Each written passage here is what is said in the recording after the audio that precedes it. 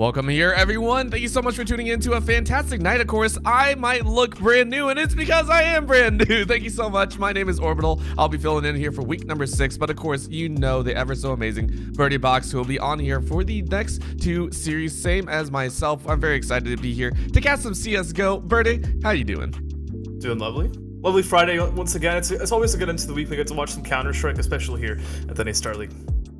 Oh yeah, it's a good time, and I'm very, very excited. I miss CS:GO. It's one of the old games I used to play, and of course, with it being around and the exciting, rumors or of course confirmations of the new game coming out, I'm very, very excited to hear about it as well. But that's not what you're here to talk about. We are here with 2 amazing series, hopefully going to bring us a lot of entertainment here tonight. First up will be University of Maryland versus Stony Brook University, 2 5-0 teams that have been going head to head, and with only 2 weeks left this week and next, it is all here for who gets first place. Next up will be California Polytechnic Pomona versus Colorado School of Mines, and that one's going to be interesting as well to see if we get some craziness to go on. Yeah, absolutely. And just to clarify as well, these are both open premiere matches coming into this week, and so the same level of play kind of gives you an idea of what to expect coming into it as well. But as you highlighted, especially with this first series coming up, University of Maryland versus Stony Brook University, there's really lots to play for because both these teams are undefeated. It's kind of a statement, you know what I mean? These are the teams that are looking to fight for the top of this group to head straight into playoffs, right? And that's a big thing to brag about because it can be very difficult to work your way through, especially in Counter-Strike. Yeah, and that's it's one of the things that it's also one of the more strenuous games. I feel there's a lot of rounds, right? You're playing up to about 16 rounds or more, and then OT as well. It's a big burden on these players. So to be able to scale your way up, to be able to get to that top level, very, very excited to see what teams will continue. And again, this first match, I think, exemplifies that to probably the highest extent. Again, 5-0. These teams have been playing so long, 5 weeks. They've gone do so much, and again, we want to really take a look at some of the players that are coming out here. Let's go ahead and take a look. It is Ronnie, Tem, Crispy, One Rabbit, and Fade over there for University of Maryland. There was Stony Brook, Windtone, I would say Caillou probably, Stank Lord, a lovely name, we could just have to clarify that, Lemchop and Dax to close it off, and interesting, we can start to talk about these rosters actually, and now that we've got this up, seasoned players on both sides, and league experience for most of these players outside of NACE as well, which is always something to touch on. You don't always get that in Open Premier. And coming into this as well, you do have the Stony Brook side, but a couple of these players on the roster, not only do they play in other leagues, but they actually play on the same team as well. So there's a little bit of extra chemistry coming into this, which we might be able to expect. Maybe we could see some of that in some of these rounds.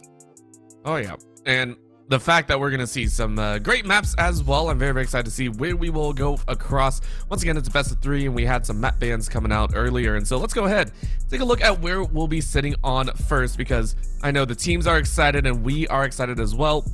Anubis and Mirage are obviously taken out. Don't want to touch those ones, but Vertigo, Overpass, and Inferno. Gonna be quite nice. Of course, Vertigo and an Overpass are, of course, guaranteed.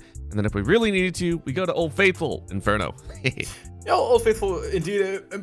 I would say it's weird that the original Old Faithful Mirage is taken out. I imagine they just didn't really want to pug it out against Stony Brook. But Anubis being taken out, I would say somewhat expected. I'd say one of these teams at some point is likely to have taken it out. It's very rare these days that you find teams, especially that don't play together consistently, that feel confident going into a map like Anubis. Vertigo Overpass. Vertigo's an interesting pick for me. I think that's one of those maps where you're either really good at it or you're really not, and that usually is shown pretty early on in the game. It comes down to lots of rotations, how you kind of approach the mid-round especially. It matters a lot in that sense. Overpass, we've seen that, I think, in every series for the last 2 weeks or something. It's been insane, and we've had absolute banger maps on that as well. It's one that always delivers. You get your operas popping off, you get your riflers lurking all around the map, finding nice sentries, opening up bomb sites and closing out rounds before they even begin. And then, as you mentioned, Old Faithful Inferno, it always delivers regardless of what teams are playing.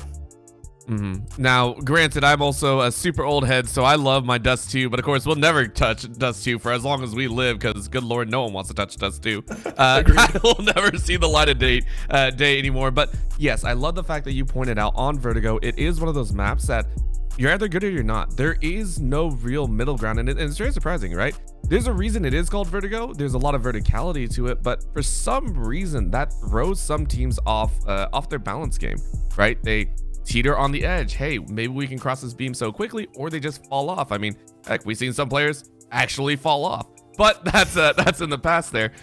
I'm interested though. For you, what are you taking a look at? You know, of course, there have been slight adjustments to Vertigo, I think, over the last couple of patches, but I gotta ask your opinion. You know, for the terrorists, for the T's or CTs, I mean, what are you looking at in terms of the sites? Are you more favored to A or B? Because I know you were pointing out that mid game, it gets very, very spicy for these teams. So I'll be honest, it really depends on the kind of level of play you're looking at here. When it comes to like open period, we're not talking about professional players here. Obviously, getting the most out of your rotations, making sure your lurks are able to read those timings, cut off those players, and deal the damage that you would know lurkers are doing. It doesn't happen too often. If we get to see some of that action, where you'll see in the mid round someone walking up mid, that can be somewhat of a game changer if it ends up being successful. But at this level, it really comes down to, can you survive the first 20 seconds of the round and then carry on into the later stages. So we'll see contact over towards the A ramp a lot. If around all the utility gets thrown around, the smokes, the Molotovs, the team that gets the first kill there usually has a pretty good chance of winning the round. Over towards B, if the CT side aggressives a lot and finds information, that's usually, I guess, even over towards mid as well. Finding information can be a key part to figure out, you know, what's the goal in the late round, where can you go to give yourself the biggest chance of winning. And this is true for both sides in general. The more information you can find on Vertigo, the easier it is to bring yourself into a winning situation. I'm very excited to see what they can do. And again, the information rooting is very important. You know, are you going to push up? Are you actually going to take that chance to gather extra information? Of course, if you do that, you know, hats off to you for having the absolute cojones to try that. I would not try that to save anyone, really, but we'll see what they can do. Again, we are going to Vertigo first, and I'm very, very excited to see it. But taking a look at Overpass, you were talking about it earlier, and I think anyone that has been watching Nace for a while also says the same thing as you. It's been played quite often, and because of that, these teams should be quite practiced on it, and this will be our second map. What are you looking at there as well? We were talking about the information gathering on Overpass. It feels a bit more stock standard, right? Just hit your shots and maybe you'll do some work, but the operas are going to be running around causing a bit of havoc. Yeah, especially on the T side, being able to manage that AWP, knowing how to use your utility to force that opera off, it can be a massive part of the early round leading into the mid round and heading to the late round. That can even have an impact there, because if you use all of your utility to force the players back into the bomb site, you have nothing left to actually get in with, right? And so utility management's a massive part of Overpass, and it forces you to consider your options a lot more than you would need to maybe with a map like Vertigo, because you can contact out mid, go for some pre-fire angles, try to clear your way through. You could go up the ramp and kind of do the same thing, but on Overpass, you're fighting between a lot of angles a lot of the time, and on the CT side, even then you're waiting for a lot of utility off the spawn to give yourself some of those advantages. Or if you're a CT side that likes to play more aggressively, you'll use some of that utility to push yourself forward. You'll try to get up to the fountain. You'll work your way up towards the playground. You'll play around that party wall and try to trade your teammates, and that's all ignoring connector as well. Connector is such a massive part of the round, because once you start getting into later stages, the terrorists being able to work their way up, it's kind of a natural timing that forces the CT side to kind of push their way back. It's a risk you don't really want to take. Overpass is a map where the A side becomes vulnerable 30 seconds into the round, and so you do see that natural trend to fall back, and that's where the utility kind of starts to come into play. And even over towards B, you can't walk in towards B without that lurk getting 2 kills, 1-2 kills, or absolutely covering the bomb site with utility. It's util central right there, and I gotta agree, it's one of those ones that you're just watching the lineups and you're going, man, I wish I knew those ones. But now we gotta go to that decider, and we'll touch on it briefly, and because we may or may not see it, I want to ask a bit more personal question. How do you feel about Inferno, right? Like, how do you feel about this map that we have seen in and out? Some teams do favor it. Does feel like that kind of baseline, you should be able to play it pretty easily. Yeah. What are your personal opinions about this map? I love playing Inferno. I've been a B anchor for my entire life. I love the utility aspect of it, finding those timings, being able to read it as well, because you toss one flashbang, you turn the corner, no one's there, all of a sudden you have more information than you could ever hoped for, right? It's an opera's playground, and I love watching Inferno as well, because when a team's confident, you can really tell. We've seen some games even here in the Nace stream previously where a team's playing confident because they just walk down mid, they cover the bottom of banana with Molotovs, they'll smoke the top of middle, they'll walk straight through and go for those peaks, they'll swing through the apartments. When you're losing on Inferno, you tend to feel it.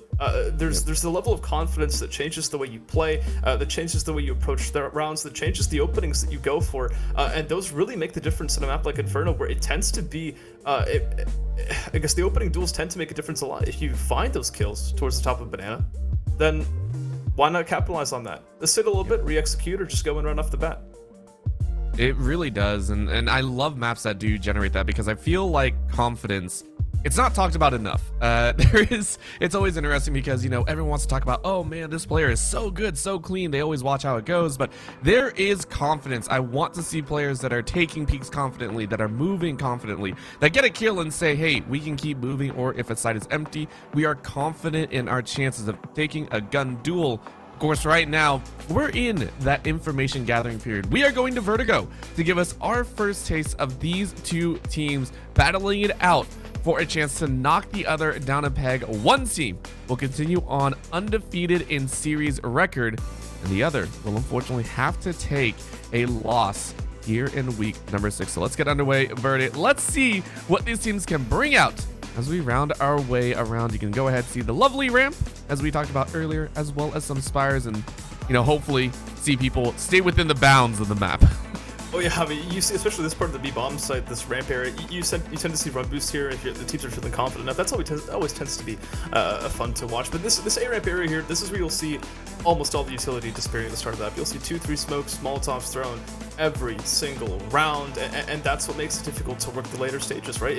If you toss all that utility and you don't end up getting any control off of it, all of a sudden you have to start taking risks to actually get onto the bomb site. You have to start clearing angles and maybe subsequently AWPs with just your rifle, and you don't always come out on top, right? And that's where T-sides can tend to struggle, but the strength in Vertigo, it happens in the lurks. If you can walk out the B-bomb site when you're duel and bait your teammate back and towards the B-bomb site take, it's great. If you can walk out mid, in the middle of teammates taking either bomb site and punish rotation, excellent. You've made things so much more easier for yourselves, and that's where this map really tends to shine. It's not really the individual, it's how the individual can complement the rest of their team. Of course. And I believe we are underway. University of Maryland kicking things off on the T side. Stony Brook University gonna give it their best run here. We excited to see what they can do, as we are getting our first treat here. So a little bit of a split. Of course, going right up that side and ensuring this inside corridor, just saying, hey, look, we're gonna give it our first taste. Oh, Tem though. Tem hears something, gets peeked and gets deked on the side, loses a bit of HP.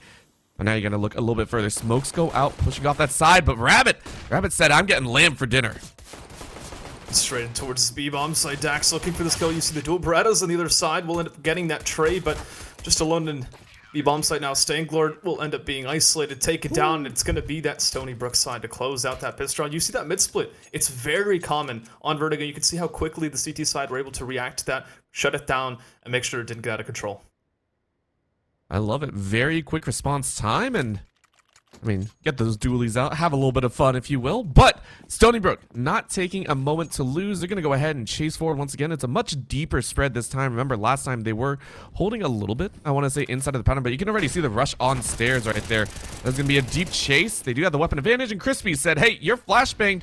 That's an easy 2 for us. Kaio said, not today, though. I'll take at least 1, but Tem racks up that econ. Said, thank you very much. 2 loss on the side of the CTs, and then of course on the Ts you're gonna be working with a little bit more weaponry than last round. Absolutely. And quick correction at the top, it was actually Stony Brook to start on the T side, but University of Maryland, I guess, then losing 2 players there, I guess you take those. I guess if you're Stony Brook coming up with Glocks, just trying to go for those early duels and headed to the next round, it's a good situation. But now coming into this with the rifles, this is really where the bread is won. Coming up close, Fade. Ooh. It's a nasty angle, but unfortunately for him, if he sticks around too long, this is also one that tends to be cleared more often than not. But if you pull it off once, you can, I would say you can get away with it later on in the game as well, right? If you get one, they're going to be checking, and then the one time that they're not checking, someone's sitting there, and you're like, gosh, dang it, I should have checked there. It's probably where you want to be putting that MP9. It's not a bad sport, but that's exactly what this flashbang is meant to clear. Oh yeah, they do, and they do check it, but Fate still gets 1, so you know what? You'll go, I'll take that. You get 1 for 1. That opens up the ramp side a little bit, and you can see on that side, again, it is the T's going, I don't know if we want to force our way just yet, but on the flip, it's Caillou trying to clear out on the top side. Doesn't spot anyone. That smoke. Play this one nice and slow. That smoke up there looked like a mistake from the CT side. That's one that they might regret not holding on to the later stages of this round. Pay attention to, because you've got the rest of this team flowing in. utility in hand. You've got a lurker towards this B-bomb side as well. Stanklord's just hanging around. You can see he's starting to make some noise. It's baiting rotations, and it's going to open this door towards A. Oh, yeah, and you can see a lot of util actually thrown down on that B-bomb site, and because of that, a lot of it expended as well. Stony Brook will go ahead and get the plant down. Now the question is, can they get Dak out safely? The smoke is off. Quick spray up top, just clearing out on an upper level. Now on the ground level, it's Dak with the rest of the team backing up, getting prepped for this defuse denial. Smokes will fade and finally open the door to this retake, but look at how much utility the CT side has left. It's, to give you a hint, it's absolutely zero. Rabbit's not going to need, though. Swinging through with the A1S. We'll find two before getting taken down, but Winzone, he'll have to pull it through alone. 3 kills with the AK at the end to clutch out the round for his team and to put the first one on the board for Stony Brook. What a way to pull it through, despite the fact that the CTs did not seem like they were going well. Huh? That looked a bit scary there, but Wintone said, not today. And you can see the spray control really knew that, hey, it is going to be Maryland kind of rushing in the same area. Held down the fort, was able to contain, and once again, Fade and Tam rocking with not too much of the back pocket. A little bit difficult one for them to swallow. So Stony Brook, if they can identify this, should be quite happy. It's only a single rifle for Crispy. But the rest of Stony Brook saying, we're not too worried. We got those AKs and more. Notice for a moment, Stony Brook seemed to have been considering to push through, but they noticed the lack of utility from the CT side to actually stop a push from the T side, and so that's why they're sitting back. They don't want to make sure that they're fighting on their own terms and baiting out whatever the CT side has to offer. And Stanklord, this is the lurks on Vertigo that I was talking about before, working your way up, finding contact, and just being a nuisance overall. Such a good role to be in, and if you're comfortable in it, such an impactful one as well. They did this last time as well. Stony Brook were able to bait out so much util from before and really dance around Maryland. Ooh. So right now, though, that's Caillou going, I got this one, but you don't. Crispy able to take one, but Dak and Lamb follow up quite nicely. 3v4 now. This quick hop and skip. A ramp is not going to be populated, but look over there. Stanklord still pushing into B. Might be able to get a flank off if you're given the opportunity. That's a hard chase in Maryland. Got to be watching in the front and back. This Molotov's faded the bomb site. It's not the bomb site. It's going to be the intended destination because Stanklord's routed his way through, missing on the Galil spray. That would cost him his life. Oh, no. Might not matter, though. The bomb's been planted towards A, and there's still 3 players left standing for either side. As the AKs find trades, they end up in the lead. And Ronnie in a 1v2 situation with that recovered Galil in hand. I mean, this is a 1v2. It is possible. It's not impossible. It's possible, but it's likely improbable. That's the problem here. You were able to pick up the weapon, but you're instead going to chase away, see if you can save, and be quite happy about it. Round well won. On the side of Stony Mountain, they carry 2 over. We'll say thank you very much. Tied at 2-2. Back in Wintone, going to stack in the corner, just as most teams do. They will survive. Eyes open. Round 5 come to you shortly. All plant will do good as well because Stony Brook only coming through 2 players alive. Their economy is still within arm's reach. And that's something that the University of Maryland, they're going to have to try to abuse that to a certain degree. And that's what this Galil is here to do. It's going to keep them here. So heading into this next round, they can actually pull through and maybe gain some economic momentum back in their favor. It's a push over towards this A ramp. This Galil being the spearhead, almost killing his teammate. And Ronnie only finding one before getting removed. Crispy, is 20 seconds into the round, he's all alone against 4. He's like, I'm sorry I flashbanged you. Can someone please come back and help? Ain't nobody helping you here. Lamb Chop finishes it off with a headshot. And that's 4 left alive for Stony Brook. They are so happy about this right now, but this should be one of the real tests that are coming up. We finally get weapons against weapons here. As Maryland go ahead and kit themselves out. Nades stacking flush as well. And Stony Brook say, we got this on lock, hopefully. An op already running for Caillou. As Caillou, immediately rips Crispy out of this round. Normally we've been seeing Stanklord alone towards that B bomb site, so I think expecting to take that fight on even terms. Crispy not expecting the scoped weapon to be waiting for him. And that's exactly the mind games that could put you in the lead of rounds, and it's not a good round to be losing out that first kill as well. 5v4, now the CT side's at a massive deficit here. they have to take resources away from someplace, and it's going to have to be mid. This is where a lurk could normally be activated, but instead, Stony Brook, they're currently probing towards A. They're fading a little bit. Again, they do have to gather the bomb, but Fade found an amazing spot. Lamb Chop was not ready for it. Right around the backside of Scaffold, and I mean, beautifully done. They even things up 4-4, and time now winding down just a tiny bit. Plenty of time to still work with, though. Stony Brook, they've gotten this far by playing smart and patient. And this time, they're making a quick move into B site. The first attack on B is going to be taken. Or the second, I should say. One Rabbit says this is why this is only the second time. Takes two very quickly. 10 follows up with the third. And now, all that's left is one. Caillou, though, snaps two! 3K for Caillou so far. Can you make it an ace? Can you actually pull this off? Smoke going away. You're going to try and plant. Fake defuse. Draw someone out. You're going to try and barrel stuff. One! You get the body! Oh! Do you get the fourth, the fifth? No, you don't. Maryland. They win the round, but at what cost? Caillou put the pain down. That's a lot of damage to be carrying on into the next round. Despite the fact that you don't win the round, you can't necessarily be too unhappy given the circumstances. The thing that I think Stony Brook will be unhappy about, though, is just the way they went into that bomb site. There was so much utility behind it, but none of it landed where it needed to. Just that single player hanging around towards that headshot position, it ruined their day. And unfortunately, it ruined the round as well. Even scoreline now that tied things up, but still money to come back into. This is everything for both teams, both at the brink being broke.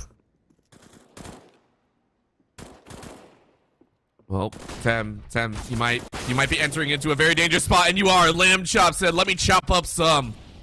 Headshot through a little bit of walling, but enough to put it into a 4v5. Maryland going, how the heck do we approach this one? You are deep spread, 3 holding down A, but 1 lurking on that staircase over near B. Just enough to ensure that the T's are not pushing up too far. For right now, keep it quiet, keep it smart. Maryland says, keep it quiet. More often than not, Stony Brook have been winning out in these early rounds. They've been not only winning the duels, but look at the map control they've been able to take for relatively cheap utility, landing towards A. This allowed them to get the bomb in if they want it, but 3 players hanging around. They're more than happy to fight for this. A boost over the back lines as well. I'm not sure how much visibility that will give. Crispy with a no scope, but a smoke shot. The slurk through mid now starting to come through. Crispy seems to be aware though, and he's got that frag as well. Oh my gosh. Maryland taking Stony Brook apart 1 by 1. That picked up op, by the way. That is a picked up op that they carried over into this round, and they're saying, we're going to pay you back tenfold. Caillou said, get that out of your hands. I want that weapon back. But Ronnie with the flank. We talked about this earlier. It's going to open up an opportunity. Caillou gets a flashbang kill on 1 Rabbit, but Caillou almost does it again. Lamb Chop says, Caillou, you did enough this time, and we will bring that op right back. It is 4 rounds to Stony Brook as things are staying tight here in the first half. Oh, so tragic. That missed shot, I mean, it could have set him up for that 1v2, but not meant to be. Stony Brook will put themselves back in the lead, and contextually as well, you have to remember that they lost those first 2 rounds. So this has been a relatively good T-side for them so far. Essentially every single time they've had guns, they've been able to win, with the exception of 2 rounds ago, but pistols now at close range. This is where you would have to sit back and play your cards right. You don't want to lose these rifles. It's that lurk out towards mid to find that first kill. Just sitting back and a quick headshot to keep yourself with the advantage. Caillou was having none of it. We saw Crispy cheating up, trying to get sneaky with the pistol. Caillou has been on one, though. Caillou has said, not today. Stank Lord gonna find Ronnie once again. And this has been a round that we kind of expected. But Stony Brook wants to make sure that no one falls. They want to start stacking the econ, especially for Dak, who is sitting on 0 right now.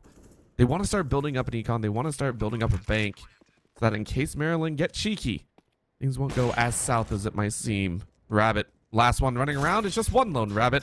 Gets a quick shot, able to take a bit of HP, but that won't mean more than a bit of a refill on the armor. Lamb Chop takes Rabbit's life and says, thank you very much. 5-3. Nice carry away from this as well. This is that Stony Brook kept all 5 players alive. That's going to help out a lot. You can see all these players, of course, they've already got rifles coming into this. It's Stanklord actually holding on to that MAC-10 as well. It's going to make it a guarantee they'll be able to invest in this next round regardless of this outcome, and that's a dangerous prospect for Maryland. They've yet to win rounds in a row with the exception of that pistol, and over the top of that smoke, Caillou is going to be able to put a nail into the coffin of Fade, just trying to deal some damage to the smoke. Instead, is CT side's once again a man down 20 seconds in.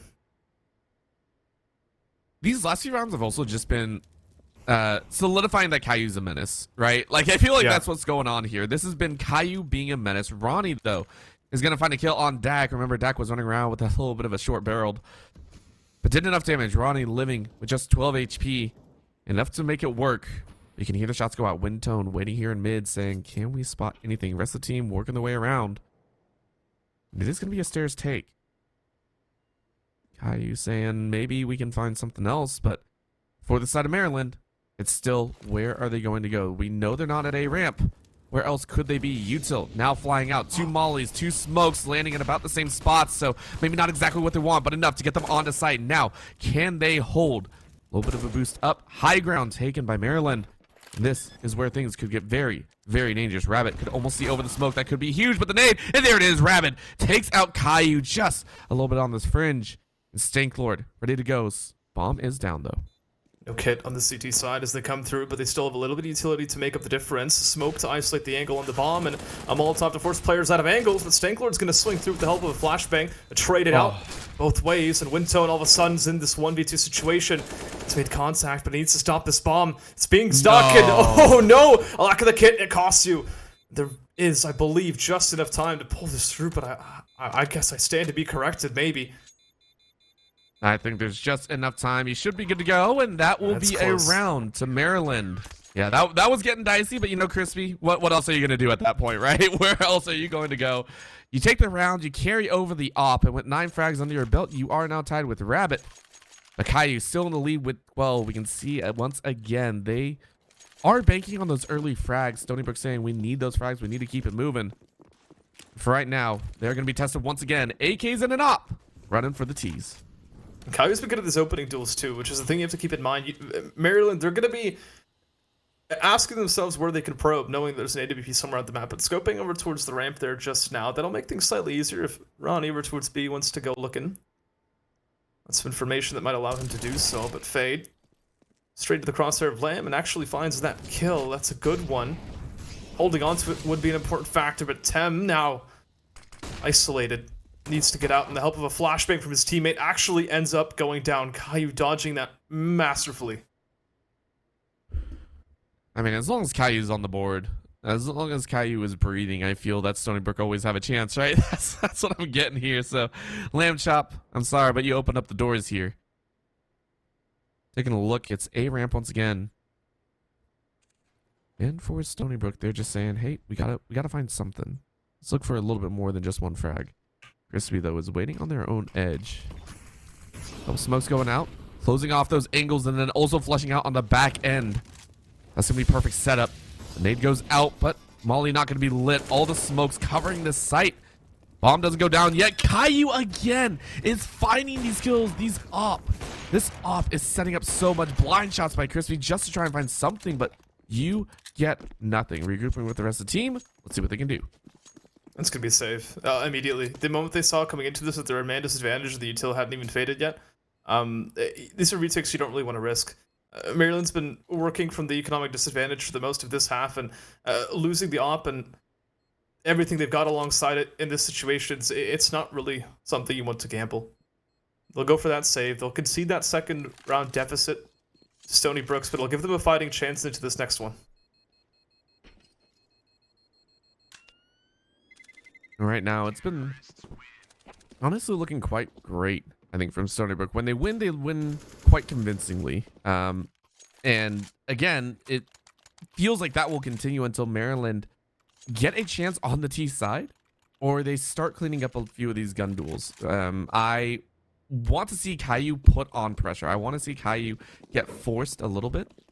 Of course, that might be next round, as we are working with a very, very slight budget. Ronnie again running with the SMG, saying, hey, no problems whatsoever. But Caillou immediately jumps out. Oh, a little bit of a snapshot miss. Ronnie able to get into a position, but could have lost their life there.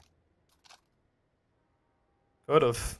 And that's the scary part. The grenade's not going to connect for significant damage, but it's the thought that counts. We saw Ronnie get a kill with this MP9 earlier on in this half. In a similar position, but Stony Brook, they haven't really been a team to probe too far in this early round. They've been waiting till the smokes fade. They've been playing a really patient half so far, and I would say one thing that they haven't touched whatsoever is really mid. We've seen Wintone hanging around, but he's never gone far enough to actually be aggressive, and that's something that this team could definitely switch up to find themselves an opening. Caillou missing yet another one, which could have delivered, but a flashbang now, not going to connect onto Ronnie, and honestly, a player here which might bait out his position. Definitely heard the running, and that's going to leave an opportunity. Tem takes out Wintone, but Ronnie is deleted. Now we see Lamb Chop prepped and ready to go as the rest of the team floods through on this A ramp, and it's down to a 4v3. Tem, Crispy, and Rabbit are going to try their best to hold down this site or try and get the defusal off. The bomb going down. Molly getting extinguished, and now it is on Maryland. What can they find over the top of the smokes? Taking a peek. A little bit on the backside of Haven. Tem saying, okay, you got me. What can I do here? I'm going to go safe. And that missed Molotov onto the bomb, too. You can see it's not the first time, actually, that's missed, and it's not the first time that might have made a difference in the round. If they'd been able to delay the bomb plant just a little bit longer, maybe those smokes would have faded just enough to actually find picks in this post-plant situation. But no, once again, this Maryland defense is left at a disadvantage. This time around, Lamb Chop, he's going hunting. He wants to make sure that nothing stays back in the hands of the CT side, and they find nothing. But they're not concerned whatsoever. Look at the money for the Stony Brook side. They are big chillin'. They're happy about what's currently going on. University of Maryland. Start finding a way to fight back here. You got this round and then 3 more before you're on the attack, but you do not want to allow this advantage for Stony Brook to get even further out of control. A blind shot by Crispy. Tried to time it. Finds nothing and instead pays with a little bit of damage on their side. When I say a little, I mean a lot. That is 10 HP that you see on your screen there. So Crispy's going, all right, maybe I cooked for just a little bit too long. I mean, to be fair, though, if you're going to take 90 points of damage, the AWP is not the worst gun to have in your hand while you do it, you know? Take one shot, disappear. If you don't get hit, it doesn't matter, right?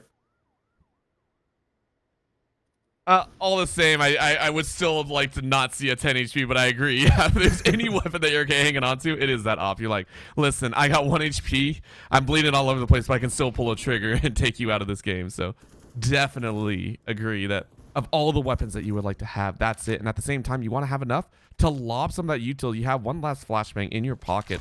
Rest of the team working with 1 or 2 left as well, but Lamb Chop is ready to go. Looks the wrong way at just the wrong time.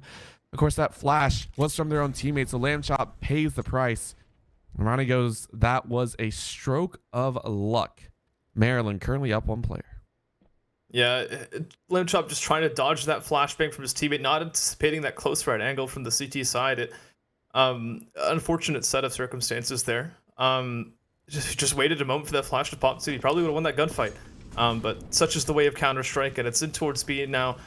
Stony Brook will try to make the difference. The Molotovs to obstruct their path will end up being extinguished, and it's out towards mid. Alert has been spotted. Tem is being distracted, though, and so this opens the door for Dax to go hunting for frags, as that mid lurk does get, well, sent to the grave. It's a 2v4. Maryland now with an advantage in a retake situation for what seems like the first time in forever, but Caillou's still alive, and he's gone hunting. 3 frags appear to the T side as Caillou closes it out. That's disastrous for the side of University of Maryland. I mean, Stony Brook played that so well at the end, right? Like, we gotta give him credit for that. That was swing, teammate swing. It was like watching a pendulum swing back and forth. They peaked at just the right times. Boxer hitting them with a 1-2. I know. It was glorious. It was so methodical. I thought I was watching a concert. What is this? Stony Brook said, hey, we're going to put you back in the grave here, and you can see it. Util extremely low, half armor on 3 of the members, and just a weak side, no helmets to really save you from these AKs that'll be ripping through you. The most that you can do is a boost that we have not seen just yet. Crispy is going to give this one a chance. Ronnie being the base here. And for Stony Brook, you are excited. You're ecstatic about what just happened. And hopefully a few more rounds, right? We are on round number 13. 2 more would push Stony Brook into the double digits and make this game look a heck of a lot better for themselves to possibly take. A surprising factor for me as well is that the University of Maryland haven't opted for a pause yet to talk about this. I think on all sides of the map, Stony Brook, they've been playing the same strategy. They haven't really been that creative. As I say that, there has been a whole spot in this defense from the T side. Bomb dropped from this FAMAS hand, and all of a sudden, the T side is firing. They're looking for information. They're looking for this kill, but back through mid to disappear. It'll go unpunished. Well, let's see what they can do here. For Stony Brook, they've done quite well, but they want to continue to run as best they can. Remember, it wasn't, you know, Caillou that went down, so we'll give him a little bit more here. But Windstone's looking like just kind of salty sitting there on the bench until next round. Now we do get this B-side push. It is going to be the stairs taking their way through. A lot of nades going out. The smoke's going optimal places, but don't cover too much. Snake Lord, though, still gets one. Can you flush out the rest? You swing to the right, but the left catches you off guard. And Crispy and Rabbit say, give us those moments. Maryland, after taking the first kill, said we'll take 4 more. That'll be 5 rounds to the side of University of Maryland. It's one of the first times we see the man disadvantage for Stony Brook, results in them losing a round. Losing that mid player. I guess losing a player due to that mid push, it really put a bump in the road for them, and they couldn't quite overcome it at the end of the round. But still a chance to put us 10-5. Stony Brook, they've been leading this half so far. The question now is whether or not they can close. It's now attention to be brought over towards mid. It looks to be these Tech 9s at closer range and a potential split to either bomb site. They've got a rifle to back it up. They have just a few options to work with here. Again, low util, yo weaponry, but oh, Rabbit knew that was there and took Caillou's head right off. Because of that, they give themselves the main advantage once again. And take a look at that HP. You were able to deal back quite a bit. 96 out of their HP bar. Lamb Chop said, hey, look what we found. It'll be Crispy losing their life as Dak chasing on these stairs and only one CT on that edge. So, hey, maybe this is an opportunity, or will Ronnie shut down 3? Big questions to ask as we're now 50 seconds left in the round. First contact's really going to make the difference. The CTs are split 2-2. The utility flying through will give an idea of what's coming back in, but Ronnie Molotov out of position, be able to find one, being able to just masterfully move his way between cover and that smoke, but Dax will trade back into an even situation to put this bomb down, which will look to be denied. Oh, that just goes a little bit too far. The grenade instead will put it into the 1v2 bomb, not having gone down. Oh, no. Evened out though. AWP's a dangerous weapon as this time continues to tick, and losing track of him, Lamb Chop has no idea. Oh, and Temp doesn't want to take a peek either. It's because you still have to plant. You still have to wait. Tem, did you hear it? You know where they are. There it is. And now it's a game of cat and mouse. You crouch just at the right time, but Lamb Chop pulled out a bit of utility. You're like, okay, do we actually want to do it? A quick little toss. It'll be a decoy. Now around the corner, Lamb Chop saw the feet. Lamb Chop got under the smoke and said, gimme. That's a toss. University of Maryland, they'll be... Oh, if they weren't sitting up in their chairs now, they definitely should be. Now, I'm surprised we don't see a pause at the tail end of that. These are times where you should try to recover, if not strategically, just mentally, you know. This rounds you want to talk about, how do we get to that point? This could cost you what might be a win on your opponent's map pick, reminding y'all that this is the map pick of Stony Brook, which is fine. This is a scoreline you might expect in a situation like that, but listen, if you can prevent this from going 3 maps, you might as well, and Ronnie, well, doing his job at the very least to open up the round. I will almost always lean in the facet of, as you get closer to the end of the season and head to postseason, the fewer games you actually want to play, right? Like, you just do not want to give away your strategies. And I understand scrims are a thing. I understand all that. But you still don't want to give away certain strategies. And the more games you play, the more you are forced to have to pull those out of your back pocket. So, I gotta agree. You just want to take that 2-0. You just want to stay alive. And you want to win it out. Oh, that was a chance. Lamb Chop, though. That's a huge flashbang that caught too many off guard. And Crispy said, thank you, Caillou, for the assist once again. Dak, Now wandering with the rest of the team in a 5v3. Make that a 5v2 as Fade fades Caillou's life out. Oh, Dak. Beautiful shot. Looking for more, though. Oh, okay. There it is. Crispy. Close out the half. It's going to be 9-6. It's manageable, I'd say, at best from the side of University of Maryland, but that's an excellent half for Stony Brook. To put up 9 your T side, it's definitely a good look. And despite the fact that we've seen Landshop twice now get killed by one of his own teammates' flashbangs, you can't complain whatsoever, right? Absolutely not. That has been actually a recurring theme, I think, throughout this game so far. Every other round, we have someone get flashbanged by their teammate, and the opponent takes them out, and you're just like, really? This is really what we're going to do here today? But, of course, it's hard to avoid, right? It's very hard to avoid those situations. Maryland, though, saying, okay, we're going to take our chances. We're going to work our way through on this CT side. What can we do? Actually, I think it is a little bit of a song and dance. Stank Lord said, hey, I can't do too much. That'll be 2 for them. And now Fade takes a bite out of so many. Windtone. Last one alive, but they finish it off. Fade with the 3K on that round. Good start. Good way to come back into this. But they did win the last pistol as well, though, and so the follow-up might be expected, but it's the gun rounds where Stony Brook really have been putting themselves into the lead. That's really what I'm going to be looking for, but until then, we do have to get through the second round. Gonna take just a bit of time, but right now you know that you have the advantage, so why not try and get a quick round on board? That is a question some of them could ask themselves. Or Stony Brook, though, just saying, okay. What are we wanting to do here? How do we want to go around this, huh? Who is going to be in our face? Windtone's like, you know, I really, really hope they just try and get a little bit closer to the cement, start moving it around. But for Maryland, they're playing very nice, very calm, and very patient once again. And this is immediately different, too, than the way that Stony Brook approached their T side. We see a lot more attention from mid right off the bat. And so they're just waiting with the deagle in hand. Look at that. Pops a shot, immediately disappears. Ronnie won't be able to punish that, at least not without extending into another difficult angle. Now, it's a rifle out of hand, but not necessarily recoverable, and so still a potential round win for Maryland, I would say, expected. Depends on how they approach this. It looks to be a lean towards B. Ronnie looks to lurk out towards mid, and another deagle being spotted. How do you split your resources? Now your rotation's going to be somewhat compromised as well.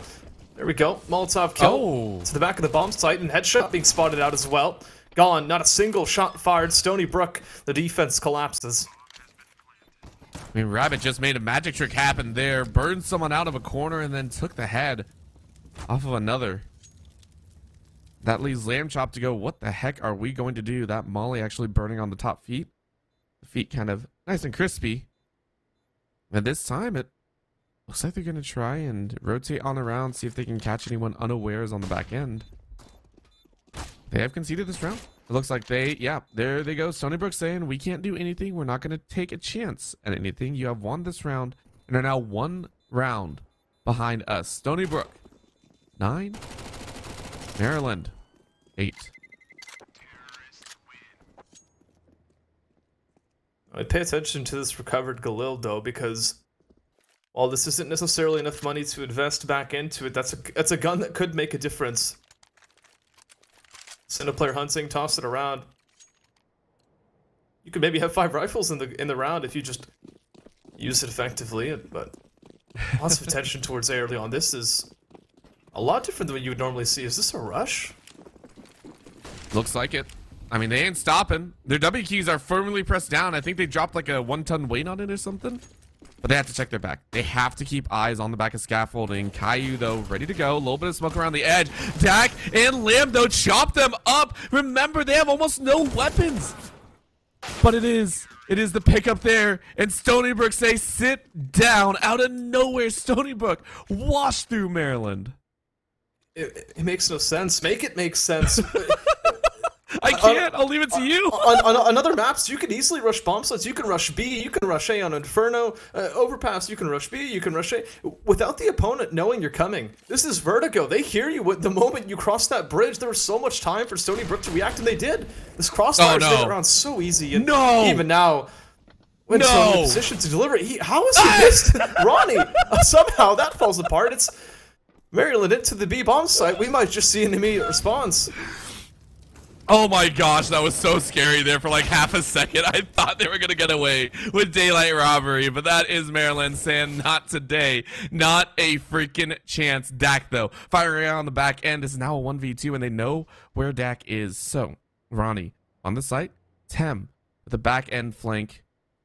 What are you going to find? It's a quick peek. That's going to be a look, and Ronnie takes out Dak. It is now 9-10. Maryland keeping it within 1, but Stony Brook still in the lead, if by a fraction.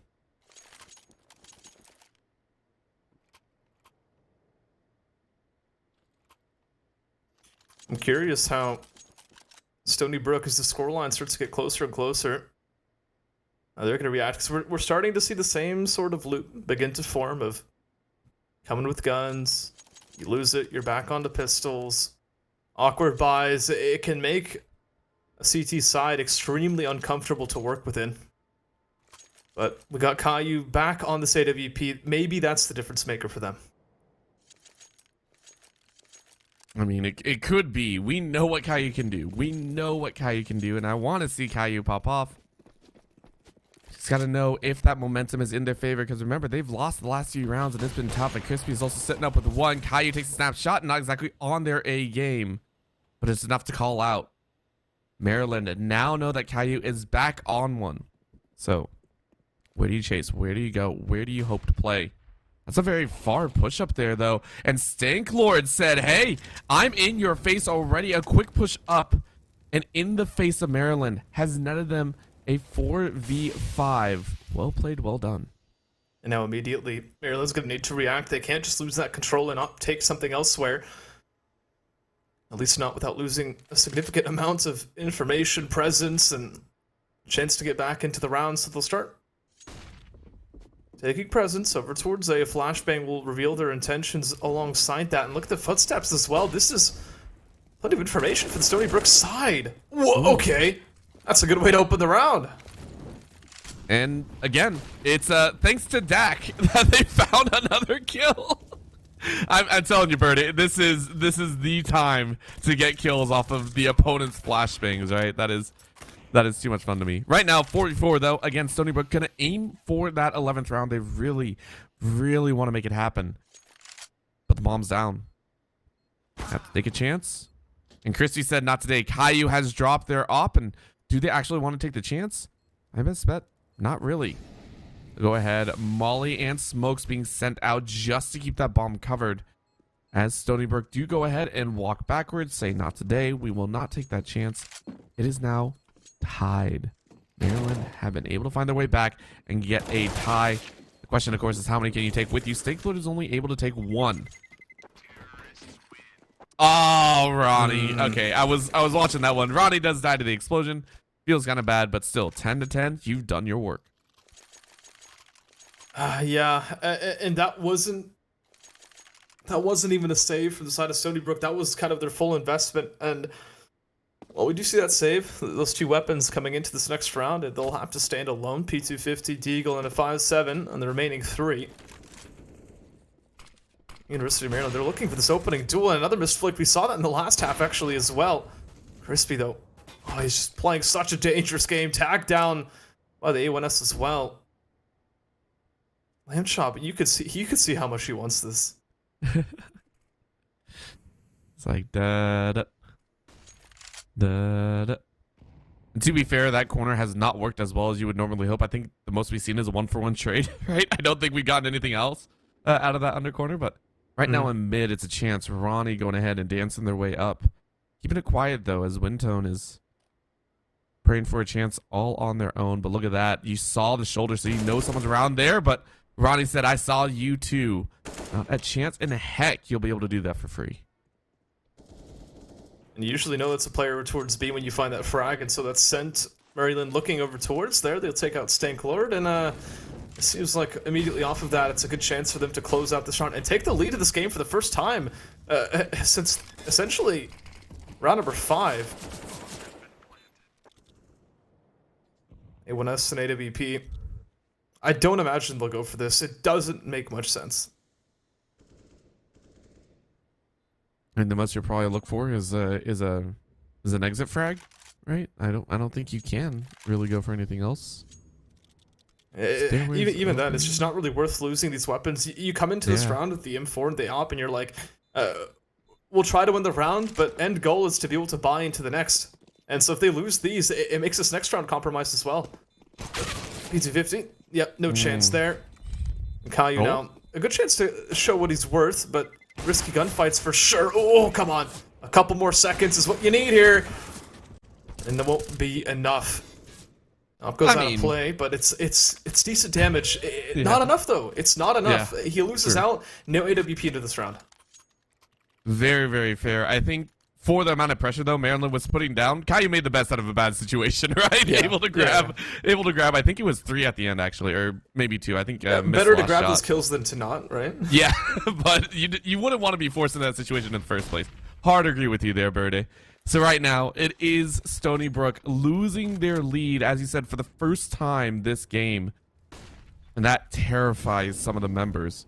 Of course, there's still plenty of time to work your way back. It's the good old, AKs versus M4s, and they're going to be rocking as quickly as they can. But for right now, Stank Lord, you're going to look at the edge here saying, hey, I know how you guys like to play. If you do decide to play that edge, you'll be in a heap of trouble. Ronnie, wait things out. A little bit of a nade ready. This is the first time I'm noticing with the M4 A4s back in favor again. I haven't been paying attention too much recently, but this is the first time at least I'm noticing it. I guess it's nice to see the toss up. I'm still an A1S lover myself. I gotta agree with that. Fortunately, I'm a personal fan of the P90, mostly because I can't aim you at all. Man. Yes, I am. I'm absolutely terrible at aim, so I go with the largest clip possible. That's not an LMG. Right now, we do have a little bit of a smoke out with the volley, but Stinklord is right in the middle, and they find the washout of the site. Maryland coming back with a vengeance right now, but Wintone might be able to trade it back and is able to grab a second. But now you're hoping you had 3 HP and a dream, a molly in hand to pick up and throw. You launch it over the edge. Where's your teammate? Up on top, Lamb Chop wants to make this happen. Ooh, Ronnie actually ate a lot. Is standing inside of the molly, I'm pretty sure. So in what would have been a fairly HP advantage squad, Maryland eat a little bit too much. Now around the edge, another molly flushes him out for the edge. Wintone able to make it happen, but around the corner, Ronnie forces up and finds the backs. Is this going to happen? Is this going to happen? They go for the defusal. But it's over. Plenty of time. Yeah, it's over. It's done. Oh my lord, that looks scary. You just have to think, if he would have walked through that smoke just a little, like a couple seconds later, I'm not sure if that was awareness from Wintone to find that frag or just saw him out of the corner of his eye. Either way, though, you take those every day of the week, and this map, I think, a lot closer than I think originally we were expecting, given how that first half seemed to have been going at one point. Caillou, after winning the last one, back on the AWP, this spells danger for the Maryland side. We talked about it a little bit. We were wondering how Maryland were going to play on that T side, and Fade again. These flashbangs, they do more harm than good. Maybe people should stop running it. Nah, don't actually do that. Right now, this is going to be a molly, though, cooking up a little bit of Maryland's feet. Rabbit didn't enjoy that one bit, but Fade ready to go with the trade over here on Scaffold, and this could be big. Again, if Fade is able to find the one behind hiding around, you're going to find a second either way. Oh, you should have seen the arm. You should have seen the arm stick out, and there it is. Fade able to find one. Can't find the second, but Dak is now alerted. And so is the rest of Maryland. Traded 1 for 1. Actually, a lot more. Tem has been doing work on the other side. It's 2v4. What the heck am I talking about? What is going on with me? Oh, did you see it? No, you didn't. Dak said, Tem, sit down. Fight towards the B side as well as Stanklord pushes further in. It'll commit this Maryland side over towards A, but they've lost track of this lurking player.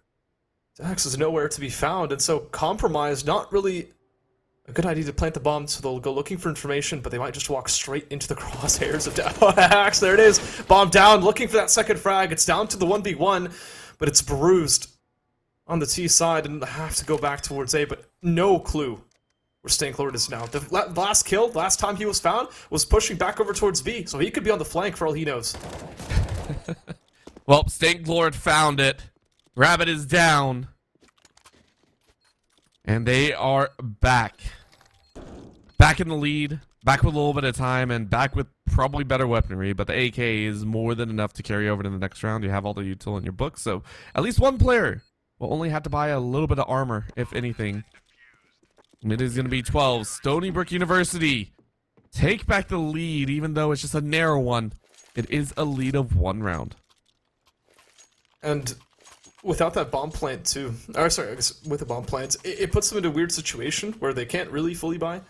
So they bought armor, a couple pistols to come into this, but they're setting themselves up for round number 25. And this is where Stony Brook, this is their chance to, the lead that they lost, to try to extend it once again. Ticks through the Molotov, it's plenty of information. You'll see the rotation starting to come through as well.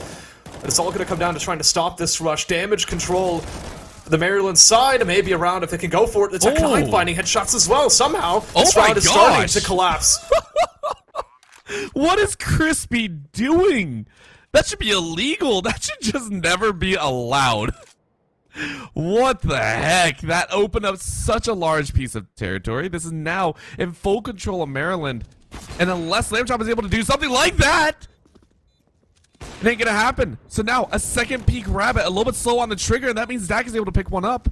And now you're down to a 1v2 of all things. LambChop was able to make it happen, but now the smoke comes out and Dak was ready for it. It is still Stony Brook in the lead as they take a 13th round. For a moment, that was terrifying. The fact that Maryland comes out of that with 3 kills and a bomb play, but not just that, like, we haven't even talked about the fact that they probably might have been able to win that round. Should have maybe won that round. It's scary. It broke back just a little bit. It tempers them just that much. For University of Maryland, if they win this round, they're back in a contention once again, but it's another faster play up towards A. We've seen how these have worked out in the past. We really have. But Rabbit's not chasing that much farther. With enough mollies to cook up a barbecue. A ramp is now going to be slowed down again. Back sandbags. Going to be flushed out as well. No one's back there, so Stony Brook have to be on site. That is what Maryland are currently thinking here. A couple more nades. Smokes out on the backside of the site, and now the push up. Dak said, hey, give us a moment. Fade is able to find one. Dak, though, swings on 2. Ronnie able to trade it back. 3v3 here on the site.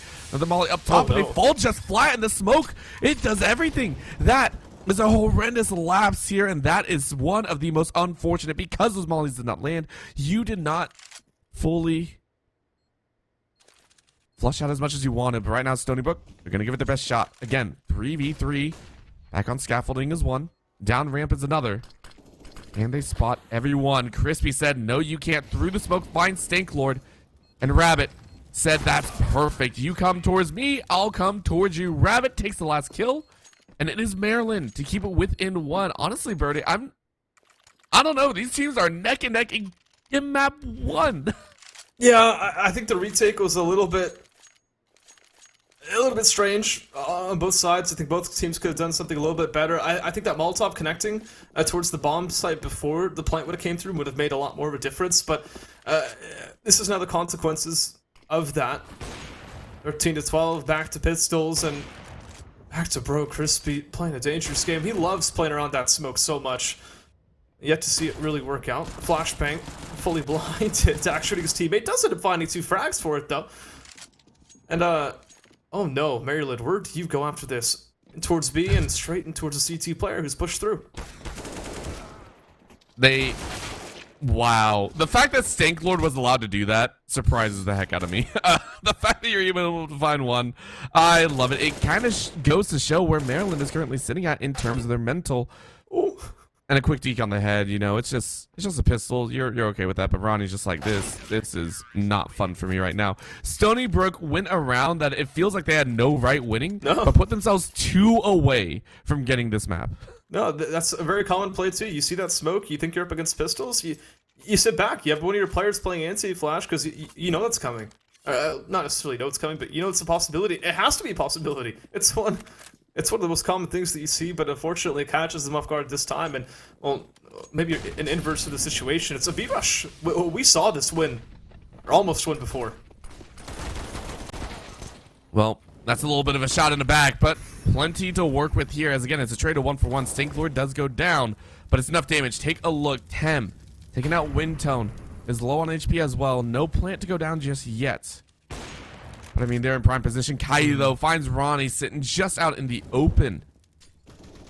And now it's all questions. Zach, though, finds the trading kill, and because of that, it's uneven. 2v1 as Fade has a pistol and none.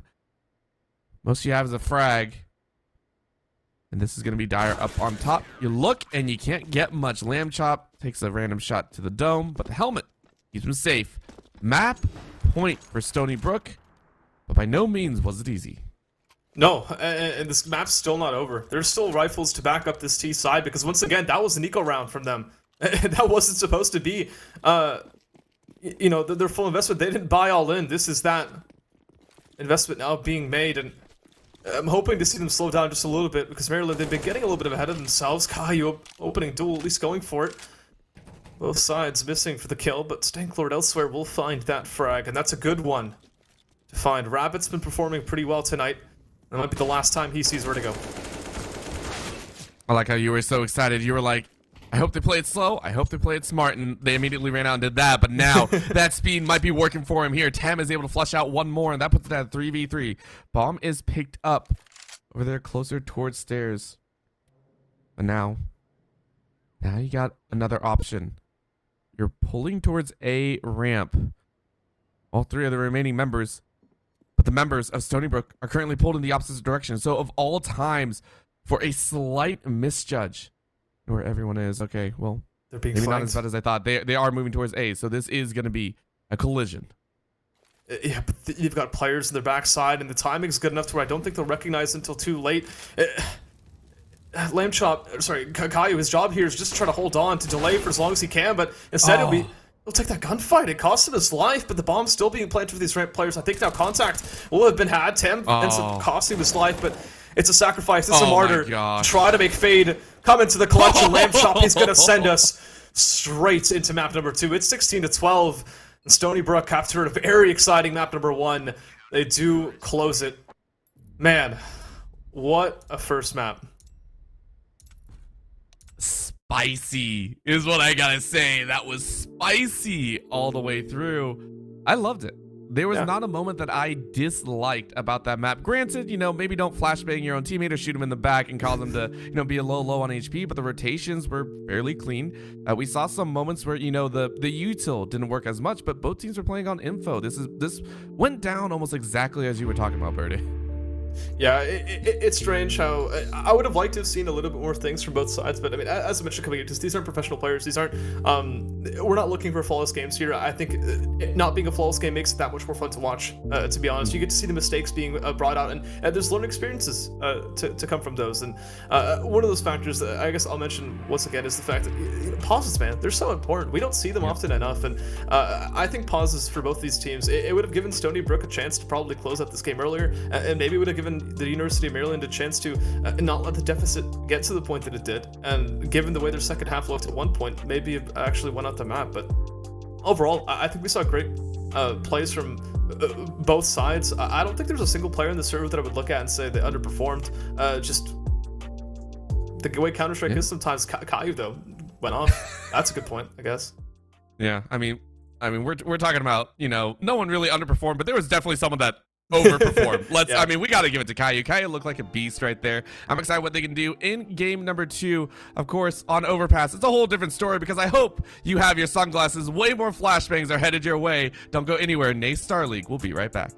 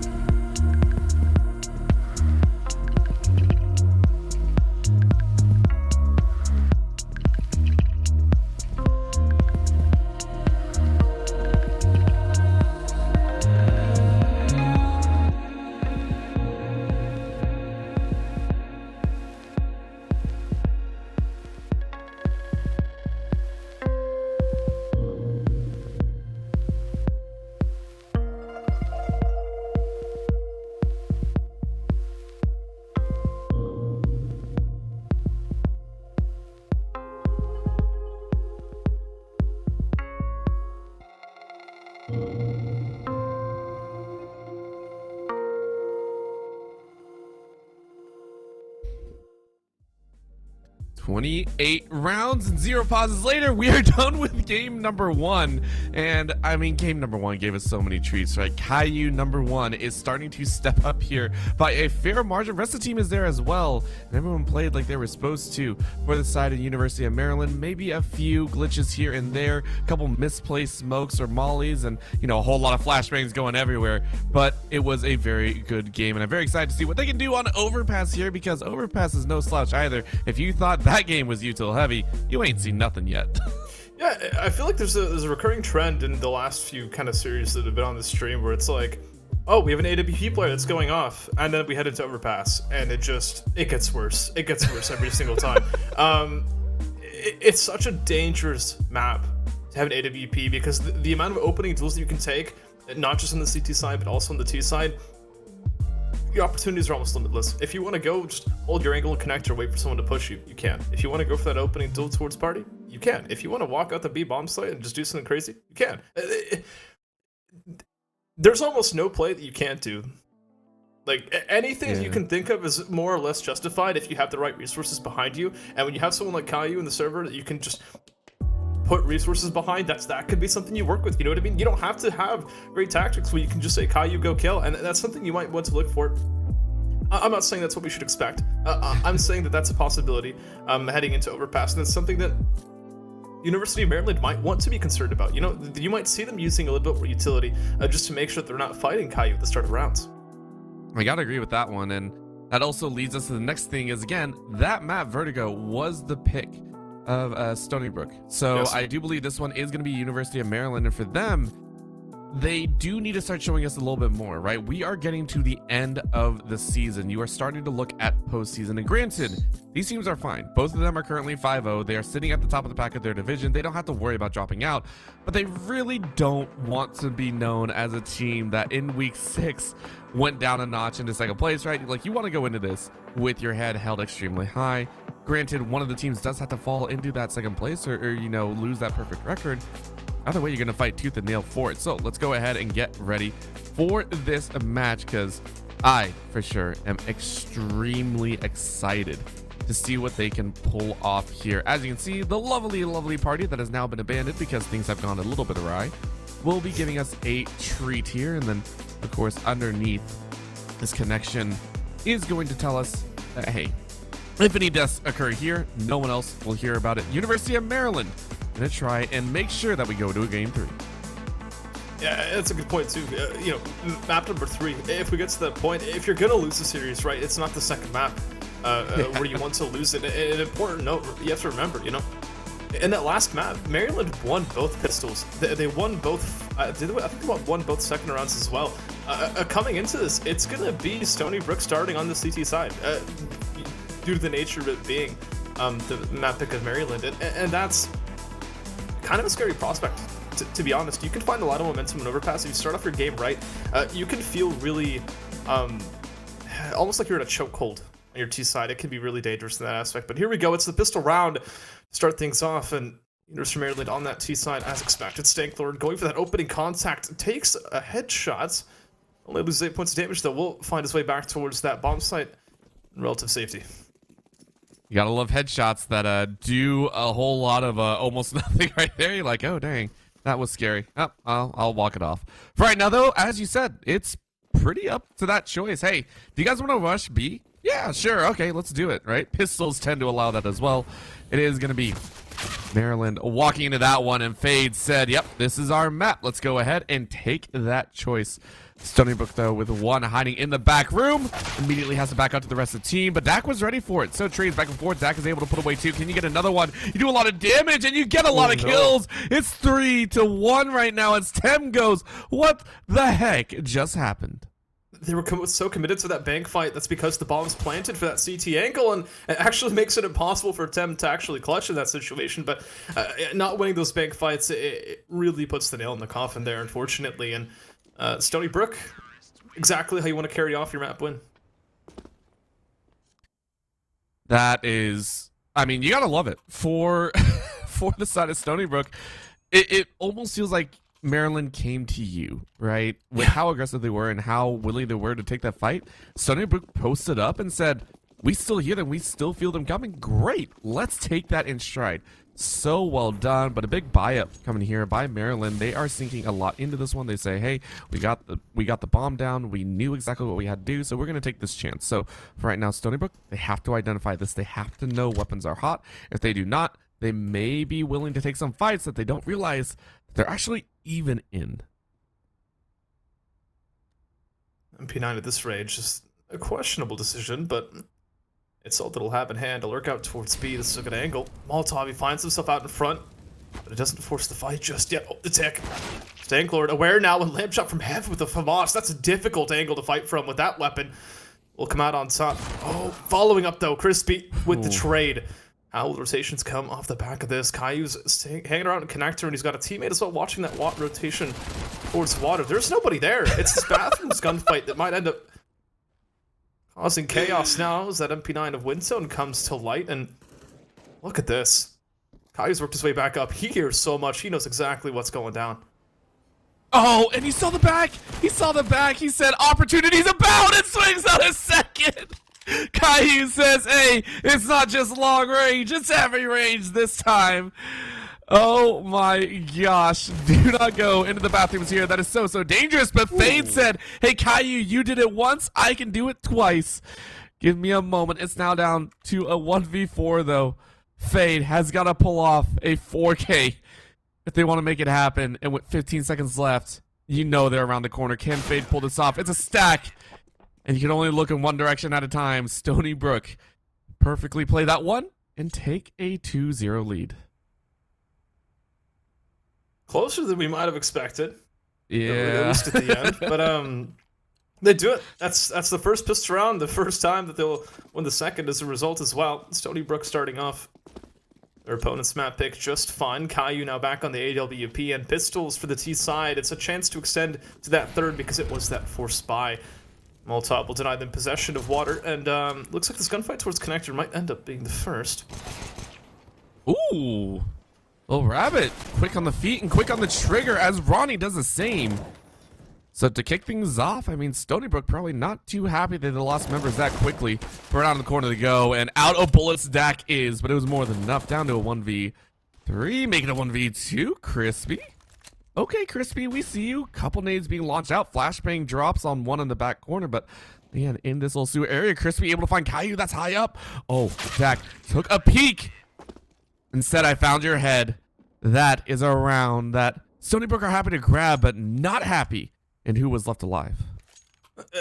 Saving grace there is that they hold on to the AWP. Having to reinvest that would have been disastrous. I'd say still close to that point, the fact that they only hold on to that one weapon, but you can only make do with what you have, right? And so round number 4, guns across the board, an MP9 for Windtone and a FAMAS for Stanklord.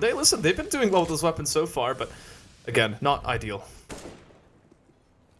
Well, let's see what they can do. Again, Maryland made a lot happen with a lot less, and maybe Stony Brook can do the same. I want to watch Windtone, though. I just want to see Windtone try and do something crazy. You can already see posted up in the bathroom saying, yeah, this is our spot, but look at this boost. Tem gonna try and pop themselves up. If you look at the right spot, you can find you winning round. Oh no, are they both gonna look? They both looked! Boost versus boost, baby. Let's go. That doesn't happen very often. Those are very common boosts on either side, but you just don't see them being used against each other. And it's a tragedy because you absolutely know that both players were like, oh, that was an opportunity. You take them, right? Trade back. Stanklord. That's over towards Monster. The bomb will be recovered. It seems like B will still be a major consideration. Smoke. I believe that is for Heaven, but I could be wrong. Actually, no, it might be the right side. I think they're going to try to go deep here.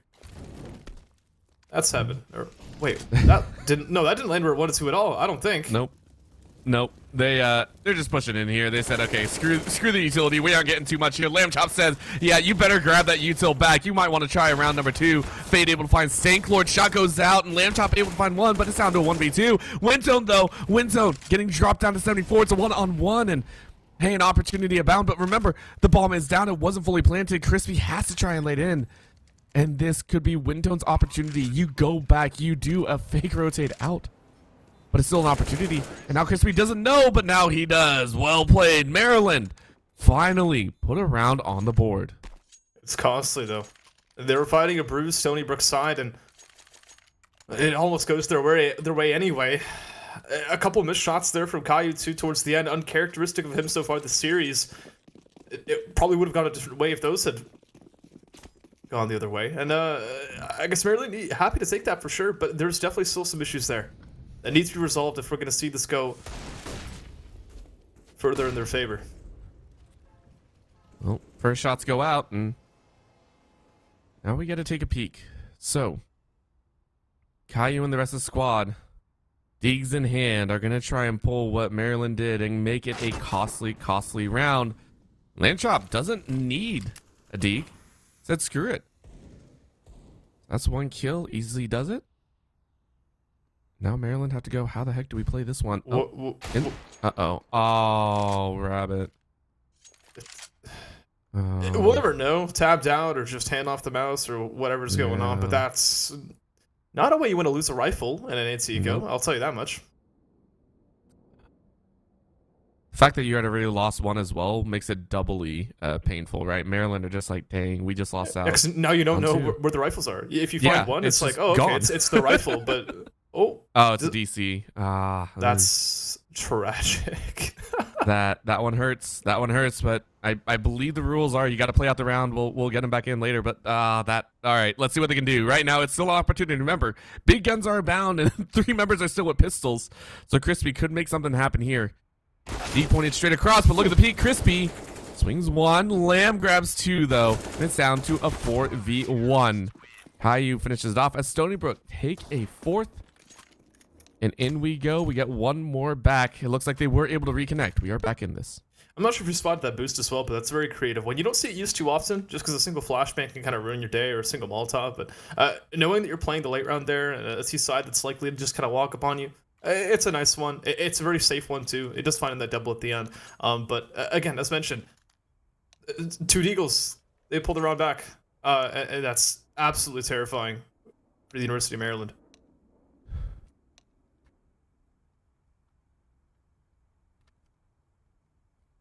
Come to the outside of this pause, though.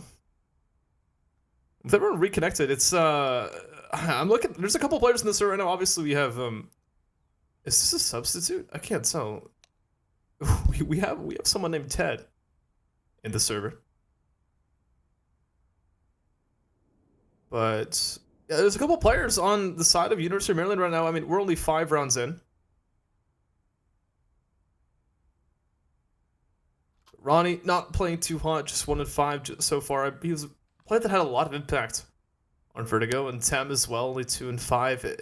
It's still somewhat early stages, I'll say, in this game. Yeah, but this is still there. Still there. Agreed. Yeah, there's early stages in this game, definitely, but the concern is starting to mount. I need your thoughts, Orbital. Is Ted a real person? Oh, that is... Why are you posting these questions to me, Birdie? Are you just waiting for me to make a controversial opinion? Is that what you want me to do? Point being, is that a sub that we're not sure of? Oh, right. No, so our best bet is, and I believe we are working it out on the end, I would say sub, but for right now, we will take eyes and we'll get this sorted out for you. We want to make sure things are good because for right now, Stony Brook, I mean, they're looking okay. And as you said, in the early stages, you know, it's a little bit of time, but we are going to go to a very quick break. We'll get this figured out and see if we can get the series back on the road because we have even more CSGO action even after this one. So please do not go anywhere. Nay Star League will be right back.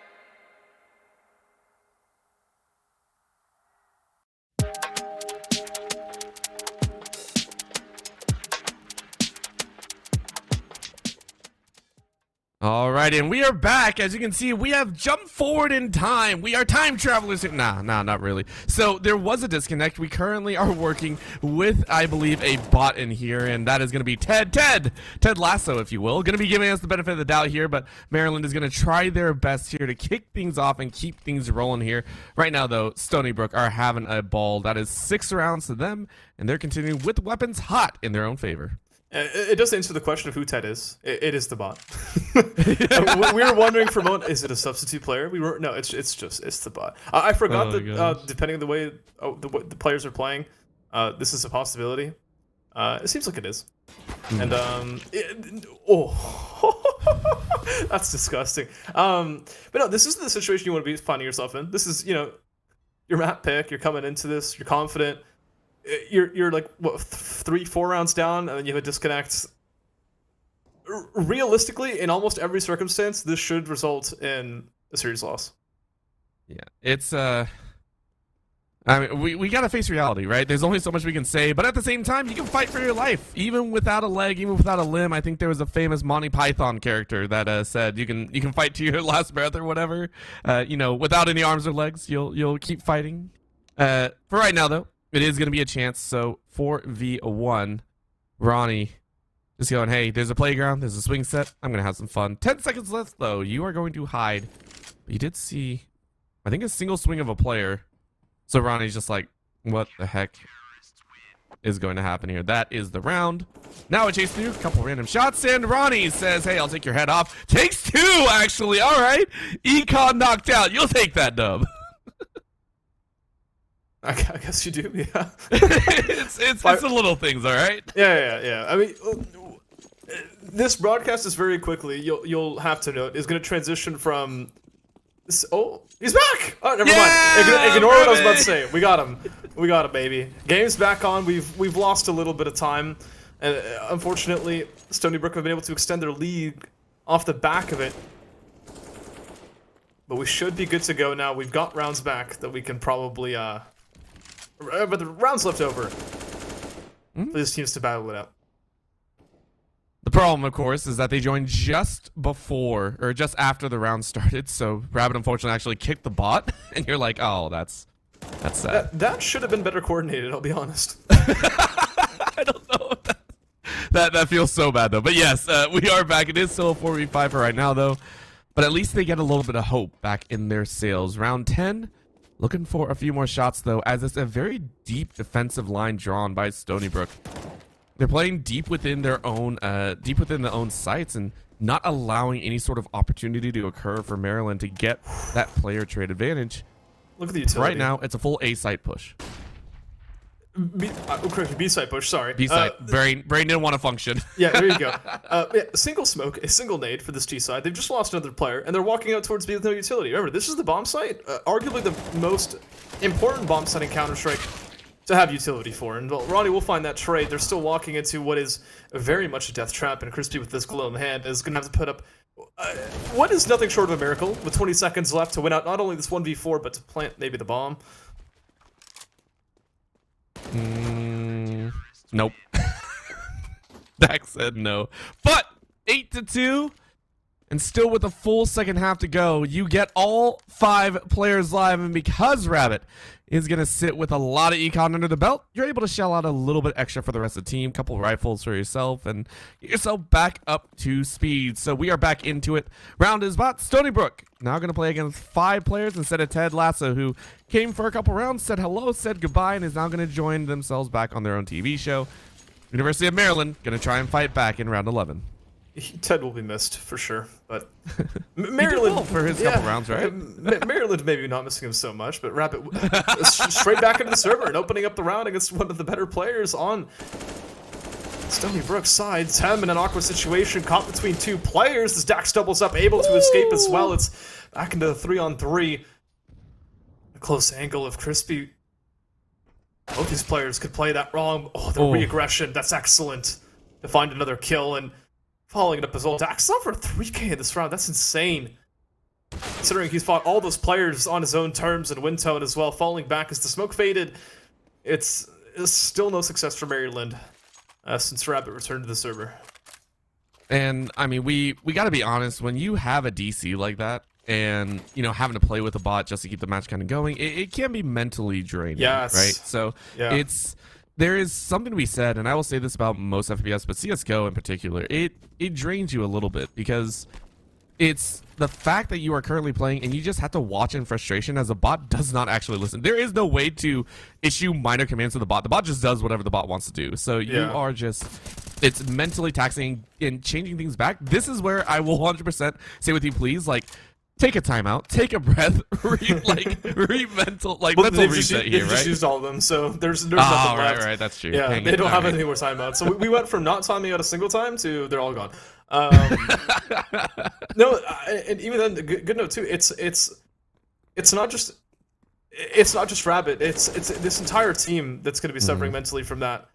Oh, Caillou, that's so fate. The timing just keeps working out so well, but Fate in the right position to be able to trade, but it's not enough motivation to actually hit this A site. And the rotation back up through connector, Crispy, a dangerous situation here, and not going to be able to line up a single one of those frags too. This bomb's and it's not in a good spot. It's stuck towards bathrooms here. 23 HP for Fade. He needs to make best of a bad situation, but as it drops, it's Tem on the opposite side of the map. Tasked with saving the round and catching Dax with his back turned. Now down to 1v1, but information in the hands of Stanklord. Hey, you know what? This is the best that you can do. So Maryland gonna try and fight back. Can you make it happen? All right. Let's take a look. Oh, you swung right by him. Tem is like, gosh dang it. All right, well, I got what I came for. Let's quickly run away. All right, let's get this bomb down. Can Tem pull this off? Can they start making a comeback here in round number 12? Down goes the smoke. Plant inside, and Tem is ready to fire away. A quick nade just to try and flush out Stanklord, who still hasn't really chased in, and instead, all the way there on A, is not going to round their way back out. Up in heaven. Sound is being made. A lot of sound, so Stanklord not being sneaky about this one. No? Should clear it, though. He should. Absolutely will, and Stanklord will come out on top, too. I mean, that was Maryland's best shot at a round in a while, and oh man, when Stanklord's hitting shots like that, that's crazy. Yeah. The fact that it was also really close, right? Stanklord on 4 HP at the end of that. You got to give credit to Tem. They tried their best, just needed to be a little bit higher on the shot. Either way, Stony Brook hit 10 rounds on University of Maryland's map pick. And they are looking down the barrel of a loaded gun right now. 6 rounds to finish it off. You can gather about 3 more here in this first half. Let's see what they can do. AKs all the way around for University of Maryland. They're going to chase up mid and through the sewers as well. They're going to try and take their best shots. Rabbit, once again, holding off on an off flank. 3 kills so far for themselves. Sprayed through the box just cuz. Not going to hope for a little bit more. Lamb Chop returns fire. We saw him get another kill like that earlier on in this half, and that I remember seeing that. It doesn't happen often. When it does, I always put myself in the shoes of the other player and just like, well, I didn't deserve to die there, but I guess it's a kill well earned. Right now, still playing extremely quietly. In through this pipe, hoping to get up through the canal, and Fate is just like, look guys, we can still play this slow. There's no reason to really worry. Caillou though, chasing real far deep, straight through party and not really finding anyone, so it does give the information out. Hey, this should be a B-side push. We are going to take our chances. Multiple mollies going out to section off the 2 angles. Only two members from the side of Maryland have made it through. Because of that, it's easy shooting. Look around the corner. Stanklord finds the best angle and gets even more. That is 4K written down for Stanklord. Look at him.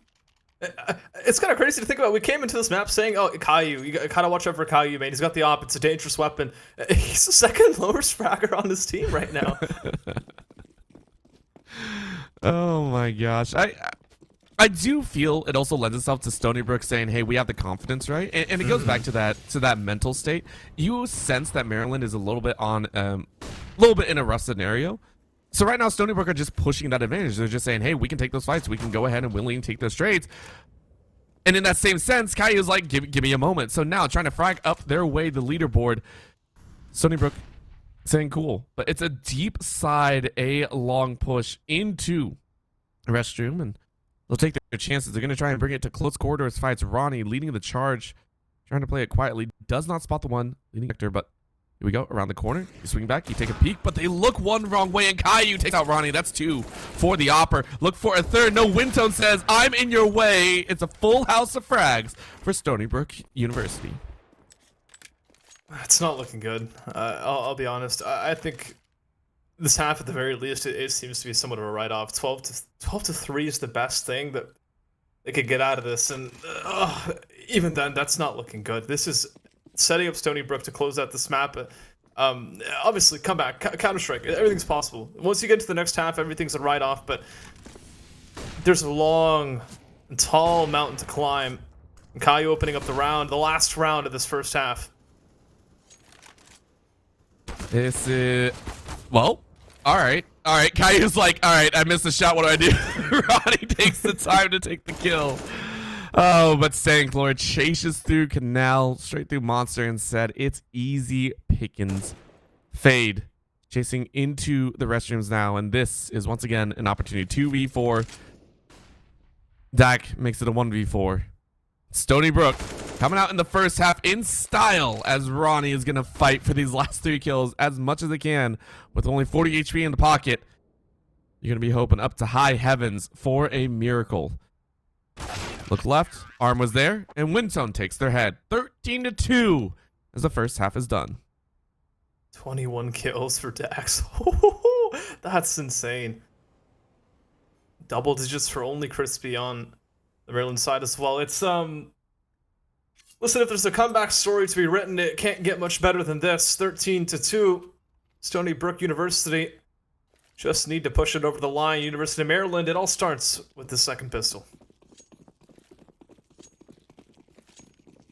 Oh boy. All right, let's get it underway, Bernie. Let's get it underway. Let's see what they can do. In goes Stony Brook as they are chasing as far as they can. Very, very aggressive lean in as well. They chase right up mid and then flank right back out this corridor to A. Ronnie said, no, you don't. You don't get to do that for free. Stanklord gets her life taken away. And Ronnie's going to look for a little bit more. Great flashbang, though, lands right behind this truck. And look at the opening. Lamb chop, right, able to grab 2, but Ronnie takes 1 before falling. This will be 2 for Ronnie, 0 for the rest of the team. The bomb being planted down means it is now Maryland to have to push in. He's just playing with the smoke as it fades. He's got the advantage as well. Oh, following up as well with that headshot. Finally going to be punished for it. But it's the first kill of a 1v3 that'll have to be brought up by Fade just to give them a chance in this comeback. It would mean 14 for the T side. And caught between angles. USB tapping. It's not the right situation. Did he run out of ammo? What was that? Oh, no. Either way, though, Stony Brook, they're up to 14. They've won both pistols in the series. Both, every single pistol tonight being won by, I guess, the opponent of the map pick. I like how we were searching for the term for it, and it's just like, yeah, that's what we got here. But it's true.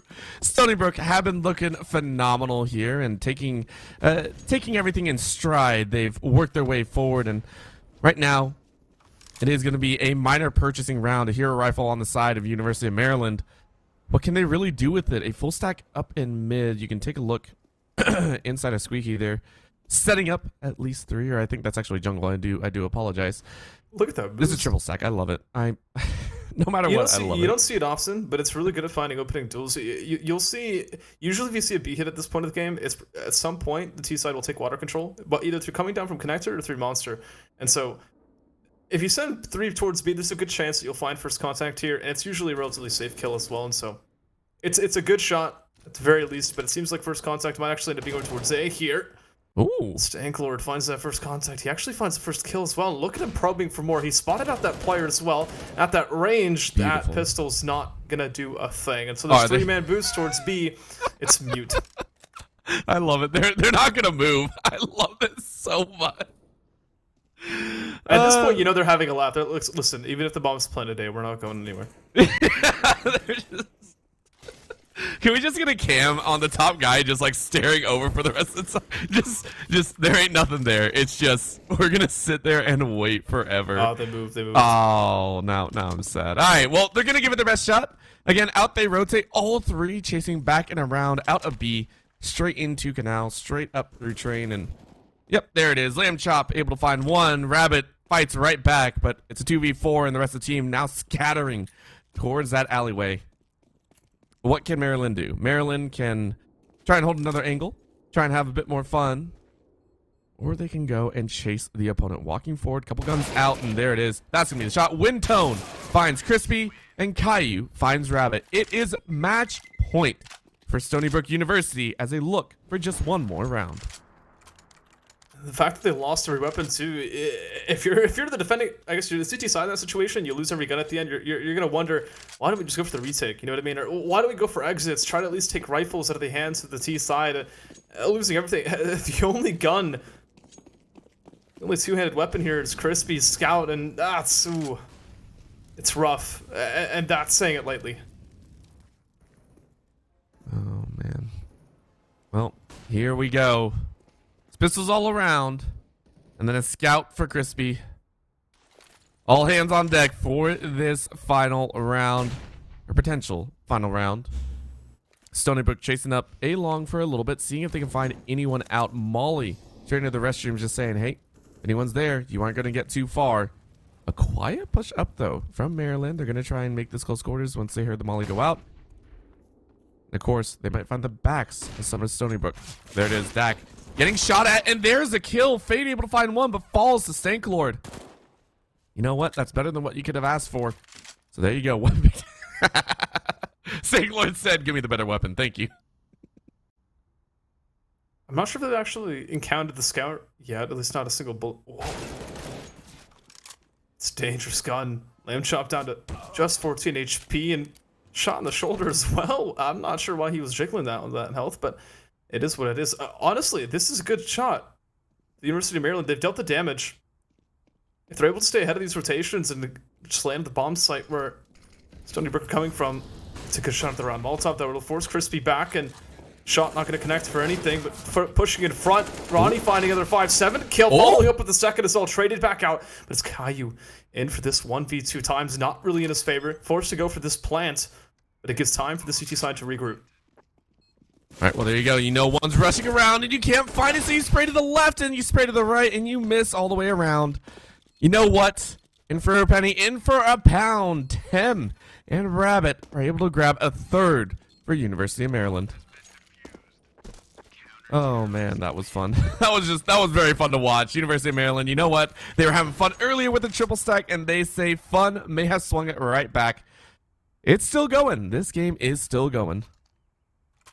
12 rounds, just for OT. I don't think I've ever seen it happen. I'm more than happy to be proven wrong. I'd say this is a good round to show. If you're going to pull off this comeback, this needs to be a round that needs to be dominant. You know what I mean? You need to show that you can win out rounds in a dominant fashion to really set the pace, but, ooh, okay. Calling the speed rush. Rabbit finding this first 2 kills. Tech9's at close range. Damaged, bruised will mean they don't find a single thing. That AK in hand towards the end. Only good for 2. It's follow-up. But a force back from Stony Brook will go fruitless. I feel that was also Stony Brook, just like, yeah, we're going to have some fun too. We're going to have a little bit of a chance. Not exactly what they wanted to do, but it was a choice being made, and now they get to be in that save round. They get to work with only the pistols and pray something happens. But look at the chase up. University of Maryland saying, we know what you're going to try and do. We can read this a mile away. They're going to spray down. They get more than enough. Crispy with the pistol out. Should finish this one off. And yes, you do. Second round in, and that way, Stony Brook say, cool. Now we got weapons again. Let's make this happen. University of Maryland was given a little bit of an extension on life, but Stony Brook is ready to finish things off. A case in hand. They have yet to win a gun round. Goes to fully equipped University of Maryland's side. I say fully equipped. Ronnie's still got an MP9. Not sure why he hasn't upgraded. His teammate could afford it. But hey, I digress. Flashbanged off is Crispy. But they won't know the AWP's there as a result. Oh. Okay. What is... someone like the skin on the ground a little bit more. Tem picks up a weapon from a teammate. And now it's a chance. You just wanted to make sure that The better weapon is in the hands of the player with more HP. That's all that is. Okay. I can't agree with that. I can't agree with that. Now that taking a look down the row. All right, let's see what they can do here. We are getting underway with what could be the last round of this series. Stanklord, though, chasing a little bit, or at least the back end of a teammate. It's a quiet thing, and a long push has not been made in quite some time, but Stanklord might revive it. There it is. There's a flashbang around the wall, but Fade realizes that that is not a safe place to be. First kill goes the way of Stony Brook, as it is now full HP on every single member, and Maryland wondering where the heck they should defend next. The problem is that flashbang it had to have come from one of his teammates, and so Kai has a good idea of what's going on. There's another player hanging around towards long, and gambling in a rotation as well. There's that kill. All of a sudden, an opening towards A. The rotations will start coming up, but that's not the intended target. It's back towards B for the T side, and it's another kill as well to open things up. This might just be the end of the University of Maryland here tonight. It's looking more like it. Smoke did not want to stay up in heaven, so Rabbit just kind of kicked it right back down the stairs. It's not going to be a chance, though. Eyes are open, and now Rabbit goes, I did not like any of that. Takes a lot of deeks to the body, and there it is. Wintone finds the final kill. 16-5 is the final score, as it is 2-0 series win to Stony Brook Werewolves. Congratulations to them, as we go ahead and take a look at their commanding series, right? Caillou in game number 1, and then at the end of it in game 2, Dak did some kind of work. It was kind of insane, to be honest, this entire series. I think a little bit one-sided towards the end, but I think what we saw there on Overpass, it was a really good opening start to the side of Stony Brook, but I think the moment that disconnect happens, it just kind of all disappeared. A lot of motivation gets lost in the moment when that kind of stuff happens. You lose a couple rounds, and it's like, the half is essentially over. You set yourself up to deliver an almost insane comeback. Was 12-3 or 13? I think it was 12-3 at the end.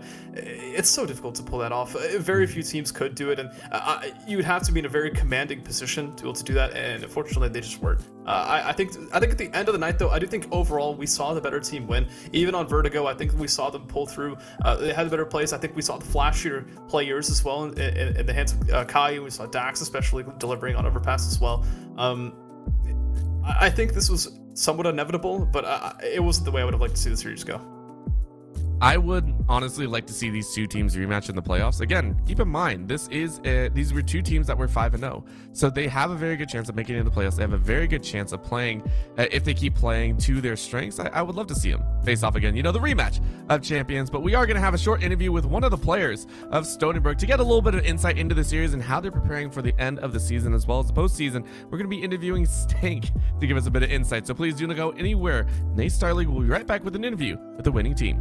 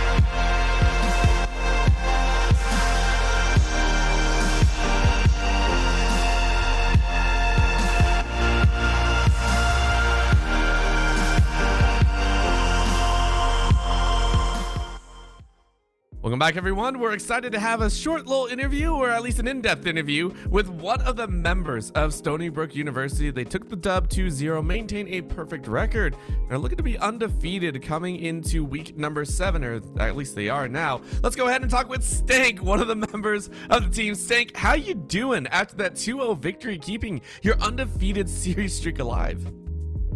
I mean, I think we're all feeling great after that. It was definitely very scary seeing, coming into a 5-0 versus 5-0 match. You don't know what to expect, especially in the collegiate mix. Sometimes you have a team of advanced players, sometimes you don't. We were scared coming into this match. We saw some main players on the other team, so definitely some better talent on the other team that we were expecting to shoot well, and they did. I was getting nervous on Vertigo for a little bit, and after that overpass map, I think we're just all happy to be done, not have to go down to third. Yeah, so let's talk about the Vertigo game for a minute. Coming into that, it seemed like you guys had a good streak of rounds. You guys lost both pistols, actually, which is something that was slightly concerning, but you guys seem to have relative dominance over the gun rounds. Was there something that you guys had read? Were they making mistakes? What was going on there to where you guys had so much control? Yeah, so on our CT side, we were kind of just denying a lot of information from them, and just by taking a lot of control. But the CT side was a little shaky. I wasn't performing that well on B side. I kept getting overrun. But on the T side, we kind of just took a lot from them, denied a lot of control from them, and it was really having to just let them play blind into those next rounds was completely just playing into us. Because playing blind in this game, a game of information, is just really hard. So great job from our caller, Matt. Keo, you did a really good job keeping us in, keeping the mental well. So really happy with that. Of course, and it did kind of bleed over into that second game as well, because we saw it was about 28 rounds. You were 16-12, I believe, from game number 1. Going from your own map pick and having it be maybe a little bit closer than you would have liked, were you still nervous actually moving into overpass, or was your team actually feeling a bit more confident after that game? Were you feeling a little bit better moving into that second game, at least at the start? Yeah, so going into Overpass, it's definitely a map that I think for some reason our school just is really good at. Last semester, we had a B team. I love them, B team, shout out to you. Not for this semester, unfortunately. But our Overpass on that team was really good. Our Overpass on the A team is normally really good. I think also just because Crotomo, like one of our former players now coaching with us, is just an amazing coach. He's really good mentor for all of us on Overpass, so Overpass was really confident for us. We weren't expecting them to pick it, actually. So coming into Overpass, we kind of felt like maybe we had more of an advantage, because our Vertigo, yes, we've played it, but we play more like a Puggy style. Luckily, we were able to keep it together. But coming into Overpass, we were definitely happy coming in there. I guess touching on that note too, into Overpass, and obviously we had that unfortunate disconnect for Rabbit. Could you tell on the server that affected the way they were playing? You guys had a lead going into that kind of, I guess we'll call it an incident, and off the back of it, you guys extended it to an absolutely insane lead. Was there something that you just kept applying to them throughout the entire situation, or could you tell that after that entire endeavor that they seemed somewhat drained, just not really in it anymore? Yeah, when he disconnected, it was just really unfortunate. We used all our techs because unfortunately something was wrong with the server and we couldn't get the tech pauses. So calling all those techs was just, it was draining for them probably. No one wants to be sitting there like wondering what it was, but pretty sure it was an internet issue. So there's really not much you can do. Just hope the internet service provider comes back. So coming into the rounds where we did play the 4-on-5, we were trying to give them space. We weren't hunting down at the end of the round. We were trying to let the issue resolve. I hope they realized we weren't really trying to bully the 4-on-5. They actually got one of those rounds into us, which was shocking. But coming out of the 4v5, when he eventually did come back, you could definitely tell the mood had changed in the server. On Vertigo, they were definitely taking a lot of opening fights. They were really playing aggressive, like trying to act like they owned the server. But after that, it just seemed like something had left them. And honestly, if you're playing 4v5 for that many rounds, there's no blaming it. Yeah. Of course, it's one of the painful things, but again, it happens, and it might be fun to see you guys play at full strength again. The rematch maybe in the playoffs, you never know. So hopefully we get to see that. But again, congratulations on the dub here tonight. Final question, of course, is there anyone that you would like to shout out, give props to, give respects to, give thanks to, anyone that you would like to give a shout out to on stream here? Absolutely. I'd love to shout out Krotomo. Thanks for coaching. We were really grateful for that. We're thankful to all the esports staff here at Stony Brook. They've definitely been picking it up here the last semester and the semester before, integrating us into the school system, which really helps, providing the nice game room for us to play in. Really nice of them. Shout out to my former B team. I know I said it earlier, but love you guys. Love you, Tony, Chris, Connor, Adam. Love you guys. I was on the B team, so really looking to at least have some of them play in the next semester. But thank you guys for this amazing interview. Thank you. Of course, and thank you so much for doing it with us. Again, congratulations on the dub, and good luck to the rest of the season for you, Stanklord. Thank you. Alrighty, we'll go ahead and close things out here for the first match, but we have more CSGO action coming up very, very shortly. We have California State Polytechnic University Pomona coming up against Colorado School of Mines, and that'll be our next match and the final match here tonight, so don't go anywhere. Nate Star League will be right back.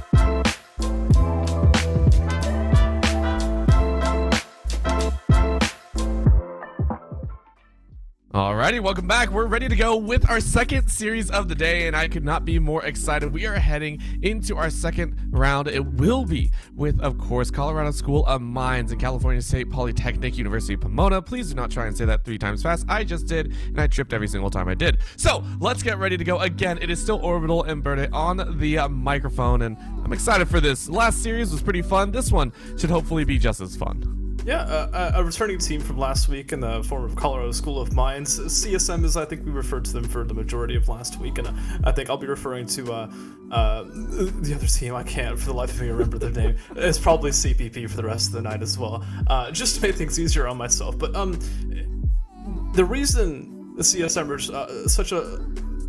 so dear to my heart, especially in terms of last week, because they put an absolute banger of a series against San Diego State. And coming into this, that's really what I'm looking at, is an absolutely insane matchup that came through all 3 maps. It delivered every single moment, and coming into that, I'm just looking for more of it. You know what I mean? It feed it straight into my veins.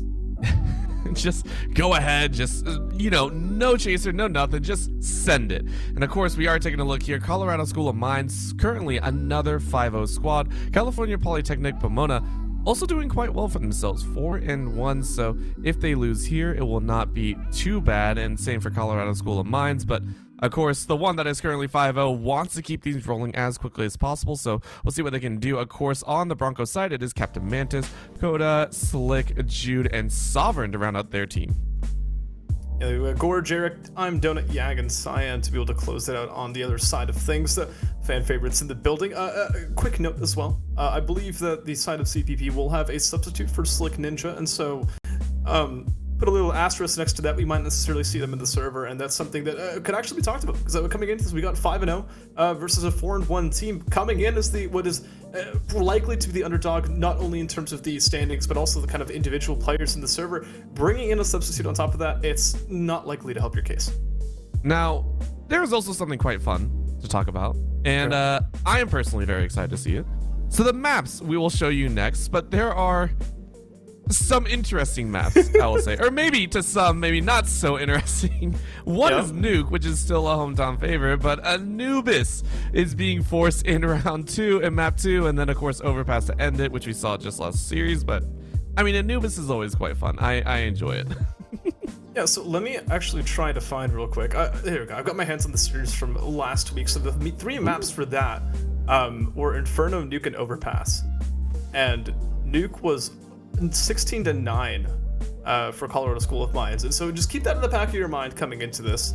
That CSM coming into this is their pick, obviously. This is a map that they've won before, and that was a team in the form of San Diego State, that was looking very good that night. You had Ruger absolutely popping off, and it's scary. But on the other hand, we've got Anubis coming up as the second map, which is arguably even more terrifying for both teams. You don't know what you get coming into Anubis in collegiate Counter-Strike. I feel that's also why Colorado decided to pick it. They just said, screw it, we're gonna have some fun with this second map. We are gonna get some seriously silly moments, and I can't wait to see it, right? So right now, taking a look at Nuke, these are, of course, 2 brand new maps in terms of tonight so far. So I think that brings a lot more variability, but Nuke itself brings with it a very open space, right? This is a little bit different than we've probably seen in the rest of them, right? We were talking about Overpass. It's a little bit more stock standard. You can rush in, you can do that. It's a util, but this one's more like, you better be on your A game. You better been hitting that training for a while. Yeah, and Nuke's one of those maps, I touched on it specifically last week. It's very similar to Vertigo in the sense of it relies a lot on rotations, specifically the rotations aspect. Where you put your players matters a lot. If you've got your mini player helping out outside too much, you leave yourself open to an A rush, all of a sudden you've got nothing left to respond with. If your heaven player's focusing too much on outside, you leave yourself open towards ramp, all of a sudden the B bomb site's wide open. If for some reason you lose control of secret, you lose control of ramp, if you're not responding quick enough to get down to the B bomb site, you put yourself in extremely disadvantageous retake situations, and it makes it really difficult to play your CT side. Which is why, if you're playing a good Nuke team, the fact that Nuke is CT-sided is absurd, because you'll see T-sides pull streaks of 6-9 rounds together and just bully the CT side economy if they know how to take advantage of those rotations properly. That's going to be the most terrifying factor. Again, for Colorado, they're looking to storm over the Broncos as quickly as possible. If they're able to, it's going to be a little bit of a rough time. I'm also excited to see if they've been practicing Anubis. Of course, if they do pick it, it can either be they're just really confident in their own gun duels, or they've been practicing this the entire time. So it's one of the two, and either one is not fun. So we'll see what Nuke brings. Of course, we are hoping to see some of those awesome swing shots. I personally still love ramp side because, again, that is the easiest place to spray and pray. Please do not ask me why all I do is spray and pray, because it's the easiest thing in the world for me. But that is also a very fun area. Of course, outside near the garages, near secret, those also bring a lot of value. We can see a lot of the lineups usually smoking out a lot of that outside territory so that the T's can rush it. And then, of course, the silo top. Everyone knows, loves, and hates it depending on how quickly you can get there. So all eyes are open here. Nuke will be kicking things off for us, and we'll get to hopefully have a fun time. For you, Burdett, I mean, where do you prefer to go ahead and set up shop, or where do you prefer to fight on this map the most? Ooh, I don't know, man. I feel like everywhere is comfortable. There's so many places that you could just kind of... I like playing pretty ratty. I like to sit around smokes. I like to work my way around them. I like to toss utility for my teammates, and so playing outside is a really good place to be in that regard. When I used to op as well, sitting around big garage, just picking off players as they come towards me, it was always a good time. And coming into this as well, I mean, there's a couple of players that I'm looking forward to in the server to be able to put up consistent action. I mean, I guess specifically referring to last week, Gore was one of the players in the side of Colorado School of Mines that put up insane numbers. Map number 1, 21 kills. Map number two, 24 kills. Map number 3, 19 kills, consistently at the top of his team. And that's a scary prospect, especially when last week you had an opponent who had one player fragging out, but I don't think we necessarily have that outstanding factor today. We've got two teams that are just gonna put their best at each other, and heading into Nuke here, pissed around, everything's on the table. It's all laid bare. You can't really walk away from it until you lose all your chips. So let's see what they can do. Of course, right now the Broncos setting up in their own angles, and you see Gore prepping on the top side. As you said, it's very important to remember the positioning. Are you going to be there at the same time? And now door is going to be opened, and Rampage saying, give me a chance. Jarek, though, said not today. Good flashbang, though, but no hits landing. So Yag able to find another. So far, 2-0 in favor of this, of the Colorado squad. And the Broncos praying for just a little bit more. But they're not going to find a Sovereign, though. Able to find Donut. Eats him up for breakfast. Now you got to find lunch and dinner. How are you going to do this? Sean's barely missing here. And actually a kill from Super Round. Tech 9 in the hand of Sovereign. Covered weapons, finding frags, but unfortunately he's the last man left standing, and so caught between these angles, if Gore becomes exposed, his teammate surely will be the one to seal it up as well. And well, time ticked. It looked to have been a lost round anyway. CSM on the map pick in that first round. Feels good. Feels good to start. 3Ks are always nice to kind of drop in the bucket there. So Jarek is going to follow up with the rest of the team, but you can see here, they're mostly just buying up a bit of utility. Okay, there it is. I was like, why? What's going on here? I was like, they should have bought already, right? Like, I was sitting here like, they should buy up. All right, there's the AK. There's even more behind it, and we're going to have some fun here. Colorado saying, yeah, all we need is a moment. Pistols out on the side of the Broncos, and of course, they can't really do too much else. We do see a frag, though. That's going to be launched outright. The flashbang, though, used on the outside as well. So it's a full outside stack. And Yag is about to spray them all down. That's one. That's two. Gore helping out on the back end. Make it a third. Nope. Broncos said no thank you. Gore, though, said, I still have some value. We are going to chase you down. Captain Mantis right now. You better go down with the ship here. You might not even have a choice. Couple deeks on the head. Can't finish it off. Yag gets Mantis's life. Good round. Can't really complain too much. Gore seemed to have been in a dangerous situation for just a moment, but he had his teammate behind him. He had the support that he needed after reading those grenades. That there was probably something coming through, and being able to pull it through flawless is a nice kind of touch as well. But this is where we get down into the meat of it. Gun around coming through. MP9 for Captain Mantis. That's the substitute player that we do end up seeing.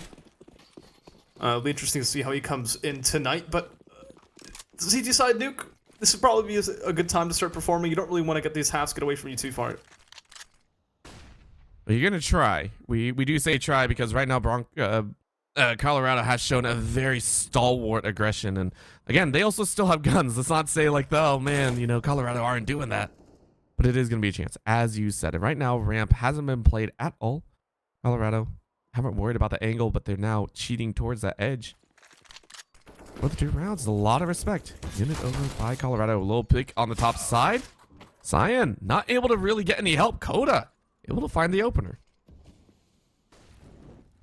The question remains to be asked where they'll go after this. They've all grouped themselves in towards the lobby, now towards this door. With the smoke, they've found themselves an entry, but Super Rat trading out makes this difficult to work with. Even if they get the bomb down here, post plants aren't going to be perfect. You've got Coda working in on the flank.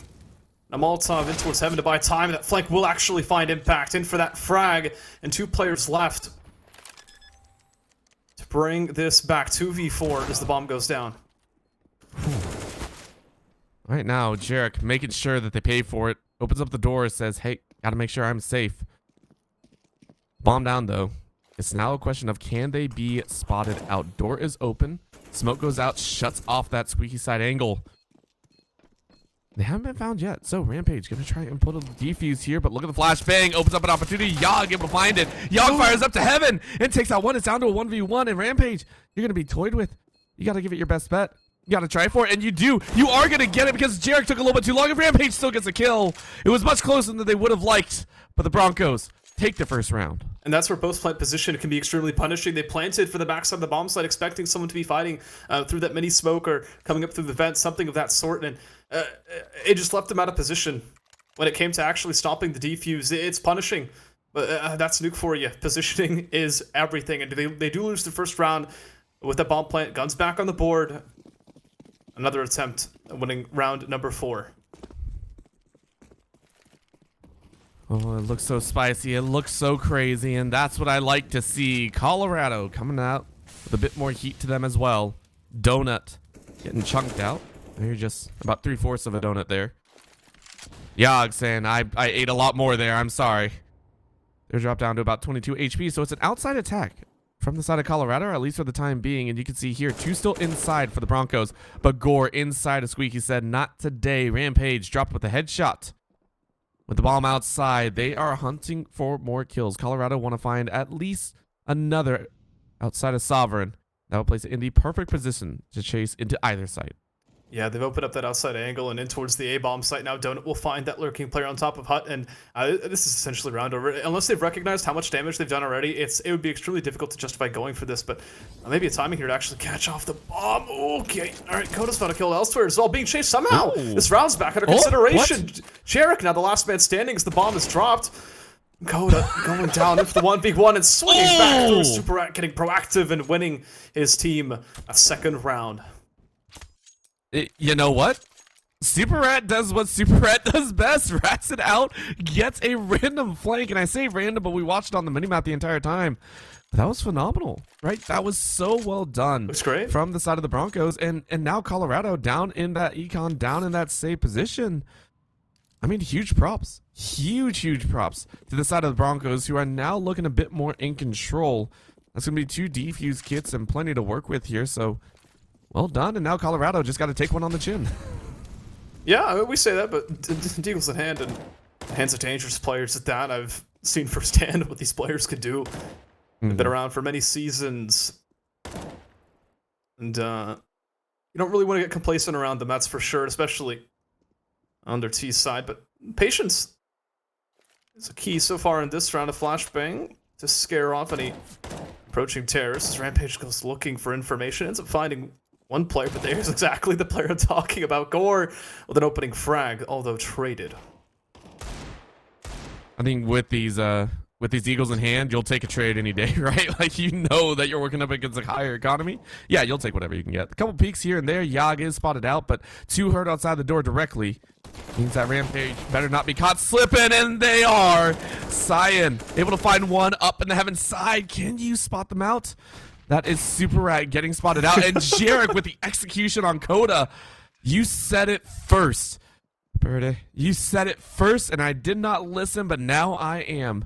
You don't mess with these players, man. You don't. Yeah. You absolutely don't. You give them the 1v1s, and they'll swing you with 3. You're expecting one fight. It's not only is it not the fight you're expecting, but it's not the fight you're expected to win. When 3 pistols swing you like that, what do you do? And even when this opening. Jeez. I don't need to say anything. That speaks for itself.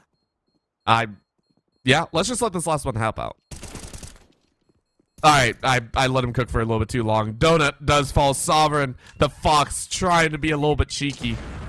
I mean, you're not going to get the round, but maybe you can take 1 or 2 more lives with you. A swing wide, Cyan said not today.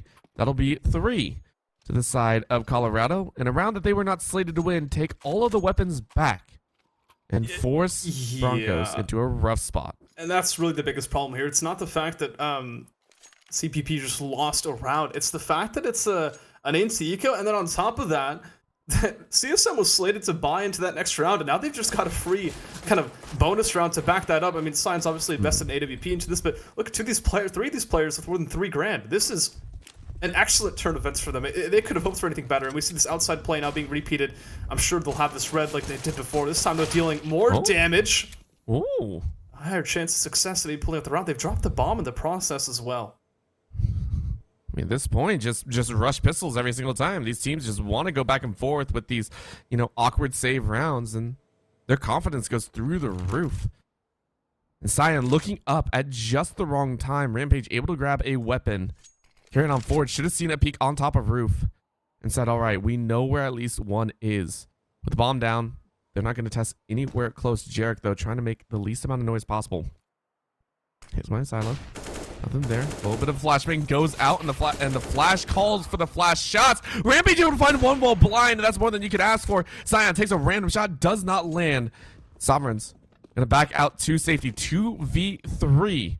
A surprising factor for all. Yeah, but they got the bomb, and they know exactly how long and how much CTSI was trying to contest for it, and so they've spotted an open route towards ramp. The question is, CPP, they're going to be aware of this rotation down. Are they going to be aware of this gap in their defenses? You'll start to see that shift going through.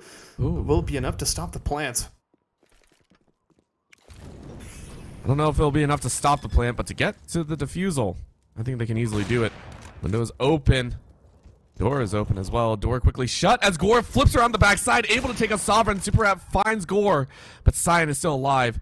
But Cyan has given away their location. Super Rat has to break through the glass, though. This is going to be testy. You take one shot, you look. It was a push out, though. They don't know Cyan. Cyan pushes back and around. What a chance event. Cyan plays this beautifully. Finds an open shot, and Super Rat was none the wiser. Cyan, a beautiful job to give Colorado their 4th. That was textbook. You knew exactly what was going through Cyan's head in every single moment of that. From holding that door to finding the trade on his teammate, to working his way up. He heard the window broke and just worked his way towards the double doors. He's playing this opponent like it was food, and consumes him in the end. It's double the scoreline of Cal Poly Pomona, and it doesn't look good. But this is what I was talking about. When the T side is good, it can snowball so quickly. When you can't chain together your CT side around, you're broke.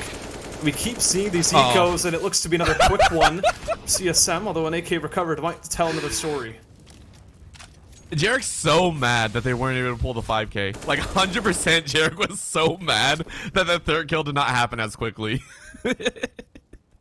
Still, 3 kills, perfectly done. Coda with an AK in hand. I don't know how much you're going to be able to do here, but I mean, it's going to be enough. Captain Mantis, being the captain for a reason, is just hiding out here in the locker room, said, okay, just what do I have to do here? With the tag down, the rest of the team should be able to move in, and Colorado should have another round for themselves. They're looking quite strong. Coda, admiring a weapon that they picked up. Remember, always get your free haircuts if you'd like. The Mantis, 25 HP. Not much you can do about it. All right, so we're getting to the stage of this where it's a shot. Loss bonus is going to start being a factor here for the CT side. They've lost more rounds than they would like to admit, and so they'll be given more and more chances, but not only more and more chances to try to turn this back, but better chances, right? Instead of seeing rounds with, FAMASs and armor, or maybe M4s and no utility, we'll see rounds like this.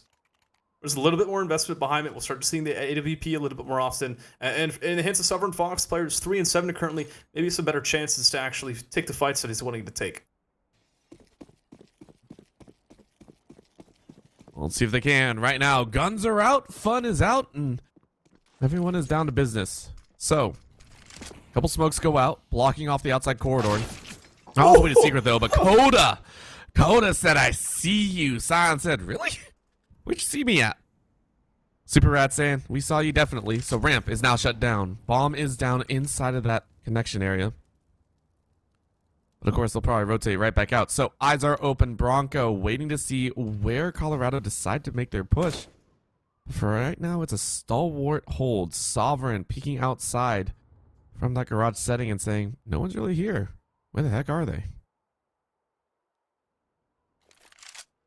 CSM, they've got 2 smokes left. Find some presence, a grenade outside to maybe try to bait Sovereign Fox in the other direction, but he's posted. He's holding this angle.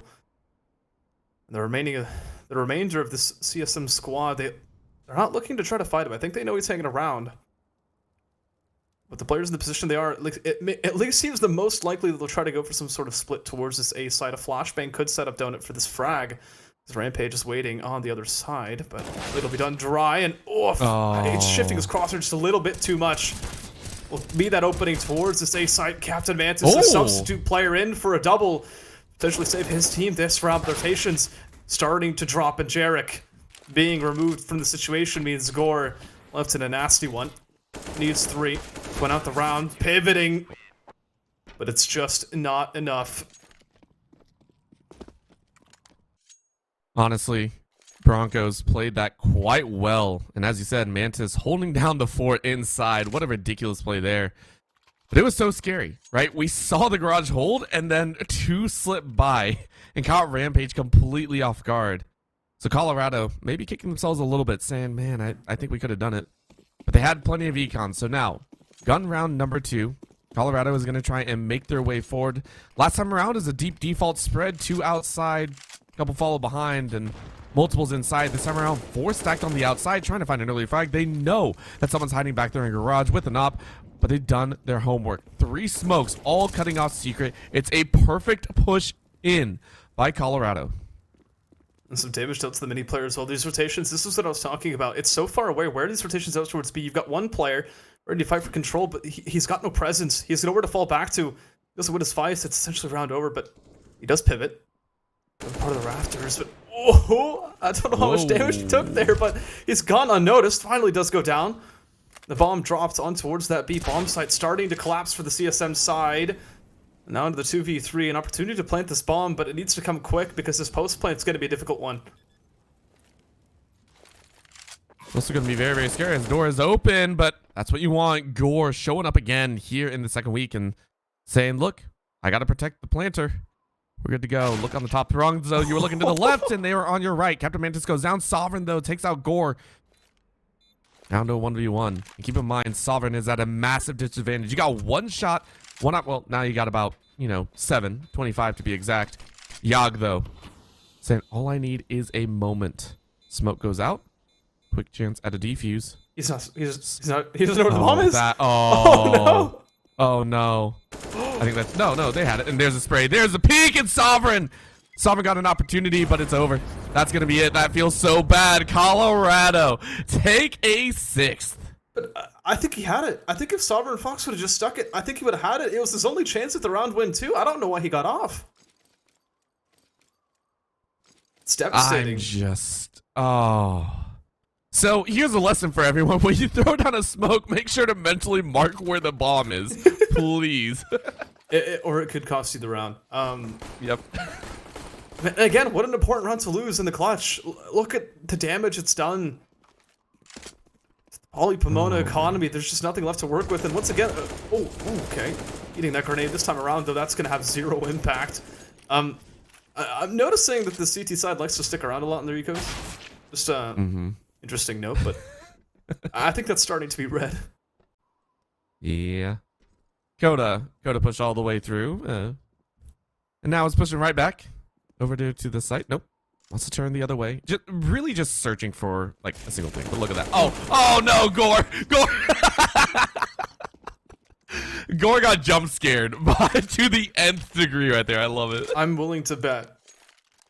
Not much, but I'm willing to bet something that he's using 4x3 resolution because I mean, we saw him, but I can tell you for certain he did not. It was great.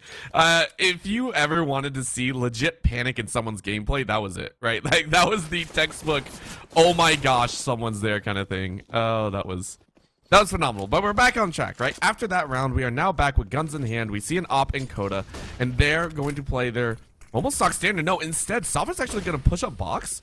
Okay, so that's a big change up here. Sovereign waits as one goes by, so Donut just ran. Donut said, I don't care. And now they're inside, so a little bit split up from each other. But Yogg might have an opportunity. So remember, they don't know that there was a swap out, and now you hear a couple jumps, and you see the gun swing out. Yogg with a very nice read on Sovereign. Takes one early. With that push down towards Secret, you've got the split defense here. You got a player over towards ramp has been shifted outside. 2 players hanging around towards A. One of the, I think, in the rafters and one towards Mini. And then you've got that player down towards this B bomb site. A flashbang towards Mini to open up this gunfight. And subsequently the A bomb site. Captain Mantis once again tasked with holding his ground. But he's been spotted. He's been isolated. And he continues to deliver. Pushing his way through the offensive line. And look at the absolute havoc he's causing. Wow. In for a 3.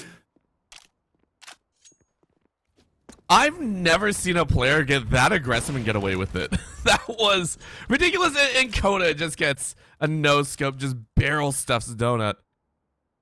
And the bomb's still not down. Cyan is now stuck. Cyan cannot move here. You know you're in trouble. You know this bomb is in by far the least optimal spot to try and retrieve. Of course, Mantis trying to be a little bit too sneaky. Now the backpack sticking out on Coda. It's down to a 1v1. Cyan's going to drop down, go through the vents, try and work their way into the B bomb site. And they were able to grab. So plenty done. Very nicely done. I think he might have spotted Super Red on the way down too. One of his teammates might have communicated it for him. Oh, this is a nasty play to go for. And Super Rat is going to be the well-positioned player for the better positioned player for it. It's an unfortunate set of circumstances there for Cyan. It seemed to have been a good idea just a few moments earlier. I think he would have been the better one off, but it is that 4th round. Starting to close that scoreline, I think, but with only one player left standing, it doesn't do well. They're not looking too healthy coming into this. CSM, despite losing the round, will have a healthier bye. Ooh. Things are heating up here. Seeing some stellar play from certain players, and they're eating it up quite a bit.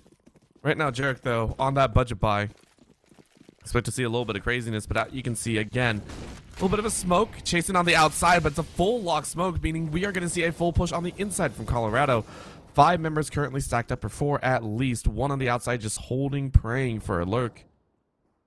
The rest of CPP, though, not taking the bait. Donut only 1 inside a ramp.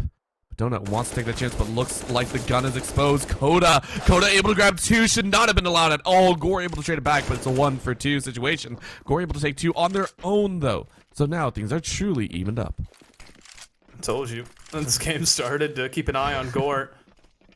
Of course. A player that just delivers so much impact round after round and does open the round in such a way this time around, but Jarek cutting off one of those rotations. Captain Mantis, he's been loud about his maneuvering down towards this B site.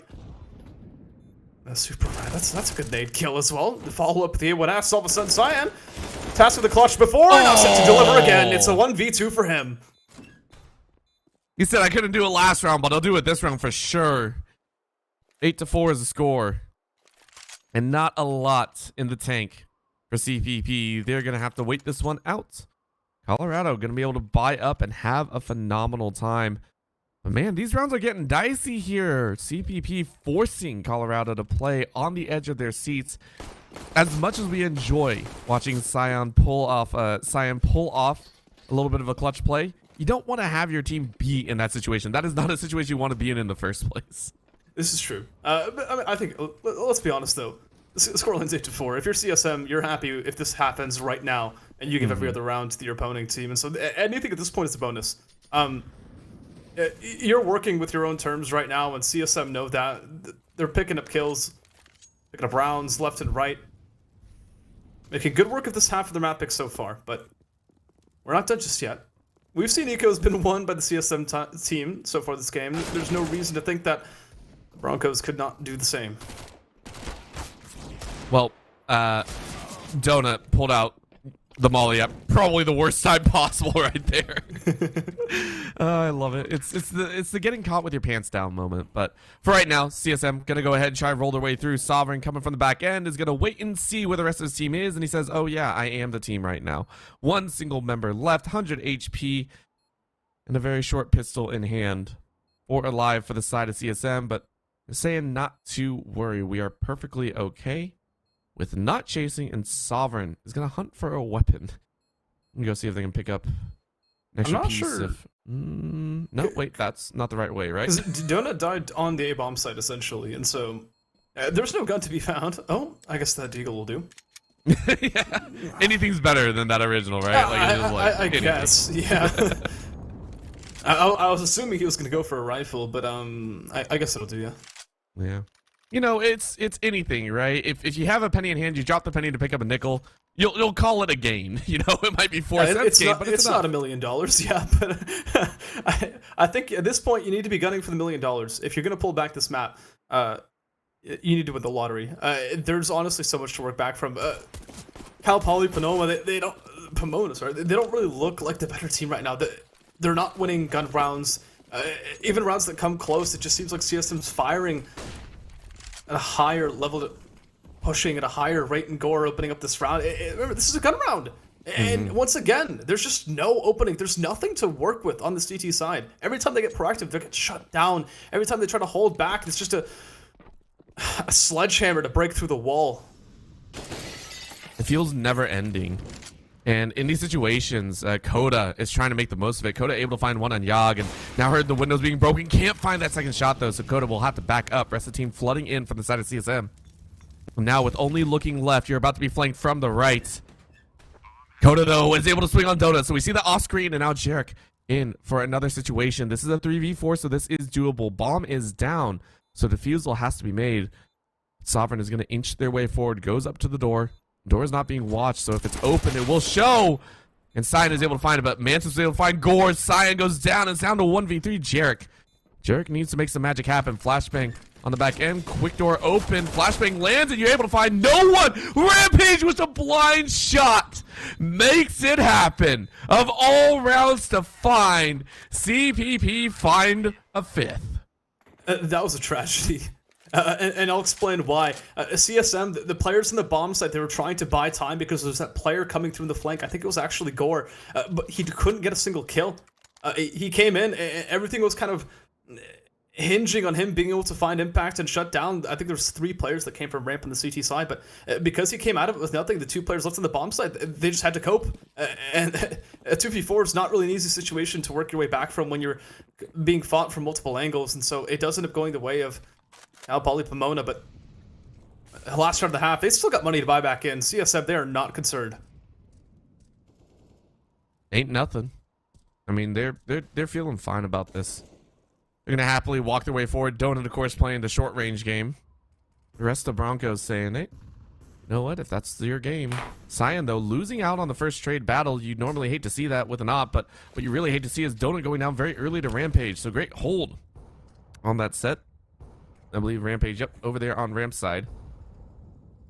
Now, Mantis praying for an opportunity. Gore on the top of the roof, getting ready to smoke out, frag out. Hoping to put the rest of Colorado on double digits. They made plays to work out towards the bomb site before in the mid round. The question is whether or not they'll be able to take advantage of it this time again. Captain Mantis has been, oh no, oh the timing there, it's brutal, it's punishing. And it pulls the trigger for this T side to walk out towards A. That's a rotation. Cut off, and Jarek, out on a swivel, finds that frag. Captain Mantis, though, this time it's not going to be the heroic play. It's into the 2v2 as we look to see the bomb go down. CT split, one towards ramp, and Rampage smoked off towards Mini. What a chance. 2v2. Taking a while to get this bomb down. Yeah, they're trying to bait it out. They're trying to draw at least one more kill and put themselves in a really nice spot, but all it's done is given time for a few more of the rotations. The Rampage is about to look to the side. Cyan barrel stuffs Coda, but the shots on the back end don't land. Rampage now spotted out. Means that it should be an easy plan, but look, the op is waiting. Nade goes out, doesn't land anywhere, so Cyan doesn't even have to move. And you see the barrel. Oh! Okay, Rampage able to find a nice body shot. Cyan knocked out of that position. But now here's the dangerous part. 1v2. 12 bullets in the chamber. If you don't reload, you're in trouble. You better make these first 2 hit, and you can't. Gore able to finish this first game, first half at 10-5. Just needs 6 more to win the game. That was scary. There was a lot of moments in the last round when it could have gone the other way, but as you say, 10-5. It's for a T side on Nuke. Yeah, that's outrageous. And heading on to what is the favorite side of their own map pick. It's not looking too pretty. I'll be honest, but if you can do it on one half, you can theoretically do it on the other. Winning out this pistol round should be a good step. I think we are in a pause right now, so we have a little more time to discuss it. But I don't know. I'm looking at some of the players on CPP, and I'm like, I don't know. Sovereign Fox, 6-12, not really what you want to be looking for on a map where you're usually having people just walk into your crosshair. You don't really have people sneaking up on you, Nuke. You know what I mean? It's very much like I'm holding my angle. I win that gunfight, or I don't. 6-12 isn't looking too good. Rampage as well, 7-13. Everyone else though, I guess with the exception of I'm Donut, holding their own on the side of CSM. No complaints. They're having a good time. They're feeling okay. They're just like, hey, let's play our game. Let's keep things moving. Looks like we're back into it. I think some of the players are doing a little jig, doing a little bit of a dance. So let's get things underway. We're itching for a good battle. Oh. Gore? All right. Okay. All right. Gore's alive. we went. We're having deja vu to the first series, guys. That's all right. All right. Coda opening up on ramp here, taking a couple swings, and out goes Colorado. Colorado said they did not want to take that chance. They want to draw a little bit of fire back to the teammates. You can see here a chase forward, but Yag and Cyan fire away. Coda able to find one, but now getting shot at on the other side. Two more members chasing in from ramp. Other two already down here in sight. Captain Mantis watching as the bomb is going to be planted, but Sovereign eating so much damage on the back end. So on this retake, they're trying their hardest here, but Yag gets a great shot on Sovereign. That leads it to a 2v4. Donut clears out the back end of the site, and now on the top rungs, Donut with the 2k. Very, very nicely done. It's a nice set of frags, two pair, if you will, and that will be the finish. That'll be 11 rounds to the side of Colorado as they continue their march onward. It was a very nice 11th round for them as well. I mean, it seems like in the 3v4, if you look at it just at face value, 3v4, you're like, you know, that's winnable. You know, you can work with a 3v4. But all those players were locked onto the bomb site. You had one player who'd worked away towards that kind of double door area. But the bomb wasn't planned in a good spot. You had two CTs coming on the flank towards ramp, and then two miscellaneous ones elsewhere. It's like those are really difficult angles to fight from, especially the two players towards ramp. CSM, they did well. They rotated the right spots, they put their players in the right places, and obviously they won all the right fights. And if you do that, that helps, right? I mean, you would hope so. You would hope so. When I do it, it doesn't work as cleanly, but you know, let's not keep going into that. We are good to go here. CSM ready to go on the outside. They hear the footsteps from Broncos, and the spray is out. But look at that. This time around, Jerick is able to find one Mantis. Mantis, that is not nice. What's also not nice is Cyan just knocking them all down like bowling pins. The strike and a half here, at least a little bit of a clothesline. Well played. And look at that nade. Cyan baiting it out. Mantis is down, and it's 12 rounds to the CSM squad. I don't think you understand how Captain Mantis just got that kill. I don't think you do. Captain Mantis was towards the kind of the boxes outside. It was kind of hanging around towards the back of red. Shot through the wall of mini because his teammates were getting killed, and just hit a headshot through the wall with a scout. He fired a single bullet. It's insane. I wish you could have seen his POV, but how could you expect him to get that kill? He just pulls it out and he kept running like nothing happened. I love it. Just, hey, we got it. We're good. Keep walking. Oh, man. You might need a few more amazing shots like that one, though. You want to start turning things around. Again, massive 7-round difference, and Cyan wants to make it 8. He said, scout what? Scout this. Super Rat out for the count, as we're down to 1:20 in the round. Still plenty of time to work with. The Eagles, though, lurking out towards A. Tech 9's alongside. Bomb dropped, and it seems like that's all she wrote, albeit a mystical ill spray for a moment. 13th, inching closer and closer to map number 2, but it's going to come down to CSM to put us there. Right now, it just seems like they're just playing the game. Jerick said some words to Yag, and Yag had some words back right there. Saying, what'd you say about my name? Non-verbal discussion. Non-verbal. It's the side eye look, just like, really? Did you really just do that? Yeah, but, exactly. Another gun round ready to go. CPP gonna have one of very few chances left here. And they're taking in default Coda, though, able to find Yogg. So a great start to this round. Fragging out against Yogg early on is going to benefit you in opening up territory over here on this B side. Or at least on the ramp. No more nades going out, though. It's a long range attempt at a defense. Mantis said, hey, I've done this once or twice. Rampage able to find Gore. Great start here. No trades back from Colorado so far. Yeah, and that kill from Rampage is to punish an aggressing CT-sided player. He was trying to find a way back into the round, and that's exactly how you lose out in these situations. You wait for it to happen, you punish it, and you take advantage. As a result, 3v5 the bomb side is lost. Another kill to go the way of the T side, and Science AWP isolated. Whoa. Well, not really set up to succeed, let's be honest, but set for a team ace here on the T side. Captain Mantis just needs to find his kill. I feel this just kind of came out of nowhere, though. For like Colorado was set for a fair bit and then just dropped one by one like flies. So. Yeah, well, I mean that's kind of how it works. It's similar to Vertigo. If you lose that opening duel, you have to kind of shift your resources and you leave openings. As a result, you see teams starting to aggress. That's why we saw that kill towards Squeaky. It was punished. And at that point, the round kind of collapses on its own. But hanging on, Donut. It'll be a goal. Money's not really too good, but even on the side of CPP here, the money isn't too healthy for them. They're not looking to hunt this whatsoever. They want to make sure that this round win, they can back it up. Not only can you back it up, but start to stage this comeback, because winning a round here and there is not going to be enough to win this game. They need to win almost all of them. Yep. You lose a single one, things go south very, very quickly. So it's a start, right? It is a start. Took one step. Let's move a few more. And, Colorado made it a little bit easier. You got two hero rifles on that side. Donut and Jarek going to light things up. Oh, okay. So there's a partial set on not buying, and then they were strong-armed into buying. Gore's the only one that is still waiting to pick up a weapon, which I think they should be able to, unless they're running on like 200 ping, which would feel bad.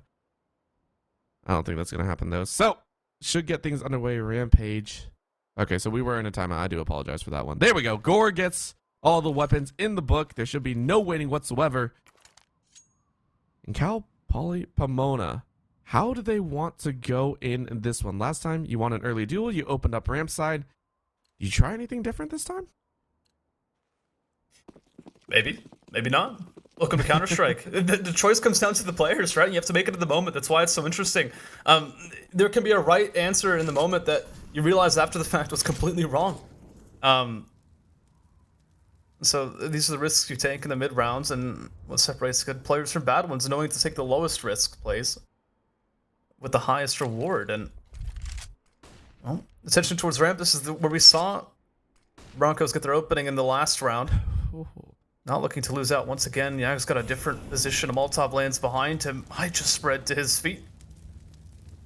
He'll hang on. And honestly, Yogg is actually pretty happy because he just bit 3 pieces of util, 2 flashbangs and a molly. You're happy about that. Well, this is aggressive. There's 2 players here outside, and attention's been drawn towards that red box. I'm not sure if they'll clear this close left angle anymore. Ooh, oh no. This is a bait and switch play. There's the attention. Drawn and punished. Cyan with that kill to trade out his teammate. And the rest of the players, they've fallen back towards that lobby position. The rest of the CT side, they know exactly what to expect. Now they're going to take some more chances. Coda, ready to go in the push. Remember, that is just a scout. And now that you have a good read, you're like, hey, I know you're back there. I know. You have to be waiting. And Rampage said, I got you. Yogg is down. 3v3 and ramp, once again, is open. Not the man advantage that you had last time, but it's much more doable than a 3v4. Rampage getting ready with the rest of the squad. So the plan's going to go down, but Cyan, they didn't flush out the back. Rampage, though, does take one. It's down to a 2v2. Oh, no, pushing out, though. Getting ahead of himself, Gore. Slightly, but forcing it into the 1v1. Jarek spam there reveals his own position. A flashbang to send him out, but he has no idea where Coda's hiding. And he's been fragging out so hard with this AWP. I love it. I love it. He felt it, but that's a shot. Oh, the bait out and run back and pick up a different weapon. Are you going to pull it off? You jump forward, and Coda with the pistol said, not today. You know what? You take those baits. It was a gamble that Coda won. I have a feeling that what just happened is Coda swung his mouse, hit his keyboard, and accidentally fired as a result.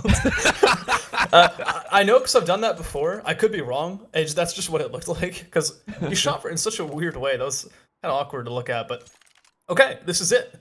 There were rounds. We said you can't just win them here and there. You need to pull together a string of rounds. I think we're getting to that point. 13-7. We've seen Cal Poly Pomona have some success, and now the pressure's starting to build for CSM.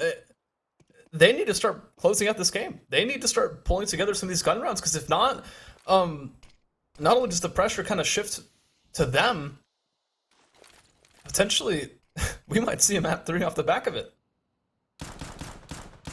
You know, I sit here sometimes and I say, how can 4 rounds or 3 rounds feel so long, right? Like, how can it feel so far away? This is one of those moments. You are 3 rounds away from getting the win, and you're just like, this is going to be so difficult. But Gore, able to find a weapon and saying, hey, we found that magical opportunity. Maybe we can fight it back. So it's going to be an AK in hand right now. Pistol firing away down on this B's site. And Sovereign finds the leg of Sion to finish him off. 4v4 still in the pocket. We still want 1 or 2 more. Super Rat gonna wait and see. Captain Mantis finds Donut. Oh, just dodging bullets there. Getting punished for it. 2v2, the fact that it gets to this point is insane, but Sovereign will be able to pull it back just a little bit, and I think Yag's just a little bit too far away with that recovered AK. He'll decide to hold on to it. I think it's a good enough play. Grabbing 3 in this situation on its own is worth noting. It's got enough merit behind it. So 13-8. Closer and closer. When do CSM crumble? If they do at all. I feel they may not fully crumble. The sandcastle will stay up, but at least one of the walls is starting to fall a little bit, right? Like, it's not been fully stormed. You're not fully on the ground. But it's getting there. And, you know, I think we had a timeout earlier, and now we get a chance to hopefully see a little bit of a change up. But Colorado do have to kind of stall back and say, hey, you know, we've lost a few rounds in a row. We gotta find that win back in our sails. We gotta get that momentum back under our feet, because right now they're letting CPP run all over them. And initial gun duels that feel Colorado should win if they were the team for the first half, it would have been very nice. It feels like we're getting deja vu of series number 1. First half, great. Second half, a little bit wonky. Yeah, and the shift was in the kills. CPP, they were just picking up a lot of them earlier on. And that was able to set them up a lot more for the later stages of the rounds. And the player that's really been helping to do that is Coda. He's been showing up a lot this game right now. I think definitely the player on the side of CPP that's kind of pushing their team into most of the round wins that they're getting. And looking to do more here. He's lurking on the side of it. You can see just thought process of, if someone just walks into my crosshair, this is a round win. But I don't think it's going to happen just yet. There's 2 players now we're towards ramp. This is kind of another example of that shifting reallocation of resources of, listen, we're not having success here. Let's make something else a little bit weaker to make the sum of our parts that much stronger. But seems like a flashbang out towards A. Plenty of players try to back this up, and off angles for some of these CT-sided players. The Cyan doubles up. Rotation starting to come through as well. Super Rat kill. So actually, he doesn't find that kill. It's Coda who doubles up as well. Yak's all of a sudden alone. Once again, Coda pulling out all the stops to ensure that they have a fantastic time here. They're going to wait a little bit longer, but the plant's on the outside range of A. Look at that. More mollies up to the top side. They know Yag has been flushed out, but you find an opportunity, and Captain Mantis is down. Oh, this is a chance. One shot to rule them all. You miss, Yag! Yag finds Coda's life. And there it is, the round that they needed. Colorado put 14 on the board. That's insane. That's absolutely insane. After all of the ways that CSM lose out in that bomb site take, they pull through in the clutch, and I would argue that's kind of what makes this team so good. We've seen the rounds where the individual just takes over and it makes up for what they might have lost in the mid rounds, and look at the difference it makes. It's AWP recovered as well. All of a sudden, that comeback just seems like it's that much further away. 13-8 looks a lot different than 14-8. Just 2 rounds needed for CSM to close out this entire map. At the same time, for the Broncos, you cannot disregard how hard they fought back to make it this close, right? They were sitting at 5. It was a little bit more difficult, but right now, Sion said, yeah, we're ending this here. We're going to ensure that we stuff you down. You will not be able to get back up afterwards. Sovereign on the outside, going to wing it over to Secret. Look at that, someone working up Secret side, and if you do not look, if you do not clear it, you're going to be in trouble. There it is. Donut gets 2 and lives to tell the tale. What a beautiful flank. Donut finds an opportunity and steals it away. Because of that, the last 2 members of Bronco are currently locked on the outside. And you know this is round over. Look at the economy. They're going to have to, like, I would argue, honestly, you save this. You have an AWP, plenty of utility to back this up. You kind of need this going into the next round. The chance that you pull this back as is, I mean, sure, it's there, and you can probe with this AWP. Let's go to continue to do in the past, but is it even worth the risk? These are the questions that come up in the late game that don't normally come out. And P9 looking hunting.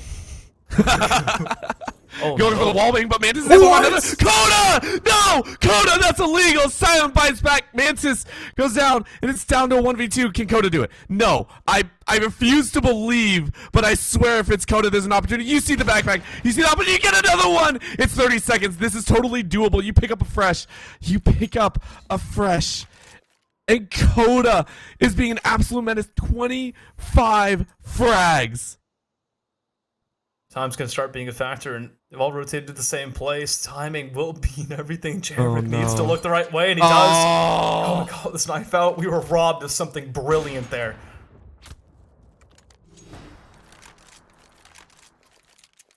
I don't care what anyone says about this game 1. Coda has a spotlight on him, like, completely. There are 3 spotlights currently shining down, because that was a hold and a half. Like, that was ridiculous. Let me draw a parallel for you, okay? Map 1, last week when Colorado School of Mines played, they'd been up against this exact same situation before. Map number 1 on Inferno, Ruger on the opposite team drops 43 kills. Jeez.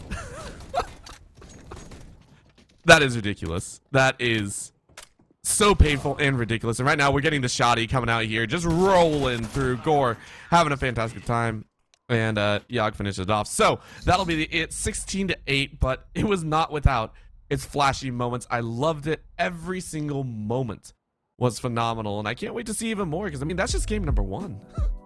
Yeah, somehow. I feel like that was a marathon. That was insane. I don't know why. That was the most dominant map I think we've seen tonight, with the exception. Actually, no, that's not true. Never mind. I take that back.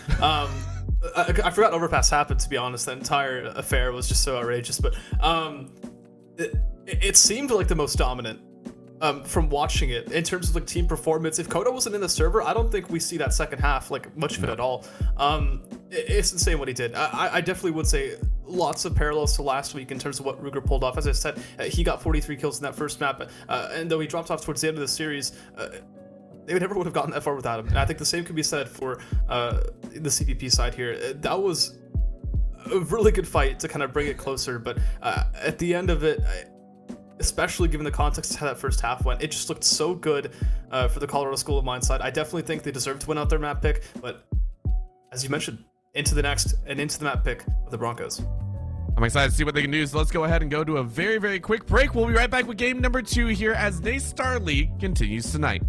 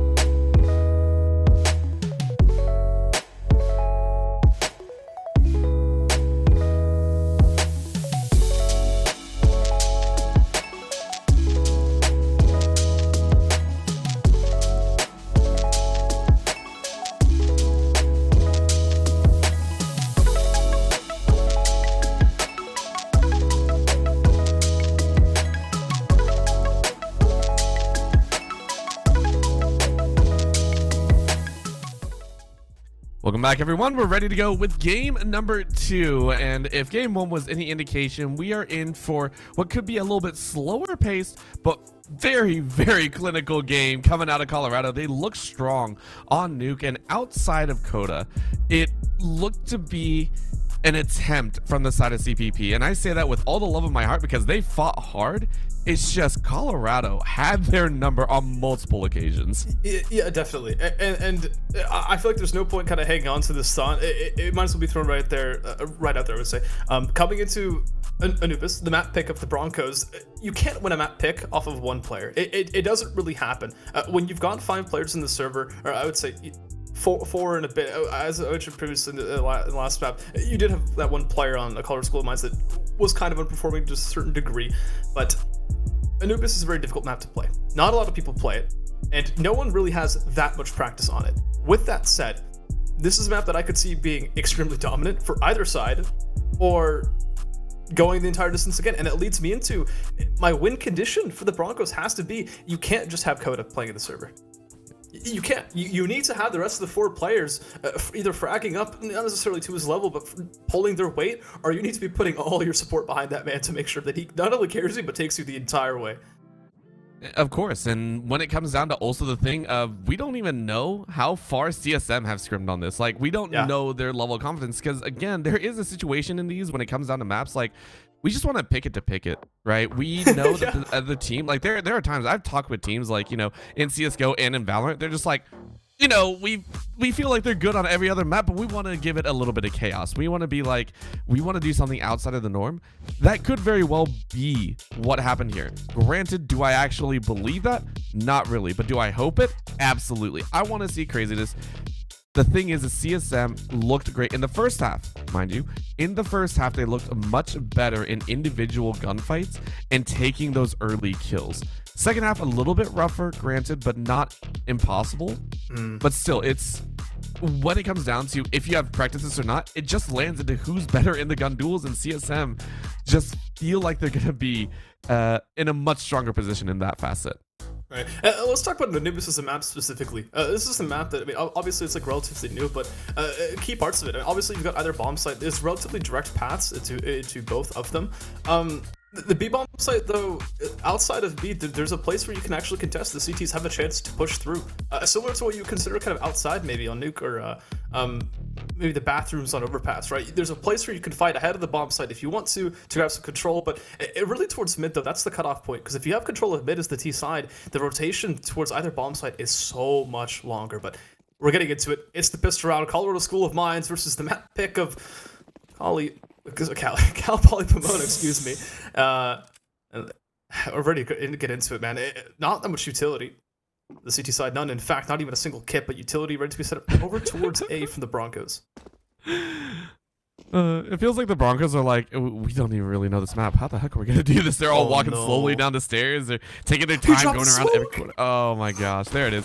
Zona is able to find one. Jerick is gonna fire away here on A site, and Gore is gonna take a headshot on Coda. That's an early set for themselves, and yeah. You know what? It was one of two things, and it feels like CSM maybe a bit more practice on this map than we thought before. That's gonna be very quick. Clean up on aisle A. And Cyan and Yogg take a kill apiece at the end. Yeah, that push there from Donut towards the very start of the round, he saw him swing towards that kind of water position. He didn't see anything and said, screw it. If they're not here now, they probably won't be. I'm going to go looking for information. He goes looking, and boy, does he find something. He takes a kill with him as well. Knocks some utility out of the round, which could have been very useful into getting the bomb site too. And it all snowballs from there into being that first round for the CT side. Cal Poly Pomona, sorry. I can't do it. I can't. You did your best, and I appreciate it. Not working out too good on the map pick. So. Oh! You know what? We knew it was coming, but it still looks so good to watch right there. Nade lands on all 5, and Broncos just have to eat it. That one. I'm curious how much damage the nade did. I don't remember. It looked like it was close to 300, if not more.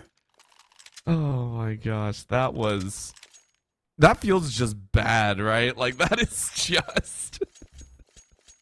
Oh man, alright, getting underway, we do have a buyout. That is going to be CPP going ahead, grabbing weapons on everyone. Nade util is a little bit low end, but might be enough. Of course, Colorado chilling out with a strong set of nades, not so much in the weapon department, but they don't want to buy up just yet. But here we go. Bomb still back down in spawn, because this could easily happen. Gore finds Coda's life and takes the first kill. Not really a kill. You want to be losing early on. Coda, not even a single kill this map yet. Not the best start as we had the first gun round, and that's exactly what I was talking about when I mentioned you can fight outside of that B bomb site, a flashbang to look Donut looking for kills, and ooh.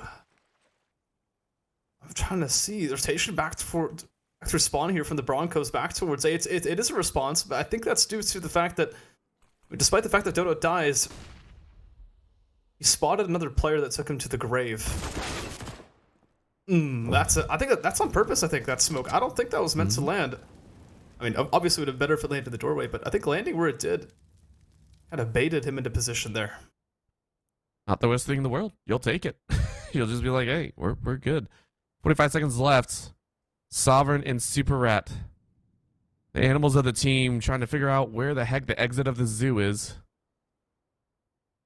Maybe trying to get into the zoo. Who knows? Oh, that's true. That's true. Might be best to go back home, you know, into the safety. But for right now, Cyan has their number. Knows someone's right around this pillar.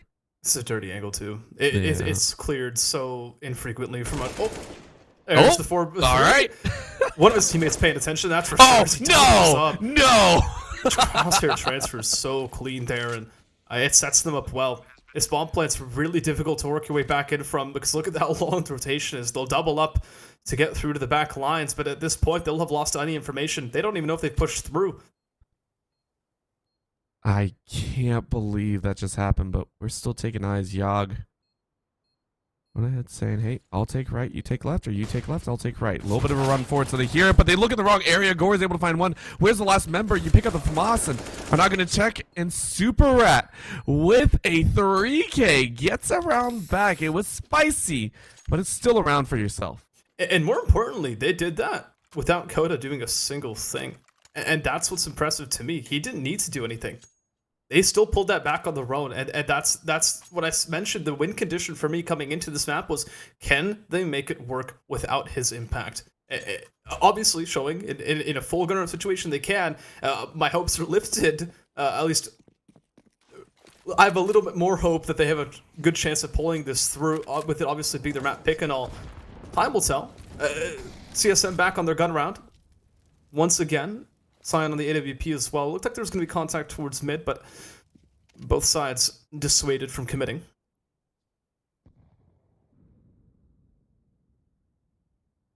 They'll go ahead and hang out here best they can. Jarrett going, all right, well, what do we do here?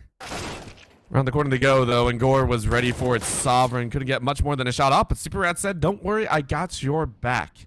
Let's go ahead and trade it into a 1-for-1.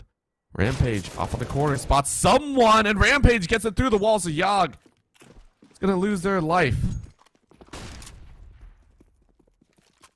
And towards A. Rampage not waiting around as the CT side doubles up for kills. Coda will trade back in towards mid, but that's the bomb. Oh, and a missed timing here. Super Rat's got this frag every day of the week, but the bomb has actually been dropped all of a sudden. Super Rat set for the clutch situation once again, and Donut's gone aggressive on the angle, aggressive for the frag, and they've gone up in rounds. It's up to 3.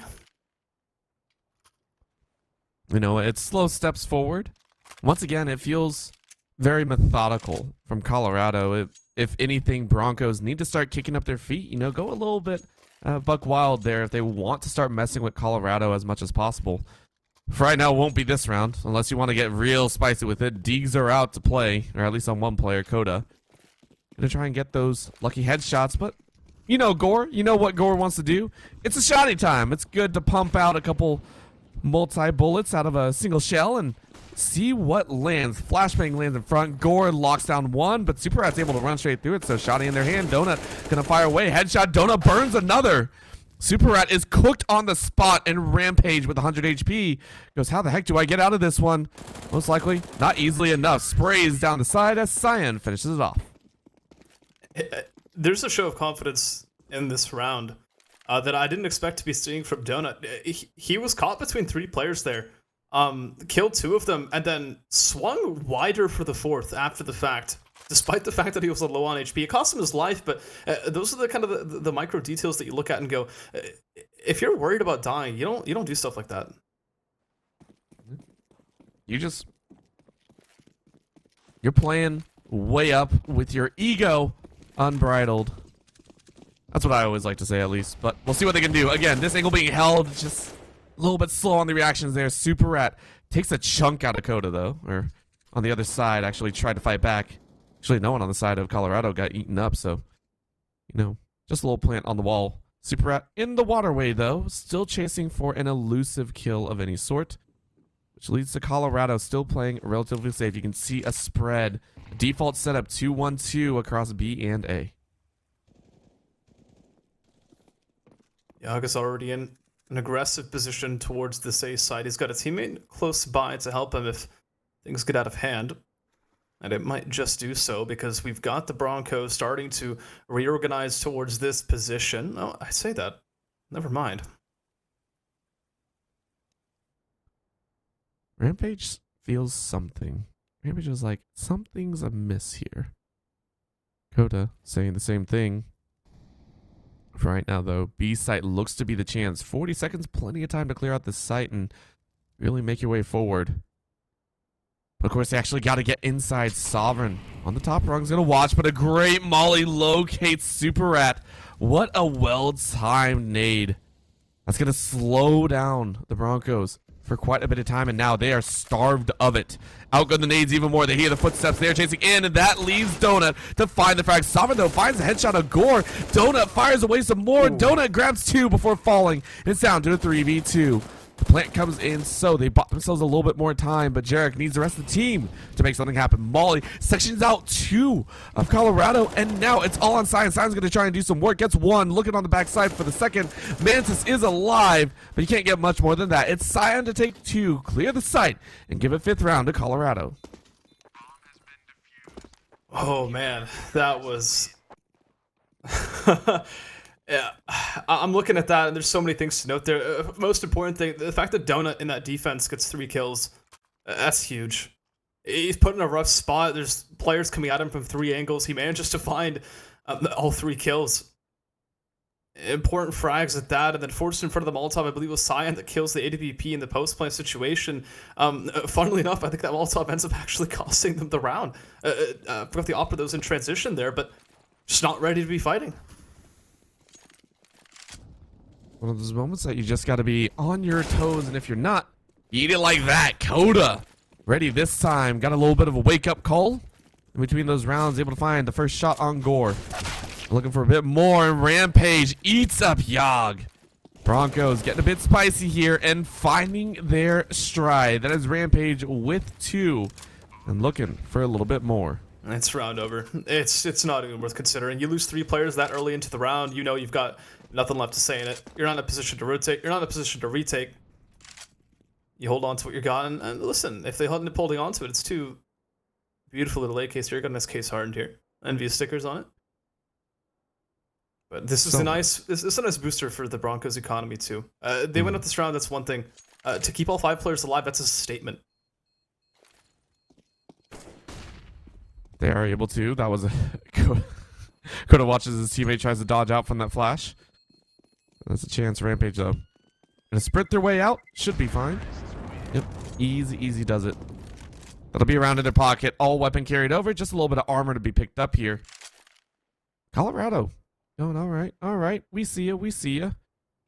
Gore might be the only one that can't really buy up here. Rest of them should be fine. Look at a drop. Yeah, he gets a drop.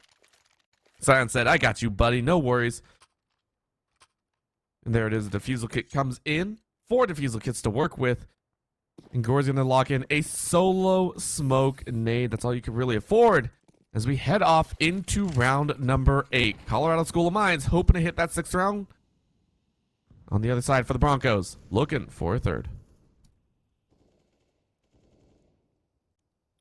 We're not seeing the opening duel towards water this time around. Oh, this is a nice boost. I think Donut definitely sees that. Not going to be good for the kill, though.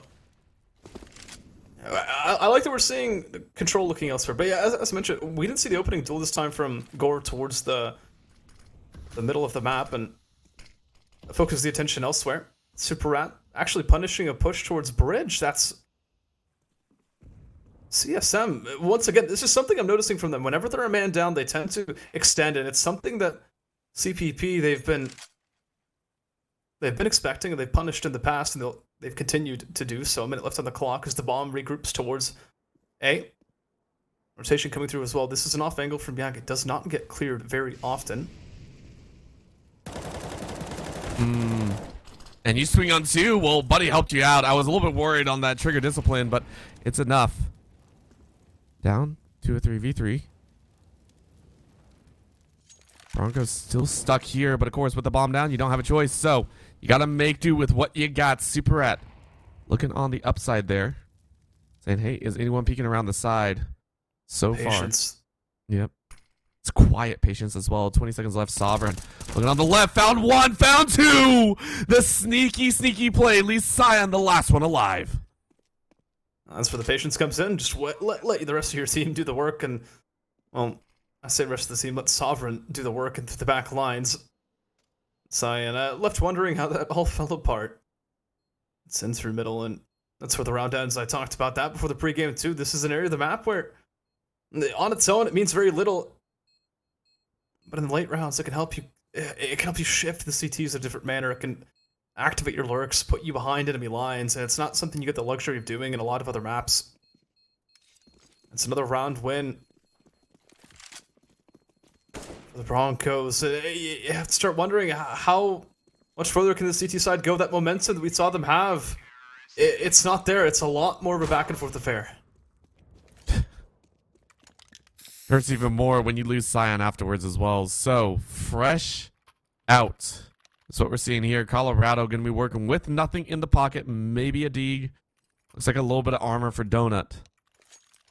On the other side, CPP are riding high. 5.9 on Super Rat, who's carrying that op to victory. 6.7 for Sovereign as well. These are numbers that, if Colorado could see them, would be very, very disheartening. Around the corner they go. Sovereign going to spray down just about everyone. Get some good tags. Mantis helps back him up. And the nade goes out just to push him back a little bit further. This is Bronco saying, all right, we're getting back in control. Let's see if we can close this one out nicely and carry more weapons into the next.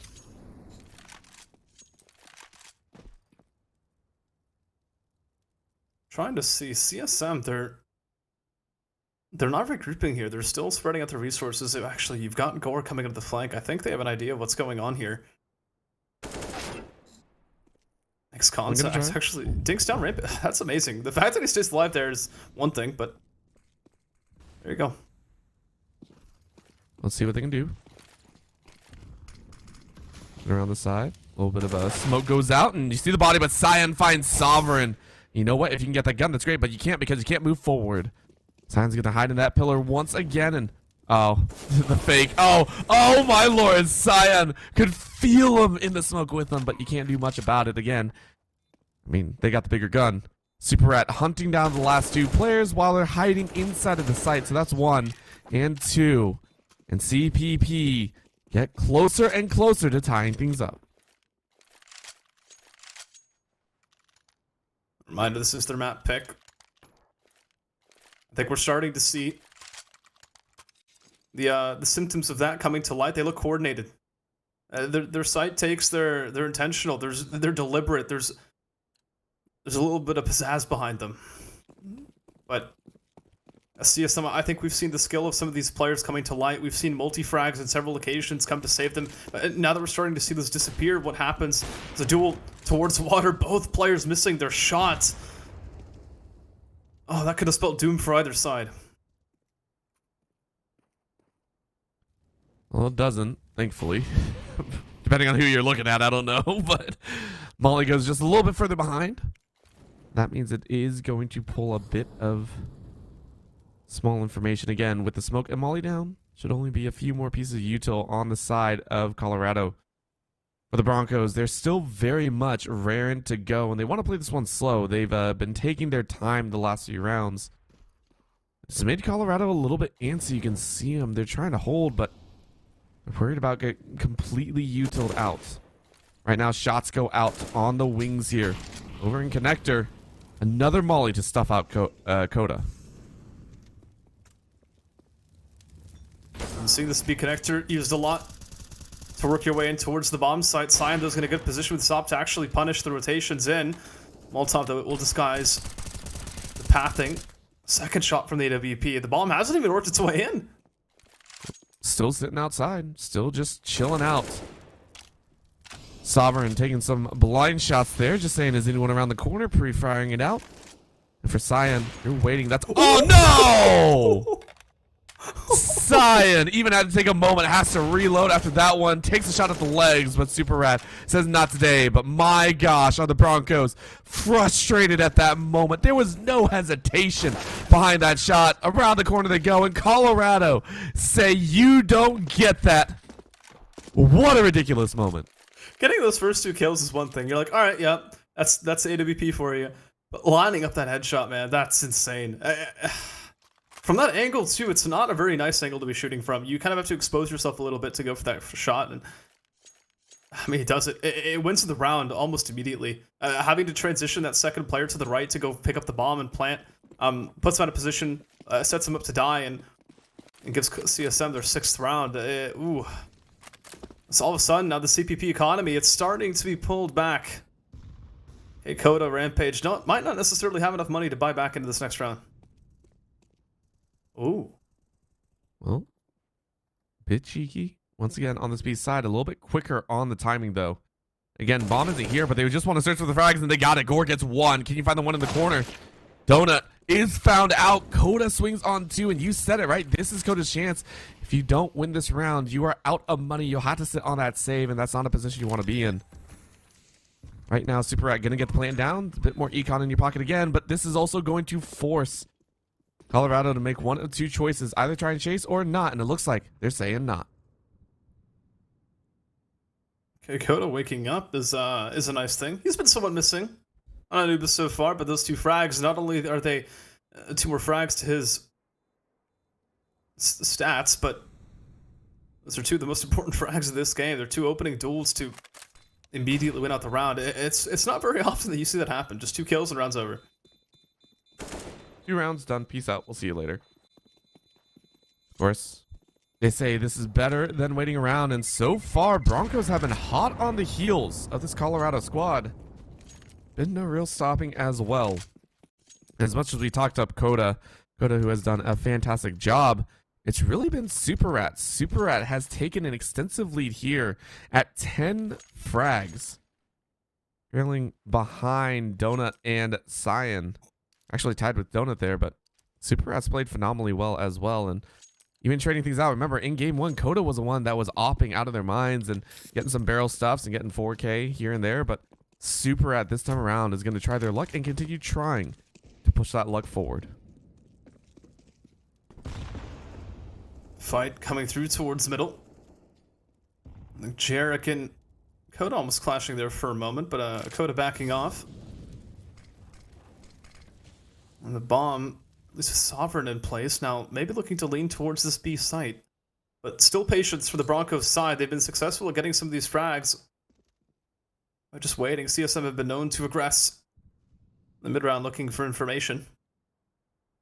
This time they rotate through. They sticking 3 players over towards B. This looks like a read to me. I mean, the read has to be read before it can be a read, I feel, right? Is that did I English right? I feel like I did. I'm not sure. I'm not an English professor. I'm sorry. Oh man. You know what? I'll go with it. We are going to take a look though. Sovereign hiding around this edge, and again, it's hiding just shy of that smoke. They're just biding their time. Last time it was Broncos pushing in quite quickly, finding the early frags and then forcing a save of the weapons out of Colorado. This time around, they're taking things nice and calmly. 35 seconds left. They're waiting the timer down, and makes you think that they got a lot of confidence in their fight. Sovereign, though, sitting on top of a molly, I'm pretty sure. And Cyan finds Mantis, just drops him where they stand. Gore able to finish off Sovereign. A little bit of a cheeky swing. Now a nade goes out. Another smoke ready to go, but Cyan saying not today. Donut finishes him off, and that was one of the cleaner rounds that Colorado School of Mines have had in quite some time.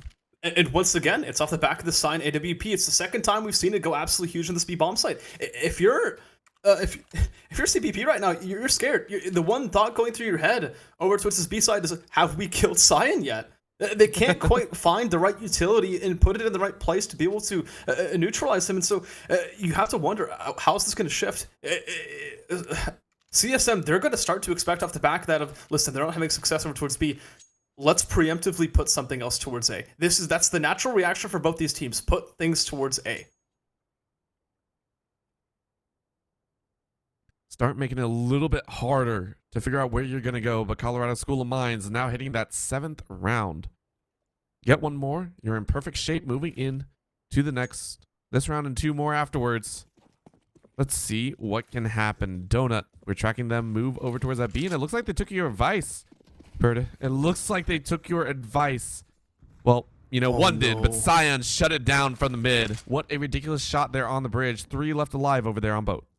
I don't think he's been going for that mid gunfight. Off the back of that pause, there was probably a discussion there. Listen, we go for this fight with rifles a lot. I don't think he's going to be expecting the AWP. He swings through, takes that kill. Coda, one of the most impactful players, and not necessarily this map, but in terms of what he's brought to the table, he's gone.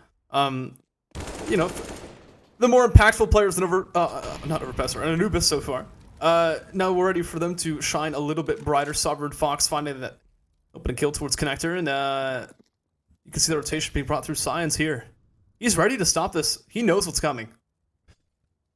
You know, they've done it time and time again. Feels like insanity after a while, but maybe this time it will work. Super Rat taking a chance. Out comes that molly to slow him down once again. But off on the left side is there. Look at that! Sile with the collapse sends 2 to the graveyard. That is a bolster that they want. And it springs Colorado straight into action. What do you do? What do you do? They don't know a smoke lineup to stop him. They don't know where to throw. They have to expose themselves to be able to isolate him. But if you expose yourself, they're already in the man disadvantage.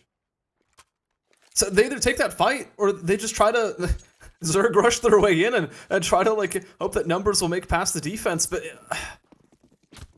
Oh, this isn't looking good. It looks like, it feels like CPP are out of options towards this A site. It doesn't look like, sorry, this B site. It doesn't look like they know what they're doing there. And you can see the natural reaction. They're going for this water fight more often. They're trying to position themselves over towards A. And this early kill, it's going to make it a little bit easier. But even the rounds where they get this connector kill, this B bomb site take does not work. That's why they're fully committing to this A site. Yogg is able to find one, but still falls to Super Rat. Remember, the earlier trade leaves it in a 3v4. Sion, though, evens things up. And again, Sion is now taking a page out of Coda. Jarek eats up a little bit of damage, I believe, standing on top of Molly once again. Look at that. Multiple smokes going out. This entire site is completely locked off, but that's a nade. Sovereign eats enough of the damage to make him be a little bit worried. Gore on the edge. Now waiting it out. Around the corner to go. Take a look. A little bit of split from Heaven's side. Looking down. Sion wants that final shot, but can't find it. Jarek finds Rampage, though. And around the right side, you see the one under the box take their life. And that's the finish that you like to see. Of all times, to clear out a site, that was the one. 9 rounds to Colorado. This time they got the bomb down over towards the safe site, which is good to see. In my opinion, it's a really difficult retake to do, but I mean, they cleared all the right angles. They had all the right crossfires ready to go. I mean, a common thing you could do over towards A is just have people swing off each other in the post play, but CSM, they were ready for that, and they got those frags. Last round of the half, 10 rounds would be amazing for Colorado School of Mines, especially considering this isn't their map pick. We'll have to wait and see. Once again, as you said, not their map pick, not their style or choice. For right now, though, Mantis saying, hey, what do you guys want to do? How do we want to take this chance? There's the shots go out. Coda said, I'm going to enter in with one. Nades over the wall, trying to flush them out. And again, just straight through the open door. They want to take this B side. They want to make it look good. They can land on 6. That's even better. So far, only one frag, but Sion getting burned out and actually eats a huge chunk down to 38. And you're happy about that one. Coda eats a shot to the arm. Nothing major. Down to 40. Takes one in the leg. A little bit more dire. Sovereign on the edge, though. Spots one. Beautiful shot. Gore is down. Jarek finds Coda, and now things are looking dicey. Sion swinging, scoped in, ready to go. Knife is out. Here's someone walking. There's a mid lurk too. If you swing now, this is going to be huge. The player through the backlines as well. Pay attention to Super Rat. He's doing what he does best, and it's not going to matter. It's the end of the first half. It's 9-6, and just despite the fact that the CSM are in the lead, Broncos are not far behind. And for a long while, it seemed like they had a good chance of coming back. This is their map pick, and we'll see in the second half how they do. I think heading to the CT side, they've got a good shot at it. I think, despite the fact that it seems like they're punching up, the right players are finding kills, and you're not going to be running into Sion and AWP on your CT side. Nah. Yep. You're going to be okay. You're going to be happy.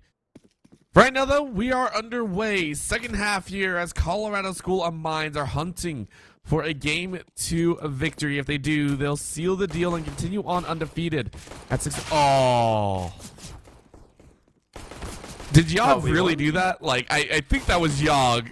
And so that feels kind of bad there. Coda, though, sprays down Sion. And now it's a chase for safety. Super Rat is ready to go. And ready to fire right back, but look at the pepper spray just going through. No chance whatsoever. Gore finds Mantis, but Coda eats one back, and Super Rat locks them down with the 2K. Make it even more. Full house to take a pistol. Okay. I think we've seen fully symmetrical pistol rounds tonight. Actually, that's not true. At least in this series.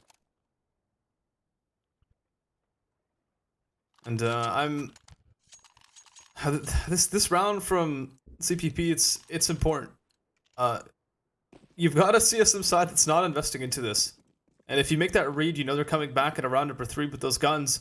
That means that this needs to be a good round for them. I'm not saying a round win, and you need to see all 4 or 5 players staying alive at the end of this, because anything taken out is a really expensive loss, and you can even see it towards mid. Being chased is Coda. So many pistols to fight against, but it's a narrow hallway. And he's got a teammate to back up as well. It's that quick round, and it is all 5 players alive.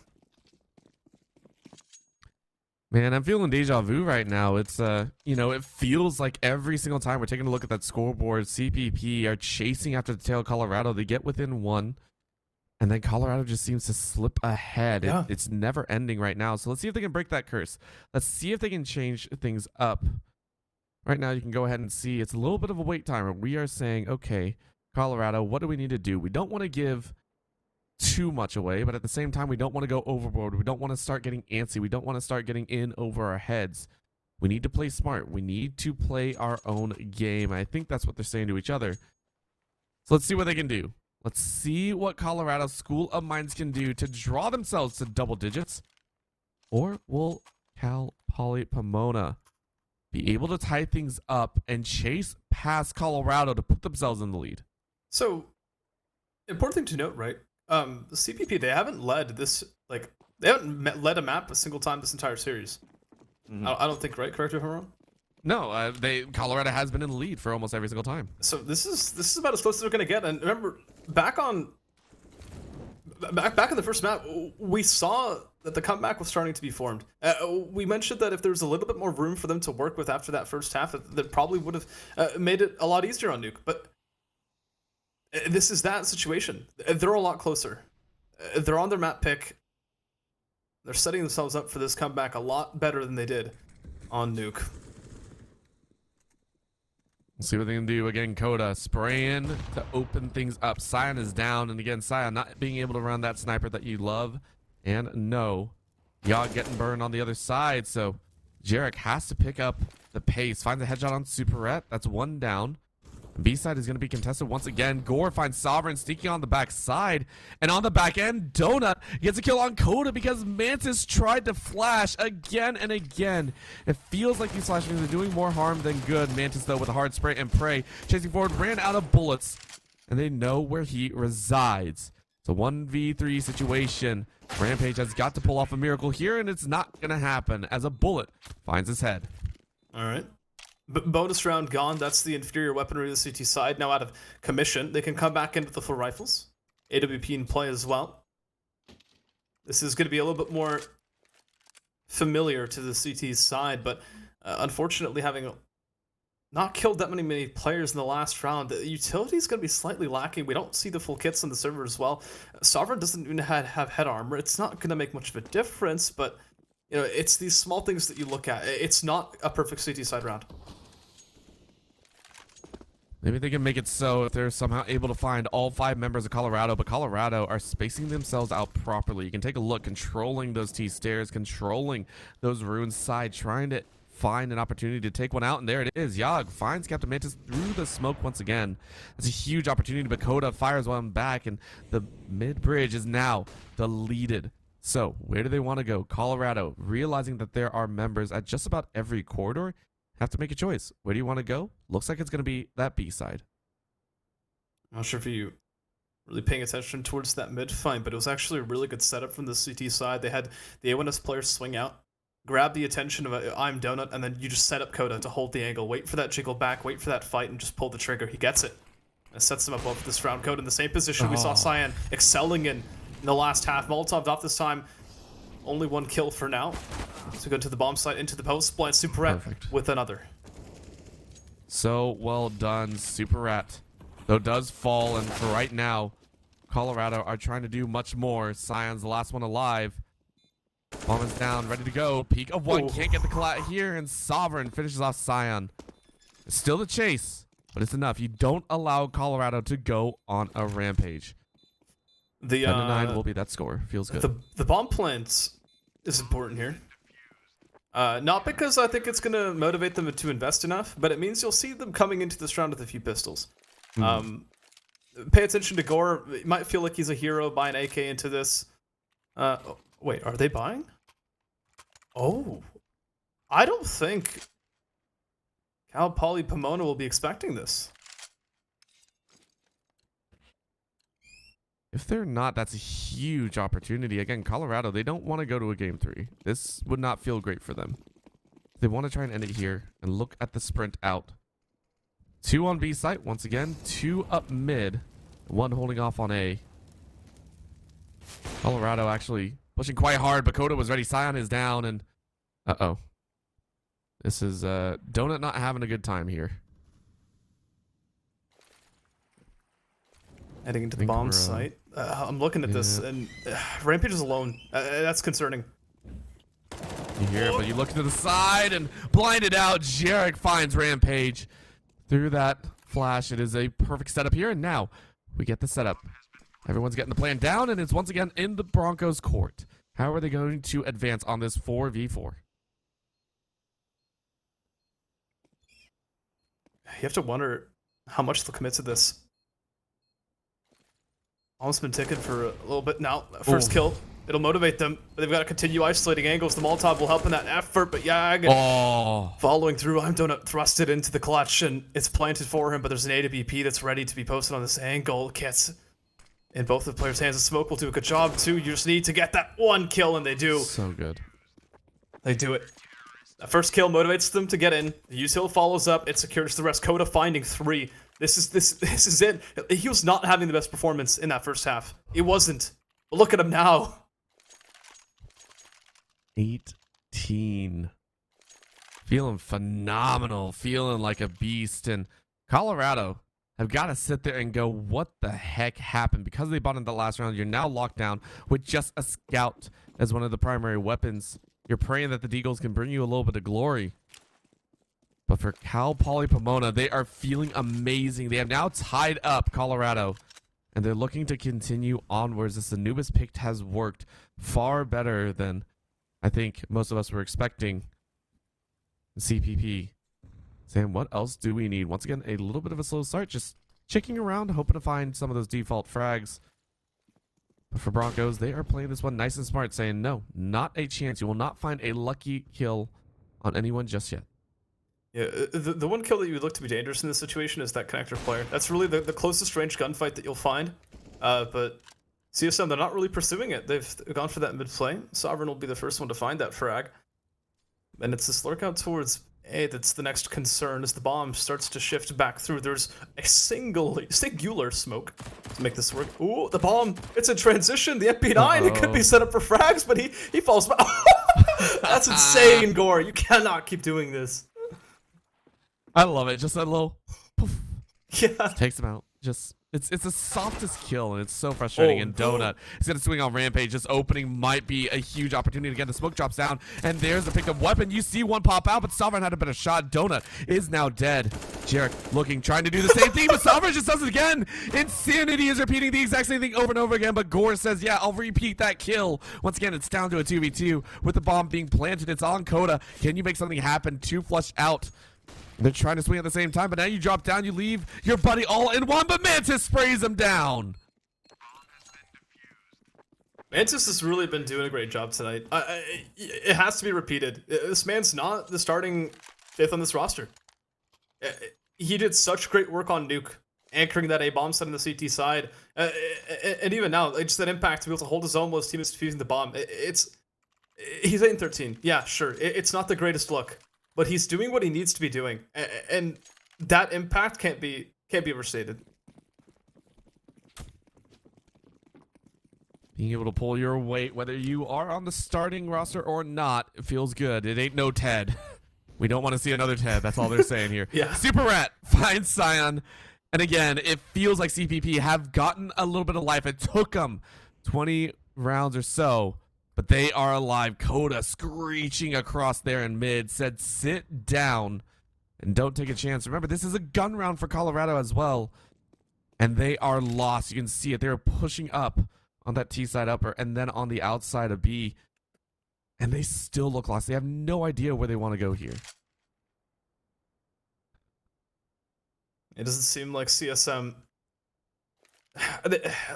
You watch them play in other maps and you see them have this innate feeling of where the opening is, and it doesn't seem like they have it here on Anubis. A man disadvantage, they regroup because they feel like there's no other option, but they're walking into this bomb site, and, well, you've got Super Rat in play. This double op setup, it springs into action, and it's smoked out. It's a brick wall waiting for them. This is looking rough, but Gore is going to try and change things up, but, I mean, there's not much opportunity. It's really just how many more can you steal away? The most you're going to get is 1, maybe 2. Other than that, can you do more? You're down to about 19. And from the side, Sovereign says, I rule this angle. Is now 12 to the Broncos as they are chasing away. Just need 4 more so we can go to overpass. This, it reeks of a map 3, to be honest. I think CSM, they need a pause. They need some time to talk about what's going wrong because these last few rounds, they haven't looked good. The rounds that they've been winning, as I mentioned before, they've been due to heroic plays coming out from some of these players. Right now, Cal Poly Pomona, they look like the better team. And that's a scary prospect heading into a potential map number 3. And I don't know, it's not just the openings that CSM is missing. They're lacking the confidence that they've been working with, that they've been reliant on in previous rounds. The immediate reactions from them don't seem to be the same. They're playing textbook Counter-Strike, and that's arguably the opposite of what they need. They need that spice. We said it earlier. Broncos brought some spice, and now it's needed on the other side. But Yogg might have found it. Jarek finds another, and out of nowhere, they spray it down. They bought into this round. It was one of the last chances that they had, and they found it. But Super Rat and Captain Mantis are still alive and still able to make some magic happen. Remember, that op is nasty with it. So, what can you do? Time's ticking down. It looks like they are going to save here. So Broncos say, you know what? We're in the lead. That's more than we can save for game number 1. Let's go ahead. Let's play this smart and slow. Let's give ourselves a much better chance in round number 24. Holding on to all 4 of these rifles would be important. You can see they're not really looking to hunt, and ooh, AWP recovered. That's always a nice little touch. I mean, I have to remember that the Broncos were working with a double AWP setup here in this round. Arguably why they decided to save. But, all right, CSM, that's a good round. All off the back of those openings, but listen, you win the rounds if you get the kills, right? That's how the game of Counter-Strike works. And so they got them. They won the round. They need to follow it up, though. They can't continue to lose openings. And hey, you never know. This could be an opportunity. They took a gamble. They got some spice going. They ran hard and didn't stop. So do they want to do it again? This is another timeout. You can see here a little bit of or not a timeout. Yes, it was. My brain, again. I don't do this myself. It is a timeout. It has been taken, and now we get to see if the teams have regrouped themselves. Colorado saying, let's do this, everyone. We are fully stocked up. Nades good on Cal Poly Pomona's side. Let's see what magic happens, whether it be for Cal Poly Pomona and they break their way back into game number 3, or Colorado School shuts the doors here, passes once again. Only time will tell. B-side feint here. Colorado putting all 5 on this edge, by the way. This is a much bigger stack than I think we may have been expecting. Mid player started to rotate out. Cyan. Smoked off. Might go for the timing shot here. There it is. Oof. No connection. Felt the whiz, though, for sure. that one was like, oh, yeah. A little bit of a pop, yeah. Oh, man. Let's see it, though. Again, this is also where Broncos struggled last time. Remember, Broncos just hard ran in the first half at this B side, and it looks like Colorado are going to do the same. Full stack up. This left side is there, but look at that. Through the smoke, they're able to angle all 4 in, but they're gonna get swatted down. The crosshair is just too good. Mantis able to find 2, and now the hunt on the back end. You get the spray. Jarek does it while blind, but it's still enough damage. Look at the HP levels. Very well done by Broncos. They've got themselves an opportunity, and now they just got to close it off. Pinch on the back end. Take a look at that lurk. This should be Broncos finishing it up. Side's a crucial factor in this situation. Making sure you don't swing him and don't lose kills in the process is huge, but he does get him killed in the back lines, and Jarek isolated in a 1v3. He's got the kill in the first. AWP needs to be killed next. Koda's turret, not just in this map, but for the entire night. Back to a 2-round lead for the Broncos. Oh. Broncos gotta be breathing pretty heavy there.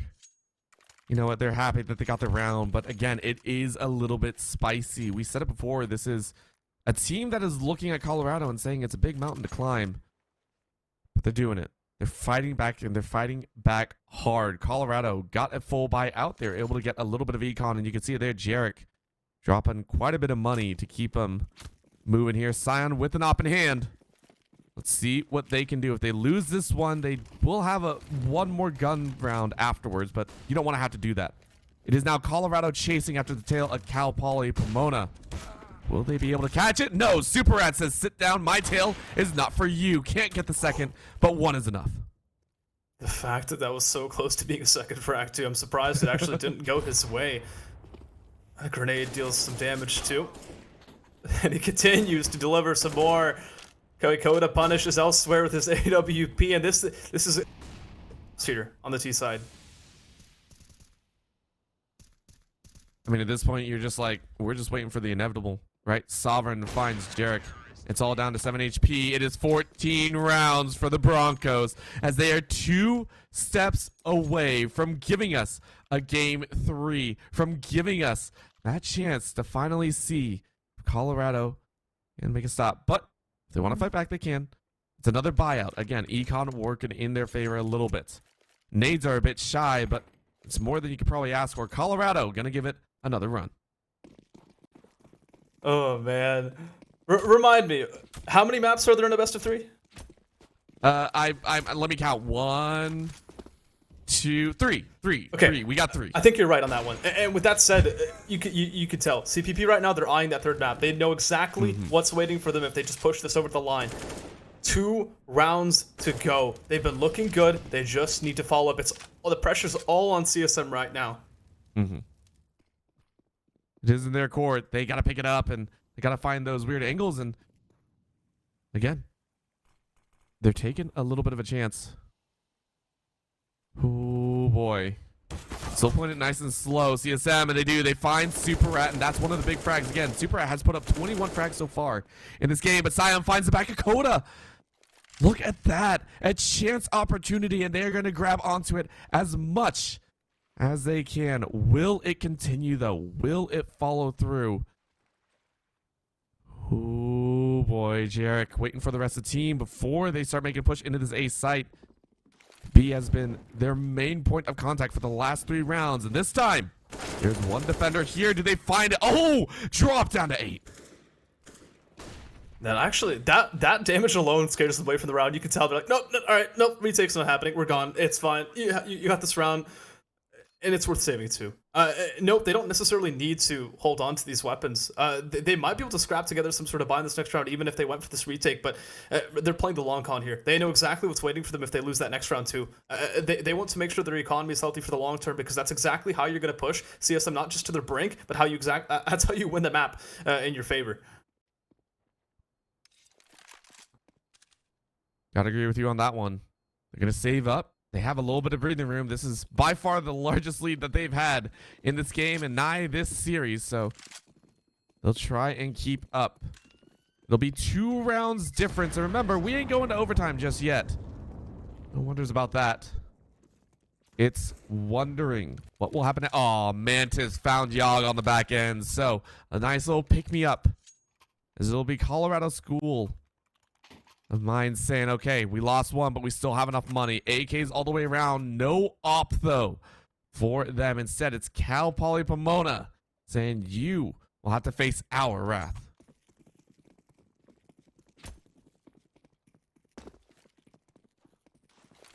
Double up setup back in play. Continuing to be in play. These opening duels, they've been found off the back of it, and it's those executes as well where we see them coming into action. That was a close shot, Super Rat. Don't scare me like that, man. Oh. Every trigger pull, just an opportunity. Either side to take the lead. Every trigger pull is bad for my heart. I'm watching through the smokes. We've had, I think, about 3 random shots through either blinds or smokes that have landed. I'm just like, this is so scary. Donut finds Coda. That's a headshot through the smoke. What did I just say, Bernie? What did I just freaking say? It happens. You can't stop for a second. It is so dang frustrating on either side to not know if a smoke will save you or not. Those blind sprays have done so much work. Minute left on the clock, and with an early frag, CSM have decided not to move just yet. Broncos are still spread quite thin. It looks like it's going to be this B site once again. Look at the rush. 3 set up outside those doors. 1 coming in from the connector, and they're going to chance. There it is. Gore completely blinded out, though. Badona burns Mantis, so Mantis is down, and the site is free for their own. Another little molly goes out, tries to get in the doorway. But what more can be done? Where do they go? 3 left alive. Rampage, Super Rat, and Sovereign. All 3 of them wondering, should we take this chance? Do we actually want to take this fight? Oh, dear Sovereign. There's a little bit of a cheat angle. You can see through it, but you don't spot anyone. Rampage cheating up. They're going to try and take this, but Jarek finds Sovereign. That's an opportunity, and you do get 1 more back, but it's still 3 left alive. Colorado, 1 away from tying things up with Bronco. Verde, I know we said we wanted to map 3, but Colorado School of Mine sure as heck don't. I would agree. And you say that we're like 1 round away from tying things up again. I think we're actually going to get there because some of these players can't afford to buy back into this. Look at this. Deagle's coming into this for most of these players. We see an armor for Captain Mantis because he can afford it, but oh man, I think they'll be able to afford a double up setup into this next round again if they want it, but they're on the brink. This is it. We're coming to the tail end of this game, and it's 50-50. They cannot break here. They cannot stop, and their rush gets something. Yag is down. They'll be able to grab 1 weapon. Sion actually burns on the other side. They get a little bit tick of damage, but Broncos, they did some work. They surprised the heck out of CSM, who are on a nice edge right now. Look at the lurk on the top ropes, though. Inside of this A site, the plant will go down, and the rest of Broncos will have to work their way around. Remember, they only got 1 weapon. Sovereign is currently carrying that one. And they have to work through so many deadly traps. Look at those angles being held. Ooh, Jarek's trapped. He knows it. Finding a way out of it, though. Straight through the mess. He pulls himself out of it. And CSM, I think they've done it. They pushed it into another tied scoreline. It didn't seem like it was possible. Oh, no. So I say that. Never mind. No. It's not over just yet. Oh, wait. No kid in play. Means I think I might just be around right at the end of the situation. Oh, my gosh. But the damage has been dealt. There it is. CSM, this was a lot more expensive a round than they wanted. An AK recovered for the CT side too. It's feisty round at best. I mean, you can. We talked about mental so long, even in the earlier series, but I think this is the best encapsulation. It feels like the teams are trying their best to pull macro plays out, and then it just kind of devolves into hold your nerves and hit your shots, right? We see the rotates from Colorado. They are moving as a squad, but as soon as gunfire goes down, things start to look hairy. It's hit or miss with some of those gunfights. Jarek holding it down on the back end, but some of these rounds, Cal Poly Pomona have found opportunities, and it just comes down to a single glance, the wrong moves. Mantis taking a chance at a swing here and finds one looking the wrong way. Rampage is able to follow up, and Mantis finds Yag. That's going to be 2. Jarek fires back. Rampage is down, but the nade does so much damage. Gore, through the smoke. This could be huge. They don't step out. You can't see. There's a foot. There's 1. There's 2. That's going to be the double up, and it's down. Super Rat is left with 1. What a break. Are you kidding me, Birdie? The double op setup, it's gone. Out of the Broncos react, they go full aggro. We push towards B. We get the trades, but we have to react. They push back towards mid. They get punished. And that's a brutal blow. The op is thrust into the clutch. It's a good weapon to do so, but it's not the right weapon to retake with. The first flick doesn't connect, and it's CSM. They're back in the lead. Map and series point. It doesn't matter, Birdie. It doesn't matter that they're in the lead. I swear, there is nothing that matters. These teams do not care. Their aggression, their level of power, they are playing with confidence on the edge. Colorado at the last possible, I'll say the 11th hour, maybe not the 12th. It has been Colorado. They saw the 14 of Cal Poly and said, we don't have a second chance. We gotta fight back, and they have done so. Cal Poly scrape by with a little bit of util, but all the weapons that they could ask for. This is do or die. They have to make every nade count. 3 FAMASs. Desperation. Clash of weapons. Jarek lucky to get alive. Now information. Armor. And information too on where the AWP is. It's motivating enough. It's justification to walk in towards this A site looking for this first frag. Gore was taking a step back, letting his teammates come in, but it's given time for the CT side to react. They're coming in. This is going to be a full-out brawl on this A site. I wouldn't have it any other way, Bernie. I would not have it any other way. It went from B swing to A swing, and we're right back here. Look at another one. That's a second, but you can't hit the shot. Oh my God! Why is Jarek alive? Why is Jarek alive? How? How do you survive that and get to walk away and tell your story? You still not dead. Donut finds Rampage. This cannot be how it ends. There is no way that it ends like this. Mantis is back. Gore is down. Do you check behind the box? Do you find it? No, Young holds it off Coda with a beautiful off shot, but there needs to be more. It's 1v3, and it's over. Colorado storm back to take Anubis 16-14. I have no words. Absolutely zero. Both.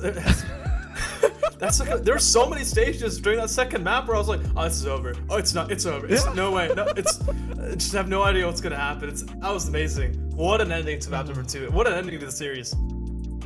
My heart is racing right now. Like that whole last round was so much chaos, and I have to say, I would not have wanted that game to end any other way. A fantastic showing from both these squads. There is a reason that Colorado are 5-0, now 6-0. But there is another reason that Broncos were 4-1 moving into that. They scrapped to the absolute bitter end.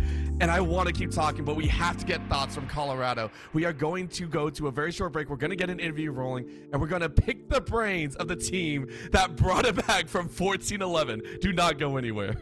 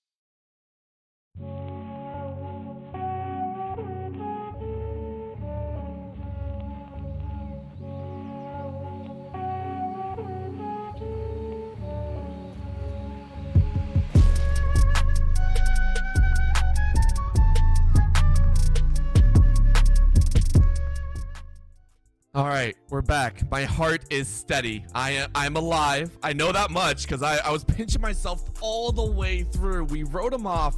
We said we were going to game 3, and it did not. And now we get to see how they feel. We have from Colorado School, we have Colorado's very own Cyan, one of the members that brought it back. Cyan, how are you feeling after that series? Unbelievably excited, I guess, is probably the best way to explain it. I think that 11-14 scoreline gave you all the drama that you could want in a game like this. Yeah, man, let's go back to the start of the series, though, right? It starts off on Nuke, a map that's very well known to be very difficult to play. The current CT side economy could be absolutely brutal, and it benefited you guys a lot. There were so many times where you guys went back-to-back rounds, and they just kept coming at you guys with pistols. But heading into the kind of the second half, we started to see you guys struggle a little bit. They started to come back. What was going through you guys' head? And I guess what allowed you guys to succeed so much on your two sides? So I think with our T side, our biggest struggle was waiting for our executes. We had all these plans, we had all these calls that we were looking forward to using, and we would just rush it. We would get that mini player in a bit too quick. Our top hub molly would be a little bit late. The flashes would come in a little late. We'd rush through Squeaky and kind of run into a situation where we had a lot of players on A site that were not pushed off by the util that we had prepared. So once we started to kind of get that back under control, I think you could really see that our T side really succeeded the way that we wanted it to, especially after we finally got our executes where we wanted them. Yeah, so leading off of that too, both these maps had performances that were absolutely insane across the board. I mean, we're talking about you off the AWP on Anubis. Your CT side was absolutely insane. Just that B bomb side, just it doesn't need an introduction. You know, but talking about Coda as well on the other side of the server, there's so many individual performances. What was it like to be in the server to have to react to all these moving conditions, all these players that at any moment could just pop off?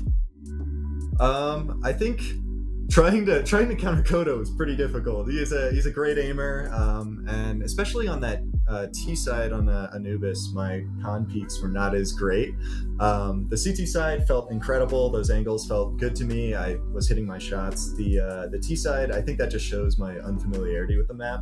I think that's like the second or third time I've ever played it. So those angles are still new. Taking those timings, those fights are a bit difficult. But I mean, there were some pretty good aimers in that server. So they ran us for our money a few times, but in the end, we clicked the pixels on the screen. I guess that's really all I can say. Yeah.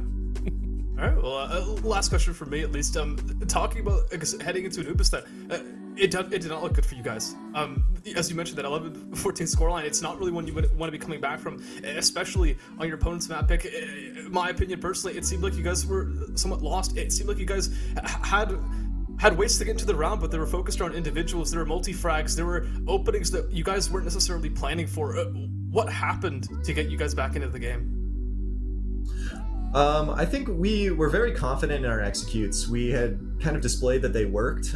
Even our fast A plays, or a few of our slower plays where we moved around the map a lot. I think you could see that, especially on the mini map, how dynamic we were, how spread out we were. Kind of waiting for those opening duels because we knew they would give it to us. And once we had that person advantage, it was really easy to just throw the executes, throw the util that we rehearsed, and really just believing in our T side. I think there wasn't ever really a question of, oh, is this going to work? Is it not going to work? We had shown that it worked. We knew that we were capable of playing it. We had all of our individuals playing pretty well. And so it was just a lot of confidence in what we prepared. And I think that going into those like executes, making sure that we had our nades going where we wanted them, when we wanted them, really kind of showed how we progressed from that later delayed executes that you saw on Nuke into our quicker, more effective executes on Anubis. Oh, makes sense. Thanks so much. Of course, and now one fun one for me. We saw a moment that Jarek should not have been alive in that last round. I gotta ask you, what were the comms like? What was going through your brain? Like, watching Jarek get out of absolute chaos, what was that like? Honestly, I saw it from the minimap only and then watched it back on the stream after we won that round. That was insane. He really kind of threaded the needle there. Don't know how he did it. He's our very own smoke magician. I was calming the whole time to play relaxed. We had good position. It was a 5v5 retake. Like, that's as good of a last round as you can get. And Jarek slipping into that position, getting that first kill, and then living to get out of it, damaging that player cameras, shooting the guy in heaven once. Like, that was insane, and really kind of what we needed to really push it over the edge. Of course, it was fantastic to watch. Now, of course, with that, you guys are continuing your undefeated streak. Is there anyone that you would like to give huge shout outs to, respect to, or give a thank you to here on this broadcast? Honestly, everyone who tuned in, we really appreciate the support. It's always so cool to kind of see the chat go, and especially in between matches when we have that knowledge that we just won and we're waiting for everyone to react around it. I think there were a lot of really good plays that I'm glad a lot of people got to see. So huge shout out to that. And of course, our coach Regen, he was also in the chat, pretty active user, so huge shout out to him. Of course. Well, again, congratulations on the victory, continuing that run, and hopefully you guys end an even more flawless season. I can't wait to see what you guys have in the postseason as well. So again, Cyan, congratulations on the victory. Thank you very much. Of course, with that, we are done with tonight's broadcast here. Birday, any final words before we close things out? I mean, I'll just mention, I always do, that it's always a good time here on the Naystar League broadcast. Counter-Strike always delivers, even if when it's a blowout, it's always fun, and even when it's a close game like this, I guess in this case, when CSM's on the broadcast, it's always a good time, man. It's always a good time. And even when it's not the Varsity Premier matches, in this case, you know, open Premier games for both series, we're here to have fun, and we always do have fun. I mean, this is my first time here, and I loved every single moment of it. Across 2 series, it was an absolute blast. Thank you so much for tuning in. Now, of course, this will be the end of this regular week. Now, of course, on Monday, we'll be Rocket League here with Naystar League. That'll start at 7 p.m. EST, so make sure to tune in your clock, and maybe there's some little bit of spice over the weekend as well. We'll wait and see how that one goes. Of course, with that, my name is Ortal. With me has been Birded Box. Thank you so much for tuning in, and have a fantastic evening.